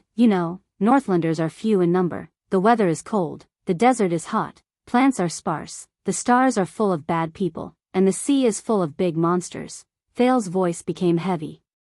But as long as it involves practical, experiential applications on the battlefield, these things that seem simple to us will become incredibly detailed and practical. Thal's expression was solemn. Reading and writing emphasize efficiency and directness, while arithmetic emphasizes convenience and speed. As for geometry and astronomy, for example, the calculation of the distance of a charge, the measurement of the slope and firing range, the statistics of the team, the estimation of the battle-loss ratio, the direction of the stars, the prediction of the weather, the observation of the terrain. When the Duke said this, he cast Gilbert a glance with complicated emotions. And there are even foreign languages and music in military classes. Gilbert looked up. Foreign languages? Music? Thales nodded. Do you know how to say, child, in the Orc language? The Northlanders know that Sereno and Serina are the Orc language of the desert and glaciers respectively. Because they can be used when dealing with the bastards. Gilbert shuddered again. As for music, you know that there are many types of Northland's war drums and bone flutes, Thales said quietly. There are those that are crude and desolate, and there are also those that are filled with passion. They range from charging and fighting to the death to retreating and withdrawing, from celebrating victory to sending off at funerals, and so on and so forth. This is the meaning behind the existence of Northland's music. The living room was quiet for a while. Everyone knows that Northland values soldiers and values martial arts. This time, it was Gilbert's turn to sigh. But it seems that their constant victories on the battlefield and their invincibility are not without reason. There is a historical tradition behind it. Let's not talk about other things for now. At the very least, an extant noble who has received a good education will definitely be a qualified commander on the battlefield, regardless of whether it is in terms of spirit, temperament, or ability. They are not illiterate, and neither are they idiots. Gilbert sighed with emotion. There was a great amount of wariness in his eyes. This is our destiny, a terrifying opponent. This topic was a little heavy. Thales could only nod with complicated emotions. So, Northland's historical traditions, Northland's etiquette and jurisprudence, and the knowledge of the Northland nobles' governance. Gilbert shook off his sentimentality. And their most unique military lessons. Are these what you learned in Northland? I can't say that I learned them. I just know them. Thales forced himself to smile. After all, they did not really treat me as a prince and taught me attentively. At least, they did not before the old crow. Gilbert nodded slightly. When he looked at Thales, there was a hint of pity in his eyes. The Foreign Affairs Minister flipped through many pages and took out another piece of paper that was filled with writing. Usually, the education of the nobles in Constellation inherits the Empire's tradition. It extends from the Empire's 7 arts and forms a system of its own. It is very different from Northland. Gilbert cast a glance at Thales. But I will consider your experience in Northland's education, Your Highness. I will make some minor adjustments. The Duke could only smile. Gilbert also smiled and explained. Usually, the knowledge required by a qualified Constellation noble is divided into 3 categories. 3 categories. Thales nodded in his heart. It's all right. Not much. The first category is the basic category. It is divided into 4 subjects: grammar, history, etiquette, ancient language, and foreign languages. Thales frowned slightly. There are 4 subjects in the first category. That's quite a lot. But grammar, history, etiquette. It's quite similar to Northland. Thales mumbled. Then, Gilbert said his next sentence with a grin. As for grammar, the first subject, it is divided into 3 subjects. Thales instantly froze. What? Gilbert still had that smile on his face as he continued to speak. Grammar, logic, and rhetoric. Thales quickly stopped him. Wait, it sounds a little familiar. The prince did not comment on the total number of subjects, 3 times 4 times 3. Instead, he recalled another memory. Although it was only for a few months, Thales scratched his chin and pondered. But based on the situation in Northland, the old crow rearranged our curriculum. I mean, he rearranged my curriculum. Gilbert gestured for him to continue. Grammar is the subject that Northlanders look down on the most, Thales said tentatively. But the old crow did the exact opposite. He deliberately removed it from the indoors military lessons and emphasized that we need to learn 3 things in grammar. Gilbert smiled. Let me guess, he was referring to grammar, logic, and rhetoric. Thales nodded. Yes, but it's not that detailed. Northlanders don't like it. Usually, the old crow will give us a poem or a short essay. He will ask us to study its grammar, explain the author's thoughts clearly, and summarize its logical structure. Then, he will ask us to rewrite it rhetorically. Gilbert seemed to have remembered something. He nodded with a nostalgic expression. Dragon Kiss Academy has a long history, and Dragon Kiss Land is rarely affected by the flames of war. Over the centuries, it has been a place where the Western Peninsula's people gather. Their culture is deeply influenced by the Empire, and they retain a lot of the Empire's civilization. To a certain extent, they are even more so than us. He nodded in approval and gratification. Thank you, Mr. Hicks. He saved us a lot of trouble. But this time, it was Thales' turn to frown. So, the so-called tradition of the Empire has to be learned in such detail in a grammar class in Constellation? There are 3 main categories. The first category has 4 subjects, and the first subject has 3 subjects, so, 3 times 4, and then 3 times, no way. He thought of something, and his expression darkened. Gilbert laughed. You may not have noticed, Your Highness, but 6 years ago, what I taught you here was the component parts of the grammar class, the grammar understanding of the ancient language of the Empire and ancient poetry, and the logic and rhetoric of sonnets. Thales came to a sudden realization. But since you said so, I will make changes according to my discretion during grammar class. Mr. Hicks handled it very appropriately. Gilbert lifted his glasses again, lowered his head, and marked the first row of the schedule on the paper. Then, let us set aside 6 mornings every week for grammar class. Thales' expression changed. Wait a minute. 6 days? The prince's expression turned bitter. Since we are pressed for time, can't we set it aside for history and etiquette classes? You know, grammar is not something that can be learned in a short period of time. But Gilbert was very insistent on it. The importance of grammar class far surpasses your imagination, Your Highness. The Foreign Affairs Minister continued to scribble the schedule on the paper. Listening and speaking are not difficult. But what is difficult is that aside from listening, not everyone knows how to think, understand, and express. Gilbert looked up. What's worse is that everyone thinks they know how to do it. The cunning fox narrowed his eyes. That is why Mr. Hicks has a saying, most of the conflicts in this world are because some people fail grammar class. This is why aside from listening and speaking, we also need to read and write. This is not as simple as learning how to read. Thales was speechless. All right. Gilbert lowered his head to organize his schedule. You were born noble, Your Highness, but if you cannot even fully understand the words spoken by others, if you cannot even see the logic behind the words, and if you do not even know about the rhetoric that contains reason.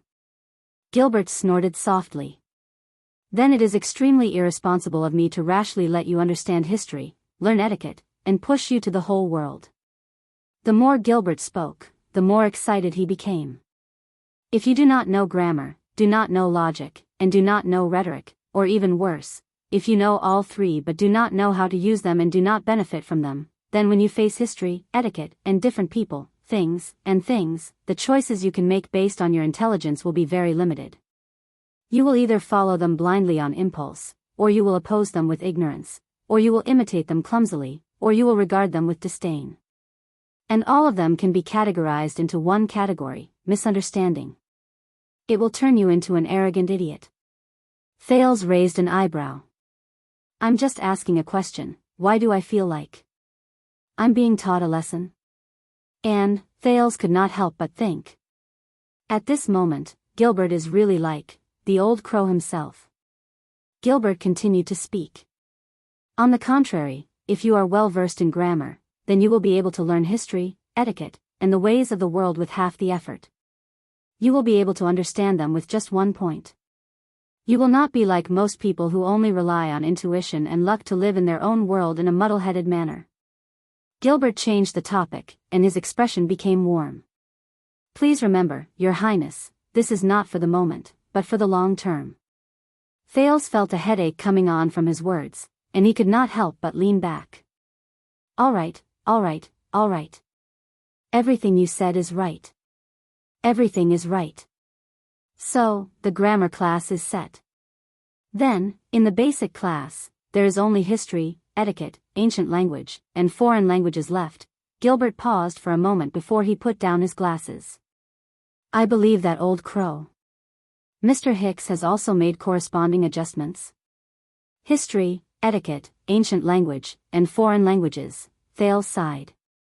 Yes, his first class is history.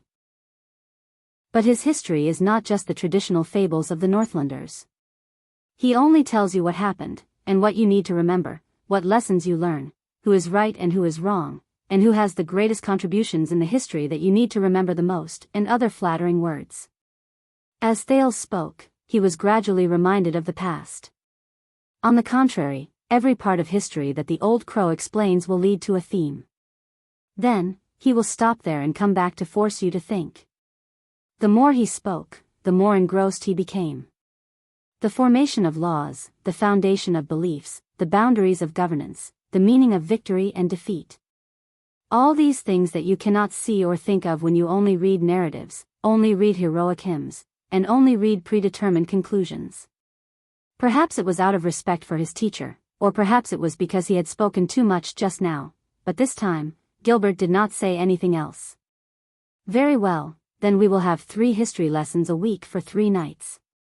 We only need to adjust the main points of history. Why don't we start from the 208 emperors of the empire and the 39 kings of constellation? Gilbert happily ticked off 3 boxes on the schedule. Wait. How many? Thales' face instantly darkened. Indeed, he had read about the deeds of many emperors of the empire, but 208? As he looked at Gilbert's smiling expression, Thales exhaled weakly. The etiquette class is taught by Gings. Count Liesban will also appear when he is free. It is said that he often invites some highly respected old nobles and noblewomen. Thales said listlessly, originally, I often skipped these classes and went out to read and study by myself. At the same time, I would avoid being noticed and test heroic spirit palaces' loopholes. I would fight against the star killer with my wits and courage. But after the old crow came, he told us that although it was boring, etiquette classes were not just about etiquette. At least, it was not just about teaching you how to greet others, nod, and bow. Thales' spirits were lifted. This includes ethics, morals, rules of nobility, and religious traditions. It is the true Northland way. From this point of view, even the etiquette classes of Northlanders are not boring anymore, because it reflects the things that Northlanders value. They tell you that as a Northland suzerain, when you want to kill, when you can be pardoned, when you have to fight, and when you need peace. So, in his eyes, etiquette is not just about etiquette, it is something that has been established and is self-evident. It is the old and new laws of Extet, the rules of the nobles, the responsibilities and obligations of the suzerains, and the rights and freedom of the vassals. For example, Thales's eyes focused. Raikuru's joint ruling pledge. What it reflected was not only the cold and inflexible book of rules, but also the warm and lively actors. It's true, politics.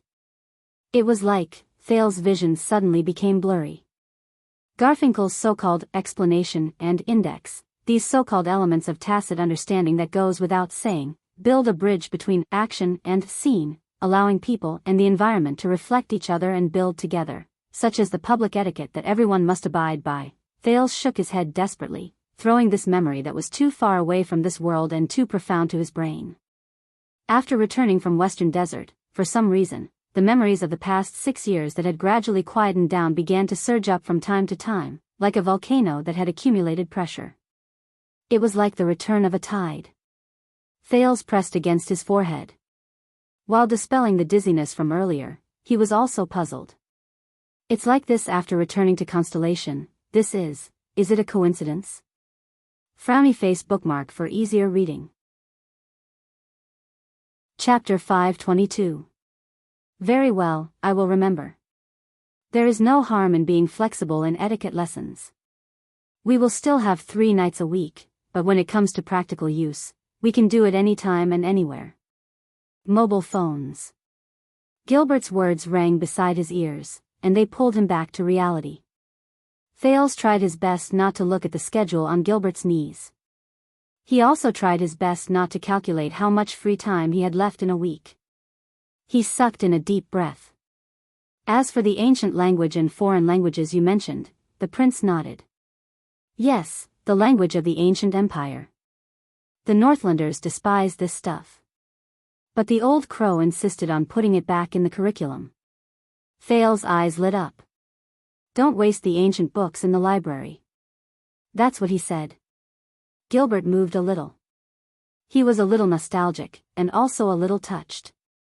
Is that so, Mr. Hicks? Thales snorted and smiled. He intended to lighten the burden of this class. Of course, with your foundation and years of conscious reading, the language of the ancient empire is still quite easy for me. As for my classmate. Thales shrugged. I'm afraid she doesn't think so. When he recalled how Saroma was staring blankly at a book titled Poems of Political Satire from the Era of Kings and City-States, written in the ancient language of the ancient empire, biting her nails and looking around. Occasionally, she would cast a terrified glance at him as he flipped through the pages quickly. Thales instantly felt incredibly happy. He decided that he would never tell her the secret to fast reading. Can't understand? Then I'll skip it. At this moment, Gilbert suddenly spoke. So, Mr. Hicks, are you teaching the language of the ancient empire or the modern language of the empire? Thales was stunned and hesitated. Let me think. However, Gilbert nodded without hesitation and began to write in rustling sounds again. I understand. You will need additional guidance for both languages of the empire. 2 languages. Thales suddenly felt a sense of sorrow, as if he had shot himself in the foot. The Foreign Affairs Minister looked up. And foreign languages? The prince looked at the increasingly fewer empty spaces on the schedule. He said with a bitter expression, does the Orc language count? Gilbert raised his eyebrows. With a look of understanding, he lowered his head and wrote, filling up the few remaining empty spaces.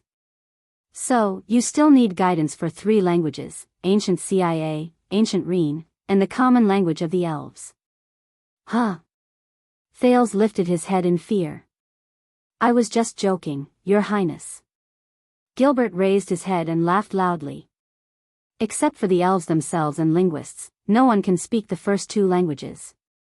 Don't worry, you only need to learn the common elven language. As he watched her cross out a few more boxes, Thales wisely swallowed the question, so, does Ida know how to speak? Very good. Then, grammar, history, etiquette, and language will be done with the basic classes in your curriculum, Gilbert said in satisfaction. Next is the second category. What? There's more? Thales felt another wave of heartache. The first category was enough to make him suffer. However, Gilbert's next sentence attracted his attention. Philosophy. At that moment, Thales was stunned again. A few seconds later, Thales could no longer care about the pressure from his studies. Je what? Gilbert raised his head seriously and enunciated each word clearly. Philosophy is an ancient name. It's an extremely broad subject. Today, especially in your curriculum, it includes mathematics, nature, art, and theology. What? Mathematics, nature, art, and theology? Thales asked in surprise. All of these can be placed in philosophy. Gilbert smiled faintly and retorted with the same sentence. Which of them can't be placed in philosophy? Thales waved his hand. I know what you mean. The Duke was a little puzzled. But I thought that philosophy, which has a narrow and specialized meaning, is not so specific. Isn't it supposed to answer some broad and profound ultimate questions? The Foreign Affairs Minister seemed to be joking with him as he repeated the same words. Then, what questions do you think are not part of the broad and profound ultimate questions? Thales was stunned. He then scratched his head. God, I must have gotten this from Cohen. What are we eating today? He asked in a daze. Gilbert put down his glasses, sucked in a breath, and sat up straight. First of all, the question of what are we eating can also be very profound. He looked at the prince earnestly and earnestly.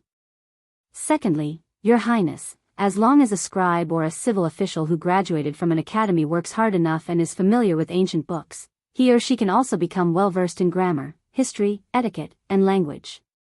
As long as a conscript or a commoner knight who came from the city defense team works hard enough and practices martial arts, he or she can also be outstanding in martial arts, calm in command, invincible on the battlefield, and make many contributions. All of them have the chance to be conferred the title of nobility one day. Gilbert's gaze sharpened. But how do you differentiate between the fact that you are a true noble with a long history and extraordinary significance, and the fact that they are not? Thales gave him an awkward smile in return. I don't really know. After all, it's my first time as well, being a noble, after all. Fortunately, he tried his best to suppress the words that he had been ridiculed countless times, glittering golden blood, into his throat. Gilbert smiled mysteriously. If you are not used to it, Your Highness, then just treat it as a nice name, philosophy. Gilbert looked outside the window, and there was a yearning look in his eyes. You must know that long before the age of the Empire, philosophy encompassed everything. It was once known as the study of all laws, and it was a compulsory course for the nobles. At that time, the knights controlled their armies on horseback and talked about philosophy when they dismounted. As a noble, it did not matter whether they learned philosophy or not. Study of all laws? Compared to the seat of all laws that Asda mentioned, Thales paid attention to it quietly. But the content it contains, mathematics, nature, art, and theology, seems to be a little. The prince struggled to find an adjective, but he failed in the end. Gilbert only looked at him from afar with a smile on his lips. He did not answer. Thales, who could not find the right words, could only exhale. You know, you remind me of the old crow again. The Duke of Star Lake recalled the past. Arithmetic, geometry, astronomy, and geography. Even though the education of the nobles in Northland included them in military lessons without thinking, the old crow separated them and explained each of the 4 subjects separately. And the old crow did not just talk about simple arithmetic, but Gilbert suddenly took over the conversation. Algebra? Thales' eyes lit up. Did he teach you that too? Gilbert chuckled. This is a compulsory course in Dragon Kiss Academy. It can be considered as an old tradition from a long time ago. Teacher Hicks brought some of it to his home class. The Foreign Affairs Minister said airily, at the very least, all the students in Dragon Kiss Academy must learn how to solve general algebra, such as the principles and formulas of a quartic equation. What? Quartic equation? And it's a compulsory course? Thales laughed dryly. Why? Why not just learn the quintic equation, the 6-fold equation, and the 7-fold equation? What he did not expect was that Gilbert began to recall in an exceptionally serious manner. Mr. Hicks said that no one has found a way to solve the quintic equation. It is said that there were some methods during the age of the Empire. Some people found them, but they were lost after the Battle of Eradication. It is said that some scholars who have devoted their entire lives to research even more deeply. Their algebra is no longer limited to referring to simple numbers, but to some objects beyond reality and beyond imagination. They can even find ways to accurately refer to direction and space, as well as motion and change. For this reason, their arithmetic paper can be spread out on several floors. Gilbert, you can stop here. Thales started to feel a headache coming on. He made a gesture to stop Gilbert. You know, in the Northlanders' indoor military classes, I personally prefer astronomy and geography, even though my classmates prefer it the other way around. Sorry, my interest in mathematics can't compare to a little girl in Northland. Thales thought in a half-mocking and half-resigned manner. You really bring shame to the traditions of the Empire. Gilbert lowered his head and continued to fill in the blanks. Apart from mathematics, geography broadens one's knowledge and broadens one's horizons. Art includes music, painting, sculpture, dance, poetry, and drama. It cultivates one's body and mind, and cultivates one's temperament. As for theology, it is more abstruse. You will come to know about it.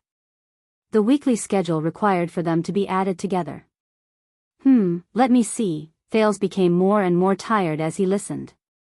Gilbert furrowed his eyebrows and picked up the draft of the schedule. Oh, it seems like the schedule can't fit all of them. It's all right. I will go back and arrange the proportion of basic courses and philosophy courses so that they can be mixed together. Thales closed his eyes, resigned to his bad luck. But he remembered something. He immediately opened his eyes and asked, Wait a minute, Gilbert. Didn't you just say that there are 3 main categories? Gilbert looked at him and revealed an expression that said that Thales was worth teaching. Yes, the 3rd main category is practical. I will have to report this to His Majesty to make a decision. What else? Thales asked, not without sorrow. Practical? Gilbert cleared his throat and continued to write notes on the piece of paper that predicted Thales' future fate. Let me give you an example. Practical governing. This is especially needed by the big families with the title of Count and above. Military command and logistics, reporting and handling of government affairs, agriculture and business, finance and taxation, national politics and diplomacy, religion and relations between nobles, law and jurisprudence. But this is not something that can be taught by a normal teacher in an academy. Usually, it needs to be combined with reality and examples. It would be best if the students can personally experience it. After Gilbert finished writing something down, he raised his head, narrowed his eyes, and smiled. You do not have to be anxious for now.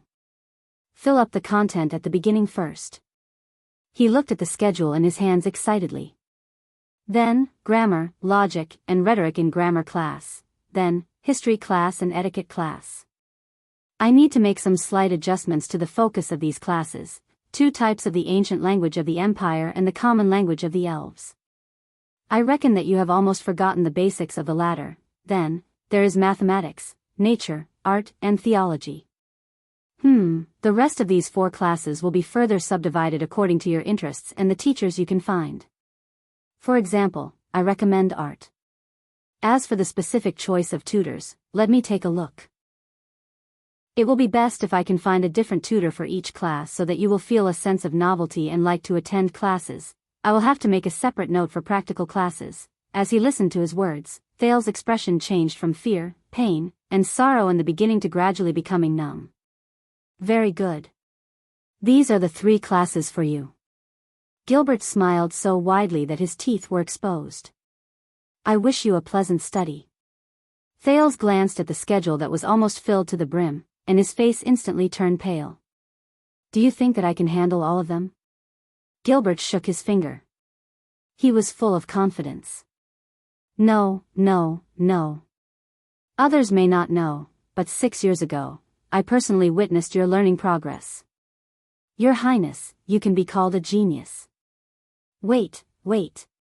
Thales' lips twitched. I believe that these classes will be a piece of cake for you. Besides, 6 years ago, when you were still young, didn't you tell me this? Gilbert blinked. He was filled with the gratification of finding a good student. You love to attend classes the most. Thale's vision darkened. Gilbert. Did you misunderstand something? If he said that his brain was damaged by the Northlanders, would it be of any use? But the Foreign Affairs Minister obviously did not understand his feelings. Then, I will take my leave first. I will come again tomorrow. You must be ready for your grammar class. Thales could no longer remember how he sent Gilbert away. He only remembered nodding and smiling in a daze, then nodding with a smile. When Thales came back to his senses, he was already standing at the door of the reception room. At this moment, a voice that was no longer unfamiliar rose from behind him. Is it over? Thales turned around in a daze. Very good. The police station just sent someone over to chase away the uninvited guests who wanted to visit the Duke. The captain of his personal guards, Watchman Lord Mallows, was still smiling nonchalantly. Then, you should have time, right? Thales looked at him numbly. He did not understand. Mallows grinned, and those who saw him felt as if they were bathed in the spring breeze. Get ready, Your Highness. Our training will begin tomorrow. Oh. Thales also returned to his senses in a daze. Wait. F***ck, Thales snapped out of his numbness. He turned around abruptly, and his eyes widened. F***ck what? Mallows frowned a little. Did Count Casso not tell you? Thales shook his head subconsciously. The watchman walked forward and sized up the Duke with narrowed eyes. Other than the complicated classes on the basics, philosophy, and practical matters, there is one more important thing for the nobles of Constellation. One more important thing? Mallows nodded and said with a smile, since the age of kings, it has been the most crucial standard to prove the difference between nobles and commoners. Again? An ominous premonition rose in Thales' heart. He heard Mallows say with a smile, martial arts. Thales did not react and was momentarily speechless. 3 seconds later. The prince took a deep breath. No, I learned martial arts. What does that have to do with you? Mallows interrupted him with a standard etiquette. Unfortunately, I am Tormund Mallows. I have just been appointed by His Majesty to be your martial arts instructor. Thales was stunned. Mallows looked up with a beaming smile. So, for 7 days a week, I need you to devote 7 mornings and 7 afternoons. Starting tomorrow, please move to the training field in the backyard punctually at 6 in the morning and 5 in the afternoon. Follow me and train well. He said the last few words with great delight. Thales stared at him blankly, unable to say a word. Mallows patted his shoulder and flashed a friendly smile. Don't be hasty, Your Highness. We still have a long way to go. Thales sucked in a breath and walked forward numbly, completely ignoring the amused gazes behind him. But Mallows stopped him. Your Highness. You may train moderately, but swords are blind. His smile was gentle and magnanimous, but in Thales' eyes, it looked extremely evil. If you bump into anything, please bear with me. Mallows bowed appropriately, smiled, and turned to leave. The prince was left alone in the morning light. At this moment, Thales felt complicated. His mind was gloomy. After a long while, he walked out of the guest hall with a haggard face. He was ready to enjoy his life as a parasite for the last time. The prince suddenly understood. So, when I was in Northland, it was just this world's 9 years of compulsory education. Thales exhaled in pain. Now, I'm finally 14 years old, Thales thought in despair. High school. Watching the Duke walk past with a numb expression, Doyle shook his head in the distance. Unfortunately, this child came when Mallows was being threatened by a fat noble and was in a bad mood. But, Doyle sized up Thales' despondent look. Oh, our second prince, the Duke of Star Lake, can't take it anymore?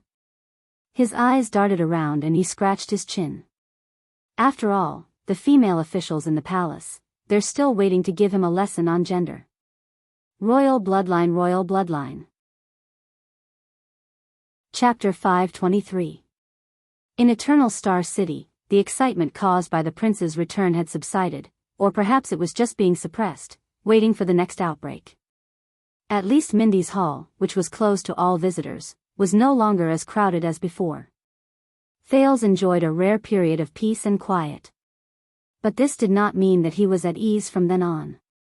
From the second day onwards, before Prince Thales could properly enjoy the power that came with the great identity of a master of Mindy's Hall, the royal teaching group led by Gilbert, Royal Fresh Meat Packaging Company, the Duke's indignant words, entered Mindy's Hall in an orderly manner. First of all, the instructor for grammar classes, which included the language of the ancient empire and the common language of the elves, was the renowned Grand Scholar Bonner from Wang Liwen Law School. To be able to hire him, one could not help but say that he was a good and cheap teacher. On one hand, Grand Scholar Bonner's bald head, which was so smooth that it could reflect light, saved a lot of lamp oil in Mindy's Hall and conserved resources.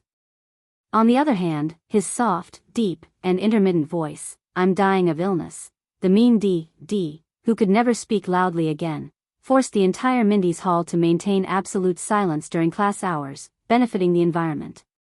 Third, his profound knowledge and wide range of fields almost compressed the prince's 5 subjects: grammar, logic, rhetoric, the language of the ancient empire, and the language of the elves, into one, allowing Thales to understand the answers to the following questions. How much would the language, which even has a completely different word order from the common language such as the troublesome language of the ancient empire and the damned common language of the elves, bring about changes to grammar? How would it affect the principles and expressions of logic? What kind of challenges would it bring to rhetoric? How would they affect the current language and way of speaking? How would they change people's habits of thinking? In the end, how would they cruelly and mercilessly nibble away at Prince Thales' precious sleep time? Your Highness, why you can't recite it all? Then sleep a little later. Anyway, you young people are lying when you say that you sleep early. You do everything but sleep in bed. What, it's not good for your hair? Oh, that's not important. Your Highness, do you know about wigs? Who in the palace doesn't wear wigs and fake breasts? What, you won't grow taller if you sleep late? Hey, Your Highness, won't you be tall enough if you wear the crown?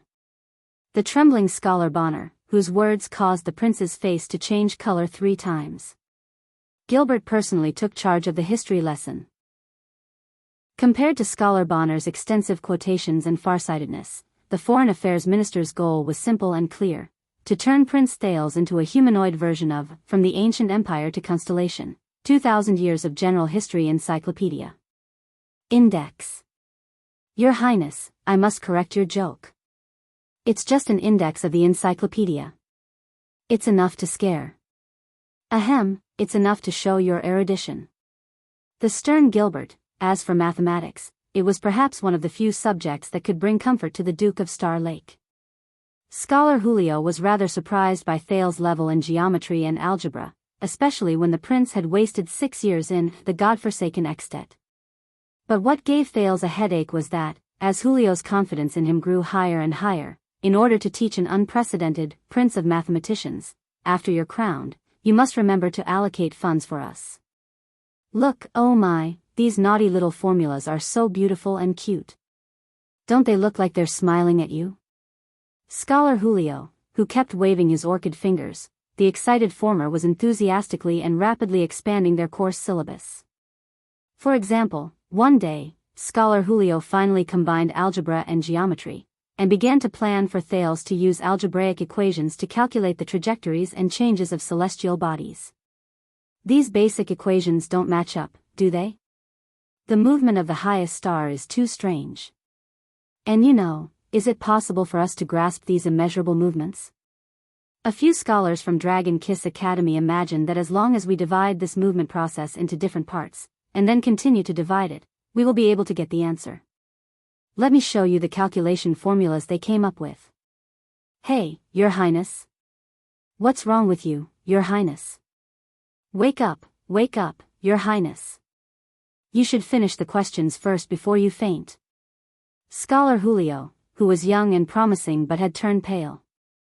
And the course materials they used had already expanded from the mathematical problems in ancient books to the actual figures of the people's lives. There were even a few times when Julio suggested that they might as well try to estimate the future annual income based on the country's previous annual income, or estimate the figures of all of Constellation based on the population growth in the Central Territory. Thales had reason to suspect that if he did not behave stupidly and slow down the course, it would only be a matter of time before a terrifying bell-shaped curve and a series of concepts appeared in his books. As for the nature course, thankfully, when the knowledgeable Lord Monton talked about astronomy, geography, culture, and customs, he was often humorous and captivating. If the prince did not often interrupt him and embarrass him. Why is the highest star in the east? What are the components of crystal drop ores? If we kill all the whales one day, we won't have any more eternal oil to use, right? Are werewolves and vampires really cursed monsters? Are they related to wolves and bats? Dragon-kissed land is a basin, so isn't its climate a little strange? Are the fog and whirlpools over the twin mist seas really formed naturally? There were so many witnesses to the legend of the sea monsters in the Devil's Sea. Has no one ever doubted it? Why can the beliefs of sunset and bright moon coexist with their temples and churches? Man-eating flowers are like great dragons. How do they deal with their energy consumption?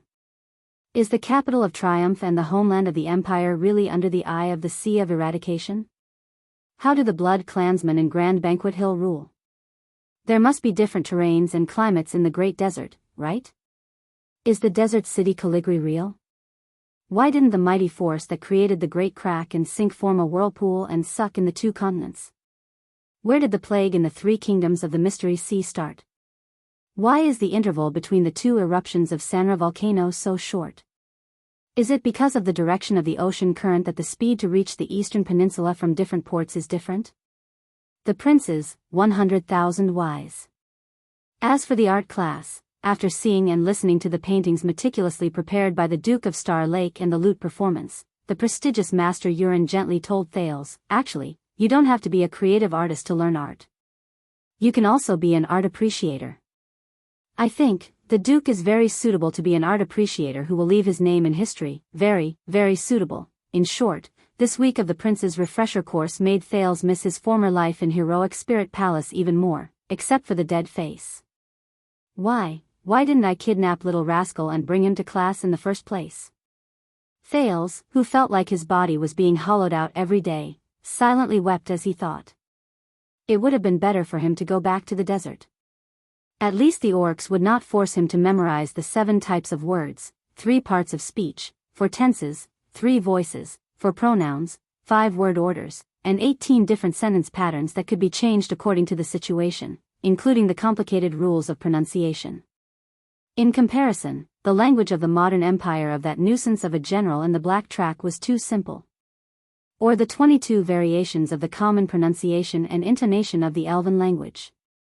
God, that was practically a vocal music class. In Mindy's hall, the pressure Thales felt was so great that he even forgot about the banquet 2 months later, not to mention the power whirlpool in Renaissance Palace. Even some of the special classes that were supposed to be slightly easier were the same. Like now. Do you feel it, Prince Thales? As your weapon, it is so firm, straight, and tough, yet it does not lose its tenacity and elasticity. The gentle and easygoing voice rose from his left ear and slowly circled to his right ear, making him itch. But it is also so impulsive, wild, and has endless desires. It cannot be held back, longing to release itself, to behave atrociously, to conquer. But you cannot easily obey it.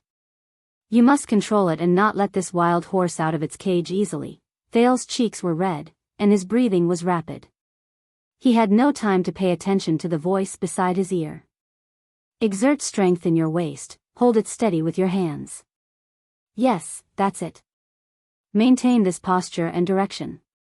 Try to straighten it, do not tremble. Sweat flowed down Thales' cheeks. He suddenly trembled. Oh no. The voice became stern.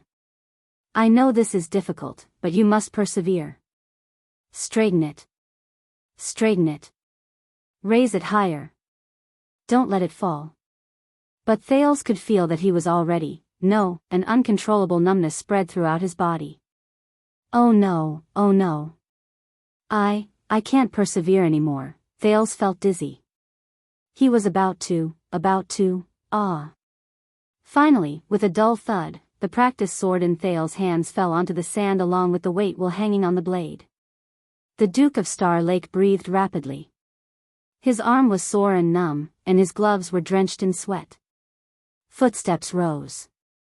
Mallows walked up from behind him and stared at the sword on the ground with a contemplative look. The time is a little short. Thales swung his sore arm in frustration. He stomped his feet on the training ground that was temporarily emptied in the courtyard to soothe the numbness. It's fine, the prince said resentfully. I'm just not used to it. Northlanders don't teach like this. They tend to train against each other. Mallows snorted softly. Then perhaps you should go back to Northland? Thales was instantly rendered speechless. The setting sun shone on the courtyard of Mindy's hall, elongating Mallows and Thales' shadows on the ground. Behind them, Doyle stood under a pillar and said something to Glover beside him. Obviously, our prince has not gone through systematic training. Doyle shook his head. Looks like the Northlanders who are good at fighting are limited in their abilities. Glover pursed his lips. That's right. At that moment, Thales was listlessly attending the martial arts lesson personally taught by Lord Mallows. Obviously, after an entire day of torturing his brain, the Duke was not very interested in his personal guard captain's lesson of standing in a stance. But Mallows seemed to be enjoying it. Sword forms and sword stances are important parts of ancient knight training. The watchman still had that polite smile on his face. He was not troubled by the prince's failure and attitude at all. Especially the 17 knight swords. This is a classical and orthodox knight technique.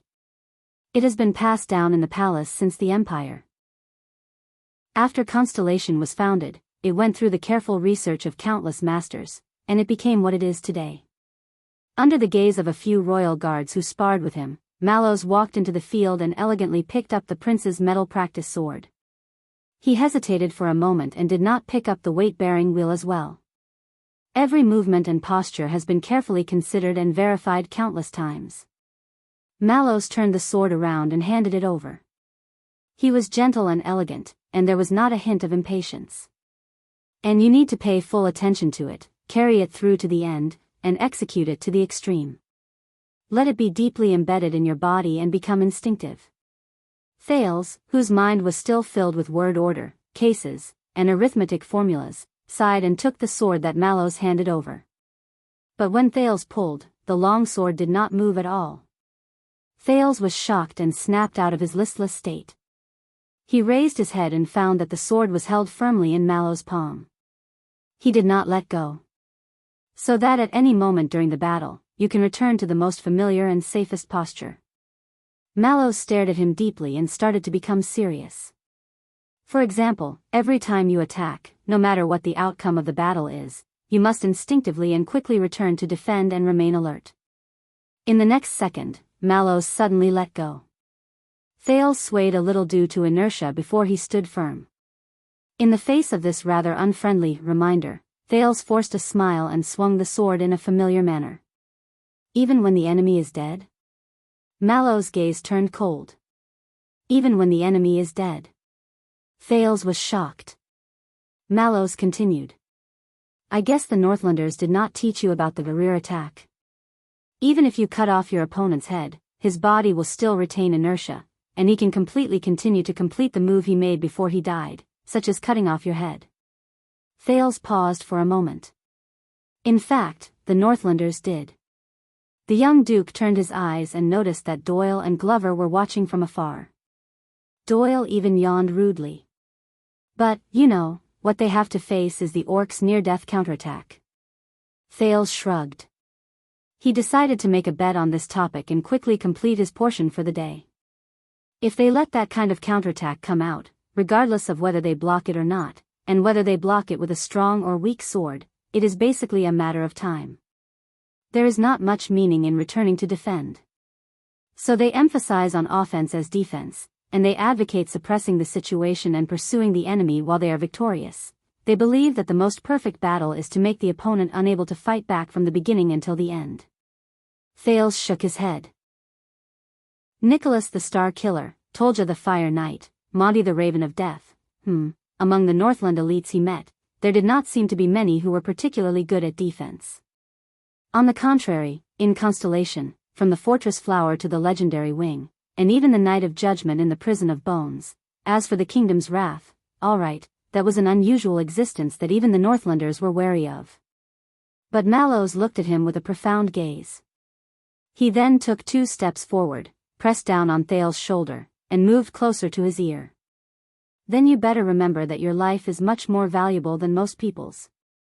What you need to do is to survive, Your Highness, and not to die a moment later than your opponent. Survive. Mallows' tone was wary and mysterious. He sounded a little like a ghost story, and it made Thales shudder subconsciously. Also, most of the opponents you will meet in the future, if there are any, will be humans. Mallows let go of Thales' shoulder expressionlessly. When you face their attack from behind, it is very important to be able to return to defense in time and intelligently. Mallows' smile had long since disappeared. After all, what you learned is sword fighting, not suicide fighting. Thales frowned. He could sense Mallows' displeasure. It seems that my carelessness just now has offended him. Mallows walked out of the arena and said coldly, "Return to the posture you were in when you received the sword and put on the weights. Try to persevere for another half an hour and let your body get used to it." Half an hour? Thales' face instantly turned sour. He had only experienced 12 hours of training since 6 in the morning. Does he still want to eat dinner? Mallows did not even turn his head around. I know that this process is very boring, empty, and tiring. There is no opponent, and there is no goal. Only you. The watchman's words contained a hint of coldness. There is only loneliness, desolation, forbearance, perseverance, and no helpers or enemies. Thales exhaled. In truth, your greatest enemy is living in your own will. Mallows turned around abruptly. His tone was incredibly firm. Kill it. Take back your will. Thales could not help but raise his eyebrows again. Really? Why did the lines in this training session sound so much like an inspirational story? But even though he criticized in his heart, Thales could only do as he was told. He pulled out the standard knight's posture for receiving the sword and tried his best to make his body meet the requirements. It's just that my mind is a little adrift. Thales thought in resignation. Soon, in less than 10 minutes, it should be almost time, right? After Thales, who was drenched in sweat and looking forward to it, the tip of his sword began to tremble. His movements gradually changed, and he could not quite bear it anymore. Muscle strength had never been Thales' forte. But this time, Thales secretly called out to his most familiar comrade. Soon, that habitual fluctuation came to him in a hidden and obedient manner. It spread to his right arm, soothed the soreness and burden in his muscles, and endlessly injected new energy into it. Thales gritted his teeth and exhaled. Not bad, I feel much better. The trembling at the tip of his sword also slowly subsided. He tried to stretch his body and return to the most standard knight's posture for receiving the sword. Outside the field, Mallows' eyes lit up as he observed attentively. He started to nod. Even Glover and Doyle's attention was drawn to him. Wow, I underestimated him just now. Doyle scratched his head. The Northlanders do have some skills. Even though he did not use Hell's senses, he had more or less enhanced his hearing, and he delivered these words into Thales' ears faithfully. The prince's lips curled up. Not bad, Mallows walked into the field with great interest. Not bad, Your Highness. In fact, it far exceeded my expectations. Thales could not help but straighten the line from his arm to the tip of his sword. Then, Mallows nodded in understanding and smiled mysteriously. It's really not bad. The watchman's gaze swept past Thales' steady arm and standard posture. In his most gentle and elegant tone, he gasped in admiration. Where's the power of eradication? At that moment, Thales, who had been focusing all his attention on maintaining his sword posture, was shocked. What did he say? The tip of his sword trembled slightly. On the other side, Glover and Doyle looked at each other with puzzlement in their eyes. Mallows smiled softly. But he suddenly extended his hand and seized Thales' sword hilt. Suddenly, the sin of Hell's River, which was already active, surged up, causing Thales to instinctively pull his wrist back. A huge force surged over. Mallows' expression first changed, then he curled up the corners of his lips and let go of the sword hilt. It was as if he had discovered something. Thales took 2 steps back due to inertia and looked at Mallows in shock and bewilderment. Thud. There was another muffled sound. The weight-bearing will slid off the sword again and rolled hopelessly on the sand for the last time. The captain of Thales' personal guards exercised his hands calmly and nodded slowly, as if he was still reminiscing about the contest of strength with the prince just now. But his expression calmed down, as if he had understood the truth. Thales understood something and found it increasingly hard to believe. Since 6 years ago, since the first time the strange power known as the Sin of Hell's River awakened in his body, other than Black Sword, whose power came from the same source, no one had ever taken the initiative to discover his secret in the past 6 years. It did not matter whether it was his enemies in Northland and the desert, or his old friends in Constellation. Thales was also happy to hide himself and preserve his trump card. Whether it was against the Star Killer, the Raven of Death, or against Shadow Shield, this trump card that he revealed at the very last moment had a pretty good effect. But Thales stared at Mallows in a daze. Today, the Sin of Hell's River, finally, he was discovered. Chapter 524. Wait. Thales thought of something. 6 years later, one of his old friends in Constellation did discover his power of eradication. It was in the Prison of Bones. But the dark purple mask flashed before Thales' eyes. He subconsciously tightened his grip on the hilt of his sword. Impossible. I told you, you are the only one who knows about the process of night training. Mallows' smiling words brought Thales back to reality. If you cheated, it's not hard to see. The watchman pointed at Thales' arm with the pleasure of catching his prey. Doyle blinked in surprise under the other pillar, and out of habit, he poked the person beside him. Really? The protector opened his mouth repeatedly. How old is that child? Doyle did not expect anyone to answer. But unexpectedly, this time, Glover's deep voice could be heard, don't worry about it. According to the records, 14 years old, the Vanguard, nicknamed Zombie, narrowed his eyes. 128 days. Doyle was shocked. Damn, he's almost catching up to the youngest awakening record. Wait. But Doyle immediately noticed something. He looked at Glover strangely. How do you remember it so clearly? Glover ignored him. He just tightened his grip on his arm. His eyes were fixed on the field. While Thales tried hard to adjust his breathing and thought about what was going on at this moment, the consequences, and how he should deal with it, Mallows spoke again. The briefing about you did not mention this, so, Mallows rubbed his hands and said in a nonchalant tone, when did you awaken your power of eradication? Thales was shocked again.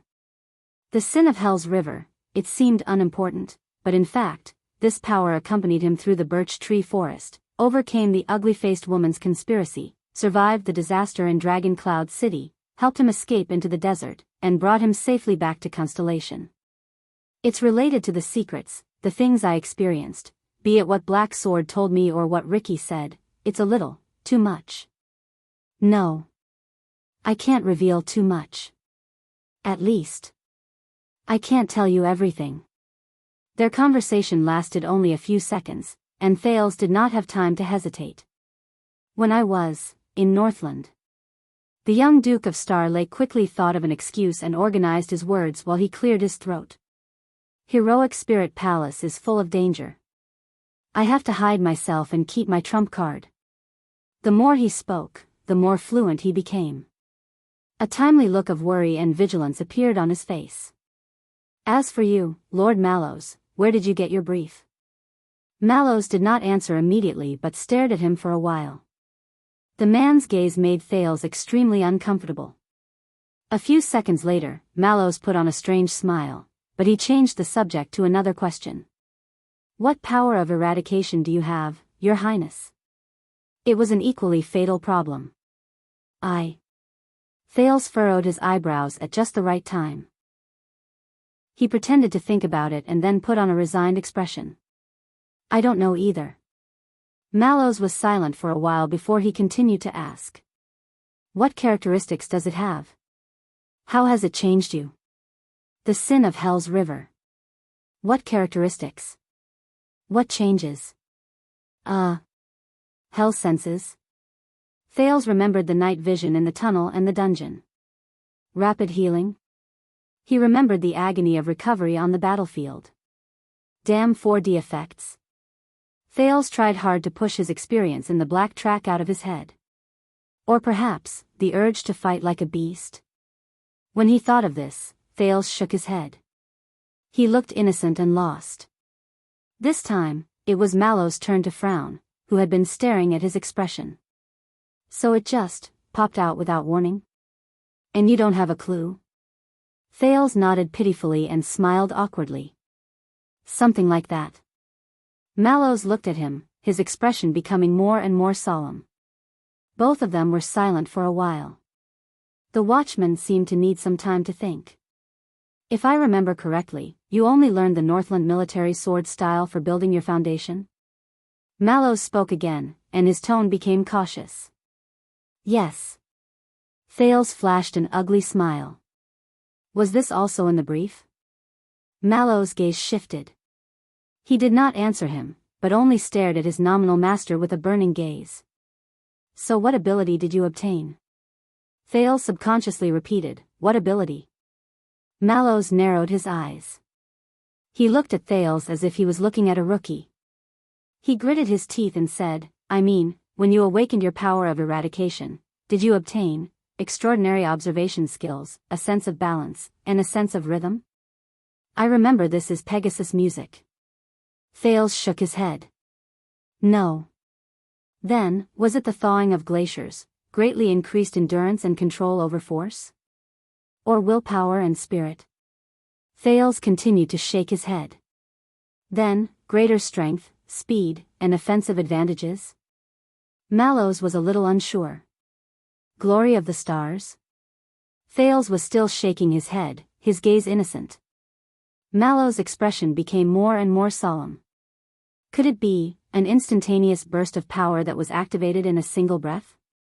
Please don't be that. Fortunately, Thales shook his head for the fourth time. This made Mallows' brows furrow even more. Yes, not this, not that, Thales mumbled in his heart as he evaluated the effect of this lie. But the power of eradication's version of Sharingan? Does this count? Finally, Mallows let out a long sigh and hugged his arms tightly. All right, let's assume that you did not possess any of the above four. Then, did the extensions teach you some additional combat skills that affected the awakening of your power of eradication? Thales twitched the corner of his mouth. Extensions? I don't know. They've just been. Thales shrugged and smiled awkwardly. He tried his best to suppress the urge to beat me up in his throat, and at the same time, he uttered a few more decent words. Confrontation training? Mallows' expression became unpleasant again. He stared at Thales as if he was staring at a cunning fox that he could not catch no matter what. Finally, the watchman raised his head. Very impressive. Indeed, to be able to awaken your power of eradication at your age. Mallows spoke words of praise, but his tone did not sound like he was praising him at all. But in truth, awakening your power of eradication too early is not a good thing. Shortcuts often make people lazy and careless. The watchman smiled faintly. Especially, when you still know nothing about it. As he stared at the man's elegant and calm smile, Thales suddenly felt a little panicked. The prince tried his best to calm himself down. At least it saved me many times, especially during this journey back to the kingdom. This shouldn't be a bad thing. Once again, Mallows gave him a smile that made people uneasy. Rest for a while, Your Highness. Hydrate yourself and relax your muscles. The previous stage of training has come to an end. Thales relaxed and secretly exhaled. But Mallows turned around and called out to one of the guards who followed him. Toledo. Other than those who cannot leave their posts, call everyone over. Thales' ears twitched while he sat down to drink water. The soldier named Toledo frowned a little. Everyone? Mallows nodded and resumed his indifferent smile. Yes. Everyone from the Royal Guards or Star Lake Guards, ask them to come to the training field. His Grace will need all of their help. As Mallows said this, he slowly narrowed his eyes. Thales' hand, which was holding the water bottle, instantly froze. Toledo was obviously used to Mallows' orders. He only hesitated for a moment before he turned around and gave the order. You too, Glover, Doyle. Mallows looked into the distance with his sharp eyes. Just because you have a title does not mean that you can slack off. Glover and Doyle looked at each other at a loss. They could only walk closer. But the one who replied to the first Mallows was the prince himself. Help? Everyone in the Royal Guards? Thales looked at Mallows in puzzlement and looked around the training field. What? What are you doing? Mallows turned his head around and revealed a strange and evil smile that was not as indifferent and elegant as he used to be. As you wish, Your Highness. Your lessons have entered a new field. What we are going to do next is, Mallows grinned, but it made Thales feel a chill in his heart. Confrontation training. Right, confrontation. Thales was stunned for a few tenths of a second before he reacted. Why? Thales pointed at the sword on the ground and found it hard to understand. Wasn't it still? But this time, Mallows interrupted him. Do you still not understand?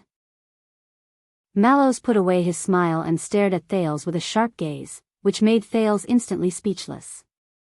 It would have been fine if we didn't notice. But since we discovered it.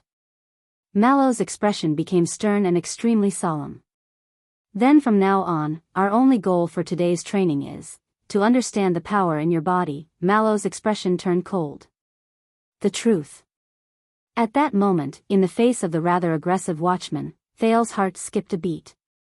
He stared at Mallows' profound and complicated eyes in a daze. He was surprised and did not understand what was going on. What's going on? On the other side of the training field, Doyle walked over slowly and said to Glover in surprise, Wait. Wait, it's already so soon. Isn't it a little too early? The people in the Royal Guards. He did not manage to finish his sentence. Because in the next moment, footsteps came from all around him. 1, 2, 3, under the setting sun, the Royal Guards who were in charge of protecting the Duke surged over from all directions in Mindy's hall. Most of their gazes shone with the murderous intent of a warrior, and they looked at the two people in the middle of the training field with puzzled gazes. Glover shook his head and did not answer Doyle. Pay attention, Your Highness. The Royal Guards are carefully selected. In the training field, Mallows watched as his subordinates came in a line. Among them, there are veterans who fought their way up from the battlefield in the army, and there are also talented knights who were born nobles and have been educated since young. Mallows turned to Thales, and his eyes sparkled. Do not underestimate them. Thales tried hard to control his expression and combed through his chaotic emotions. Is he doing what? The watchman smiled faintly. But as I said, Mallows sighed slowly and stared at Thales' right arm, which was trying to snatch the sword from him.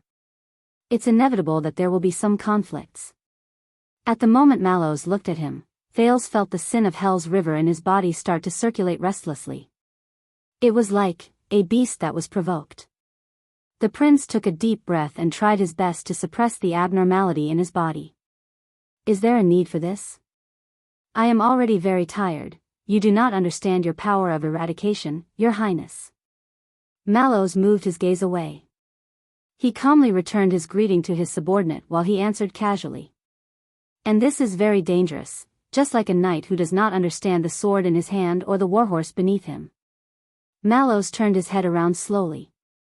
Understand yourself, Your Highness. Know yourself. His expression became serious.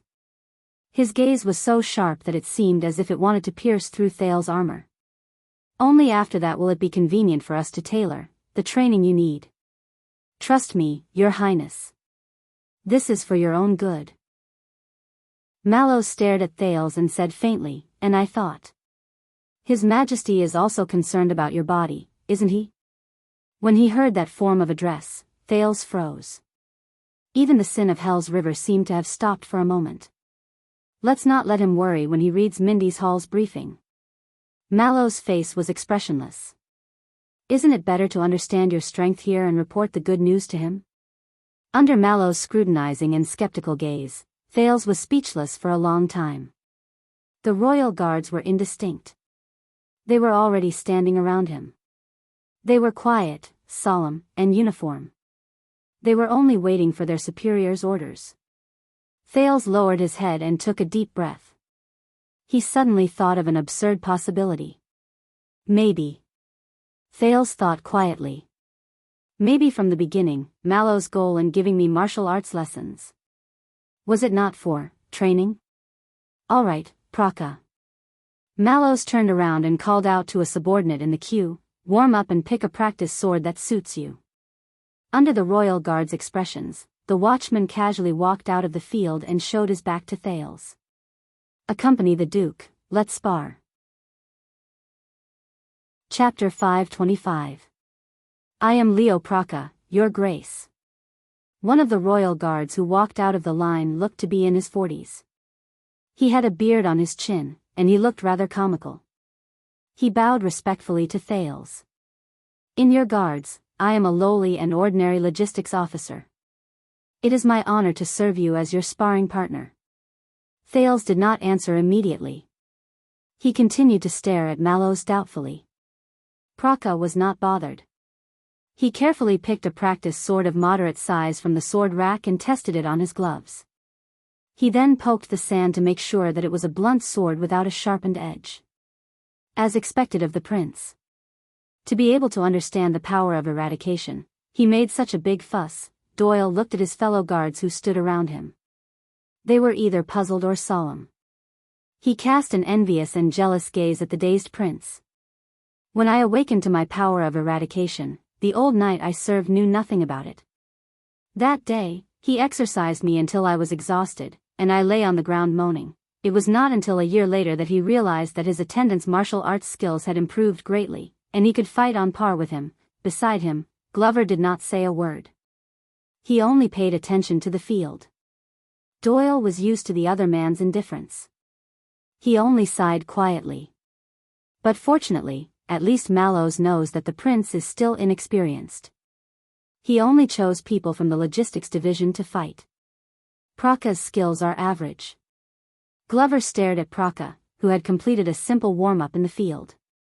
He frowned slightly. Thales took a deep breath. He turned to Mallows, who looked relaxed, and tried to ignore the gazes of the Star Lake guards. What should I do? Mallows smiled as usual. Attack, Your Highness. Use your full strength, especially the power of eradication that you do not understand, regardless of whether it is activated on its own or in response to the situation. That way, we will have a chance to understand its type and general situation. Let us see your strength as well so that we can arrange to protect you in the future. Use my full strength? Thales exhaled. He felt very reluctant. Could he refuse? But the royal guards watching the battle had different gazes. All of them were focused on him. A long time ago, Black Sword had told him that it was best not to use the sin of Hell's River again. They could not bear the price of death every time. When he was in Blade Fang's camp, Ricky told him to increase the sin of Hell's River, and he looked forward to him reaching a height to push open that door. Who is right and who is wrong? What was the secret behind the sin of Hell's River? Most importantly, would the kingdom's secret intelligence department or even that person in Renaissance Palace be interested in this secret? How does it compare to Mana and Calamity? Thales could not help but gulp when he recalled how Zacriel chased after him. No. Thales made up his mind. The Duke of Star Lake raised his head and looked straight at his opponent. They could not know. Your Highness, there is no need to be restrained. Praka had long since stood in the training field.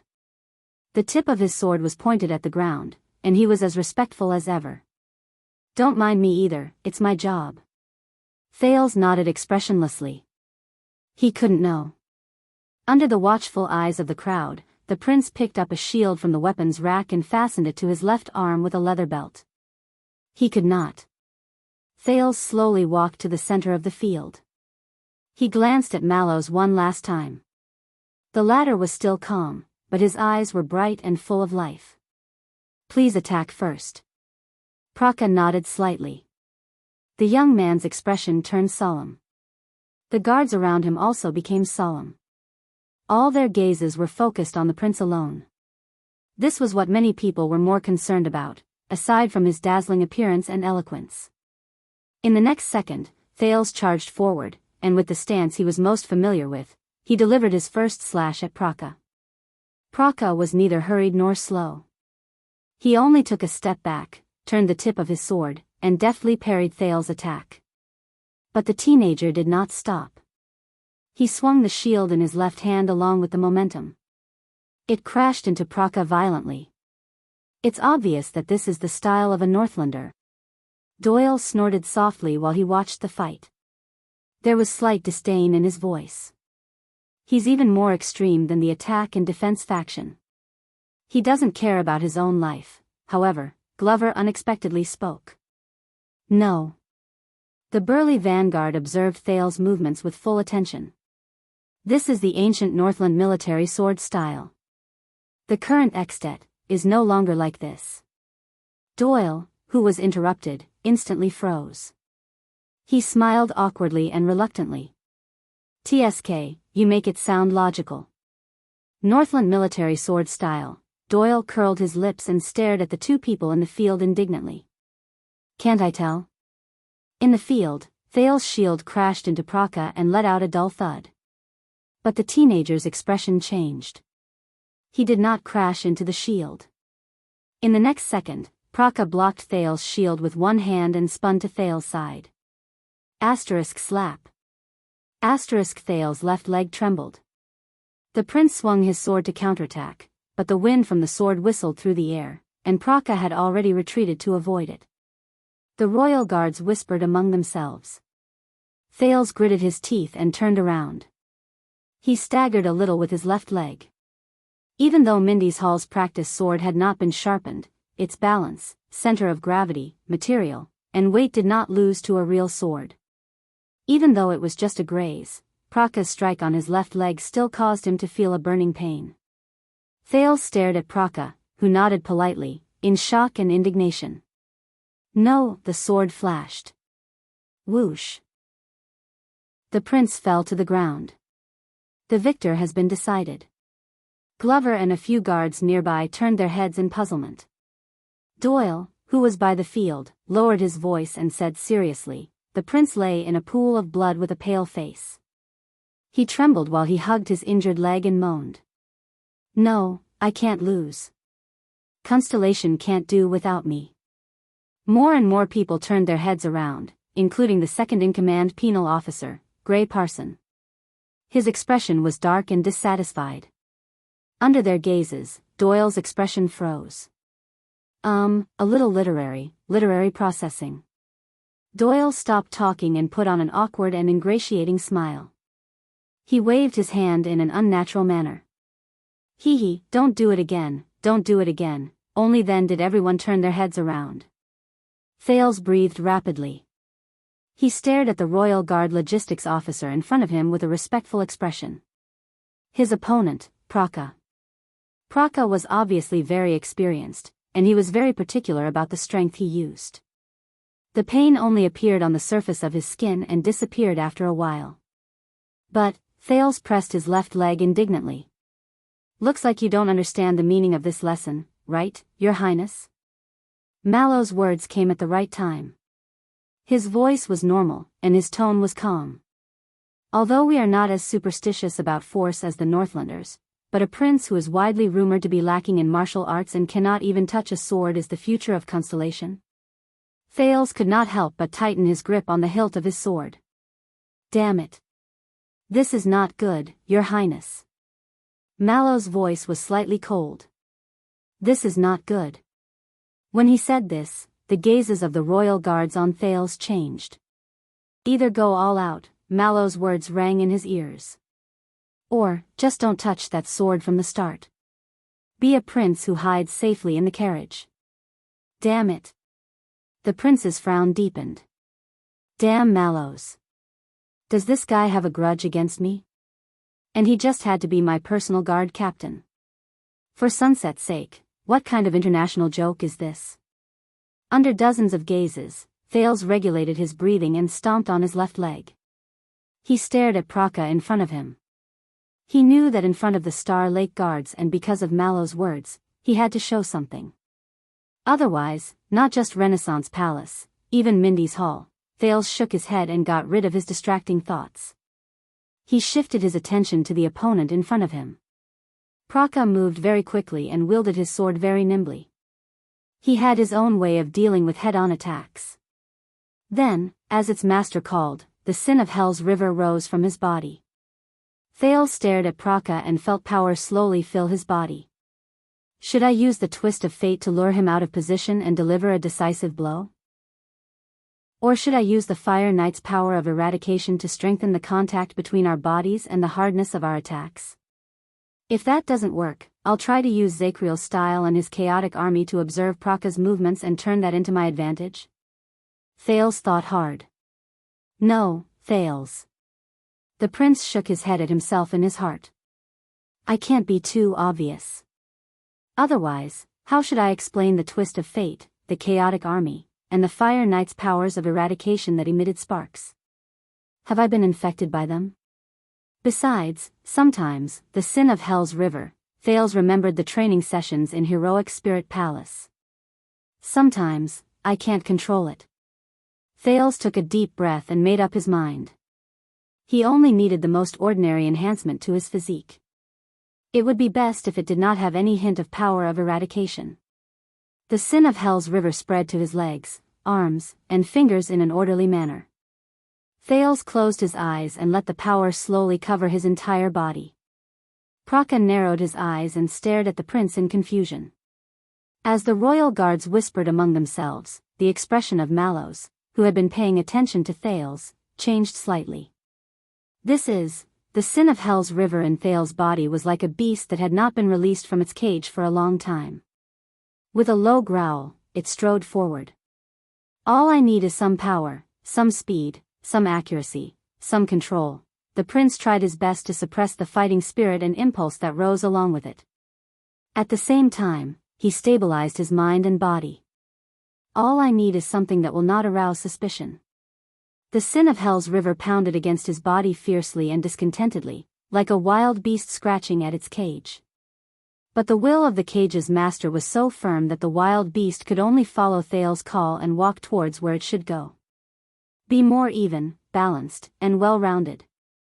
Just let him. Thales opened his eyes slightly. Let him. In the next moment, the gravel behind Thales' boots trembled and exploded. While the audience cried out in surprise, the teenager was like an arrow that left the bow and a flood that broke the dam. He instantly rushed a few feet away. He appeared in front of the shocked Praka. Mallow's eyes lit up. That's right. This is what I want. The young prince. Thales clenched his teeth. The sin of Hell's river was extremely excited in his body and roared madly. His footsteps, shoulders, arms, and the tip of his sword. The 4 points on his body connected into a line and gathered the most surging force. In the end, it turned into a flash of sword light.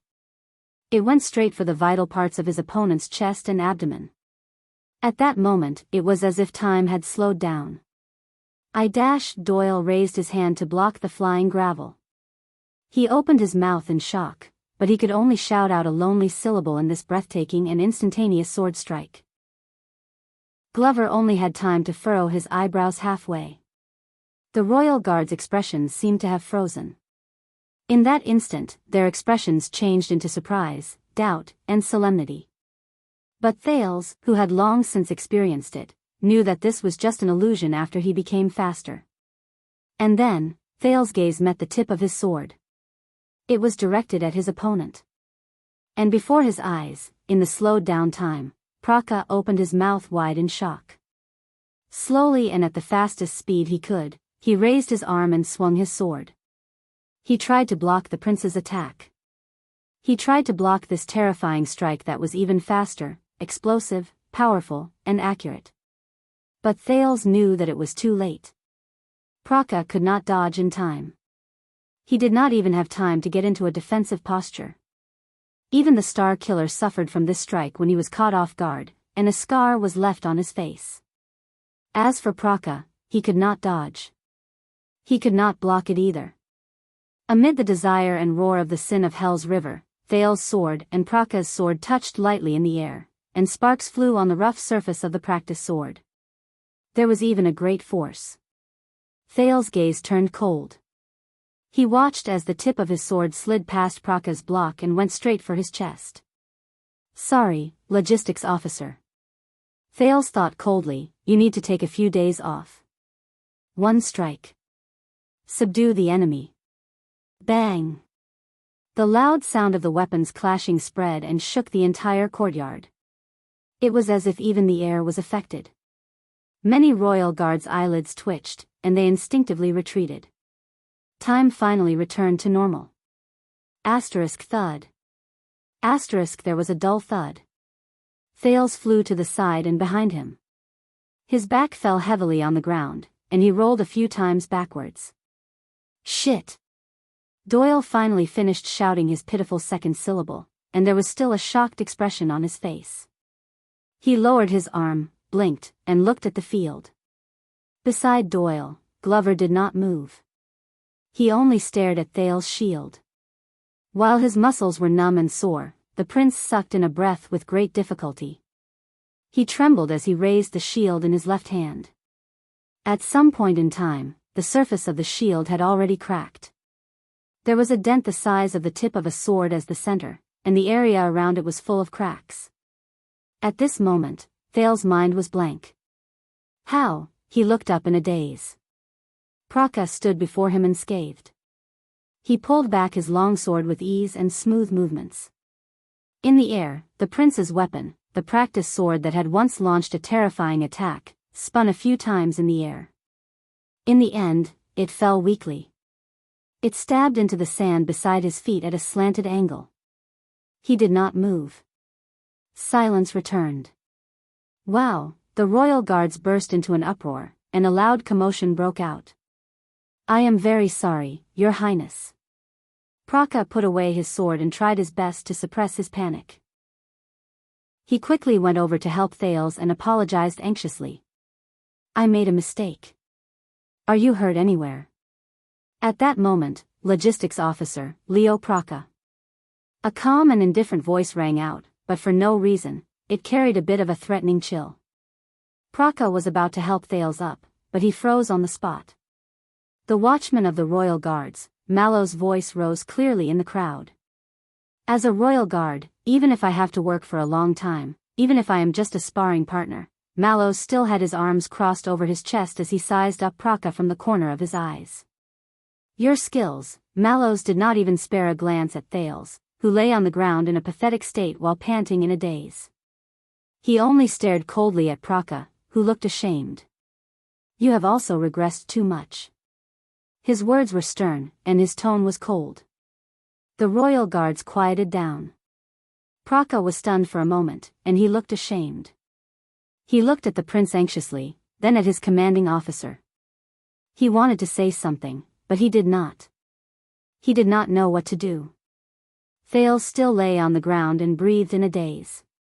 How, the sin of Hell's river, I was already, how could I still? He sensed his left arm gradually recovering from its numbness. He also sensed the quiet gazes directed at him from all around him, and he had mixed feelings in his heart. The entire training field fell silent. The royal guards exchanged glances, and they occasionally discussed in low voices. Doyle tugged at Glover's sleeve, but the latter seemed to be deep in thought and did not react. As for you, respected Prince Thales. Mallows spoke again. The royal guards quieted down, and Praka, who wanted to help the prince up, also stopped in his tracks. The watchman slowly turned around and looked at Thales, who was on the ground, with an indifferent expression.